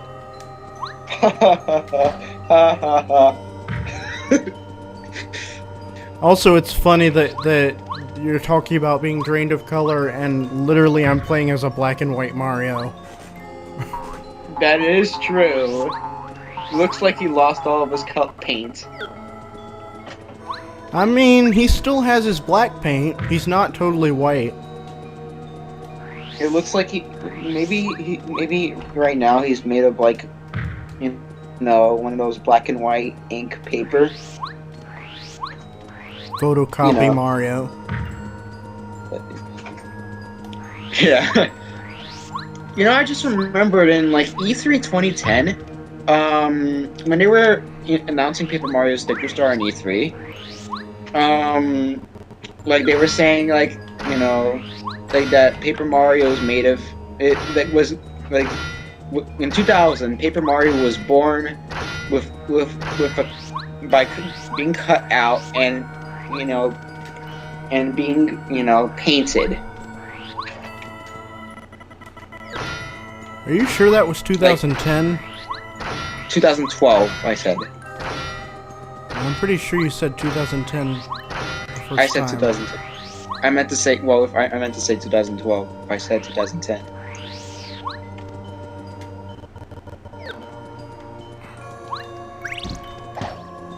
I'm still pretty sure that he's always been made of paper. I mean, obviously, the namesake, Paper Mario. Was only given that in the localization in the first game. You know, the funny thing is, the Paper Mario name was actually before that. They had the name Paper Mario before the English version came out. They had it in like the Japanese like box, like the back of the box saying like something about Paper Mario. I can tell one of them says Paper Mario, so like in the description for the game, for the Japanese back box. Well, you gotta check it out. Also, the commercial says, you know, there's, you know, as they say Paper Mario, like Paper Mario, you know, not as for the title, but just, you know, describing the game, whatever. Well, I think it's a good descriptor of the art style. And in TTYD, whenever he uses paper abilities, they're not just something that come naturally to him or to any. It's weird how it doesn't come naturally, since he has to be cursed. Mario, like, and when he actually learns the paper mode ability, it's literally called. They literally describe it. It become flat like a sheet of paper, as if he's not like that normally. So it's like a magic power. You know that the art director for Paper Mario, like Nahiko Aoyama, like the original game, he, I mean, I don't know if it's a he or she, but they were the ones that directed Color Splash and Sticker Star. I don't know if you know that. It's pretty clear that their focus has changed between those games. I mean, maybe they thought of Nahiko Aoyama's like vision for Paper Mario for like most, like I guess most of the time was just, you know, there was a lot of paper. people working on it. Sure. I'm pretty sure that the main person behind the first two games and Super was Ryota Kawade. Ryota Kawade? Yeah. And I don't know what happened to him after Super. He got special thanks and Sticker Star. But ever since then, all he's been doing is Fire Emblem trading cards or something. Yeah, I heard that one. I actually heard that got discontinued. They actually stopped. So maybe he's going to come back to the Paper Mario series. I honestly hope he does. What if he does come back? The biggest thing. What if he does come back, but he actually wants the series to be paper all along? Whatever. Well, the biggest thing that I want changed from the current way it is I want what they said in some of the Origami King interviews about things having to go through the IP team and have strict review and everything, and since Sticker Star it's no longer possible to create original characters that touch on the Mario world. I want that shit gone. Mainly, above all else. If that goes away, then I'm fine with the paper. If that part goes away. Like, that's the biggest reason. Like, I didn't even... When Sticker Star first came out, when I first started realizing why I didn't really like it, it wasn't because of the paper. That just became... That just became a thing later. That, like... Honestly, I would have been fine with the... being more papery if it had like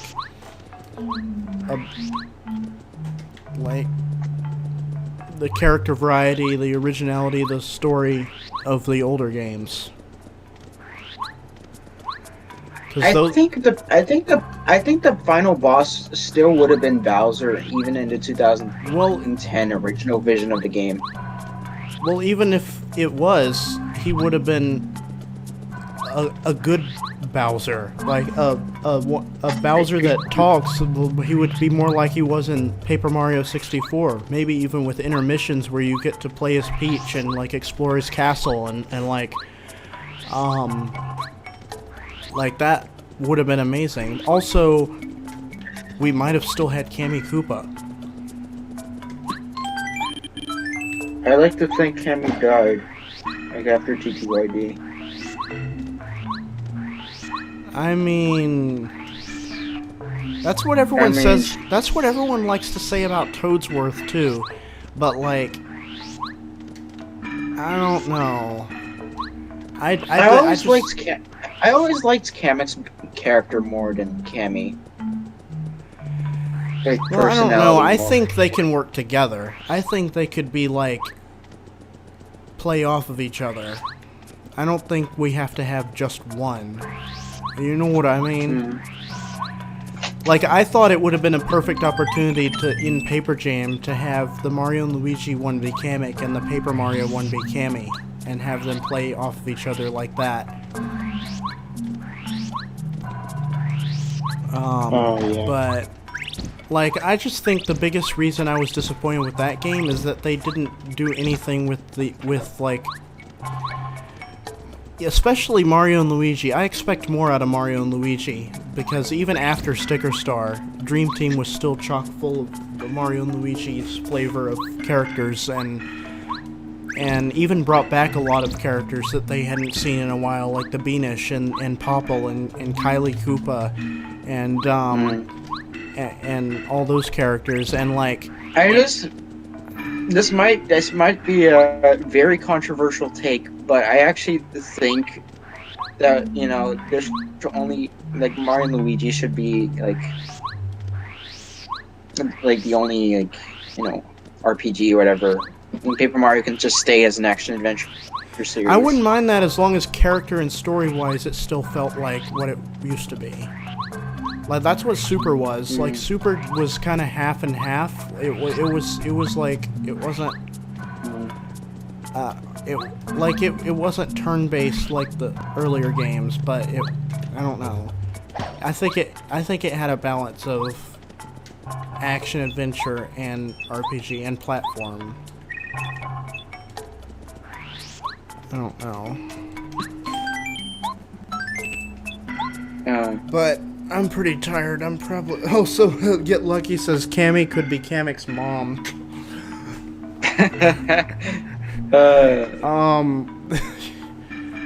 And then it says they left Toadsworth on Pillow Island. Oh my god. And then died of Alpha Dream. Man. Toadsworth is one character I don't think they have any excuse to not use. He didn't even debut in the RPGs. He debuted in a mainline game, and they still use characters that debuted in Mario Sunshine. They have Bowser Jr. You know what I mean? True. And like, I don't understand why. Wait, hold on. Didn't Baby Peach debut in an RPG? Yeah, but I think that was a coincidence. Like, Baby Peach seems like it would have happened regardless. That's like, I mean, they already had Baby Mario, Baby Luigi, they were already starting to make use of them in all the spin-offs like Mario Kart, Double Dash. It was pretty clear that there was gonna be a Baby Peach. It was just a matter of when. You know what I mean? Yeah. Baby Luigi! Baby on the blue team! Go team! Go! Yeah, but I'm pretty tired, so I'm probably gonna have to call it. Alright. Yeah, but it was fun. Alright, it was actually really nice talking to you. Like, actually, like, in a VC, like, for the first time and everything. It was so... for the first, like, what, 30 minutes of the stream, I was just like... it's so surreal! You know, I was so, like... Yeah. It was great. But thanks for joining me on this, and I definitely would be interested to do this again. It's gonna be hard not to just play play like when I get up when I'm not ready to be like streaming or anything, because that's the thing. I wanted to stream this, but I also wasn't really in the mood to stream before, so that's why I had played so much before I streamed. It would have been cool to stream that, but I don't know. It was late at night and I was like tired. I was just starting to watch fat guys videos and I was like, I want to play this. I need to play it now. And then I talked, and then I you know, gave you the idea to stream. Yeah. But yeah. Yeah.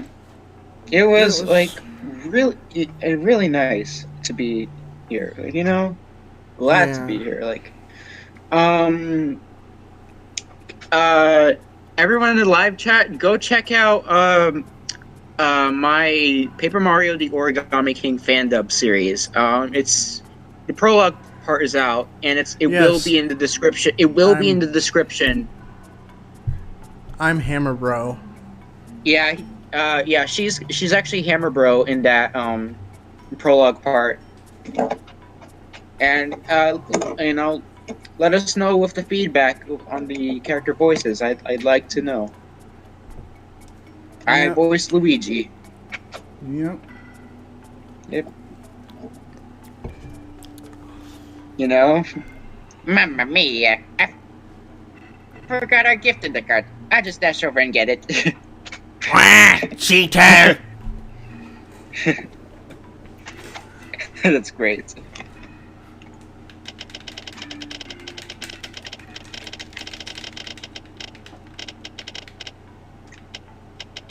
Alright.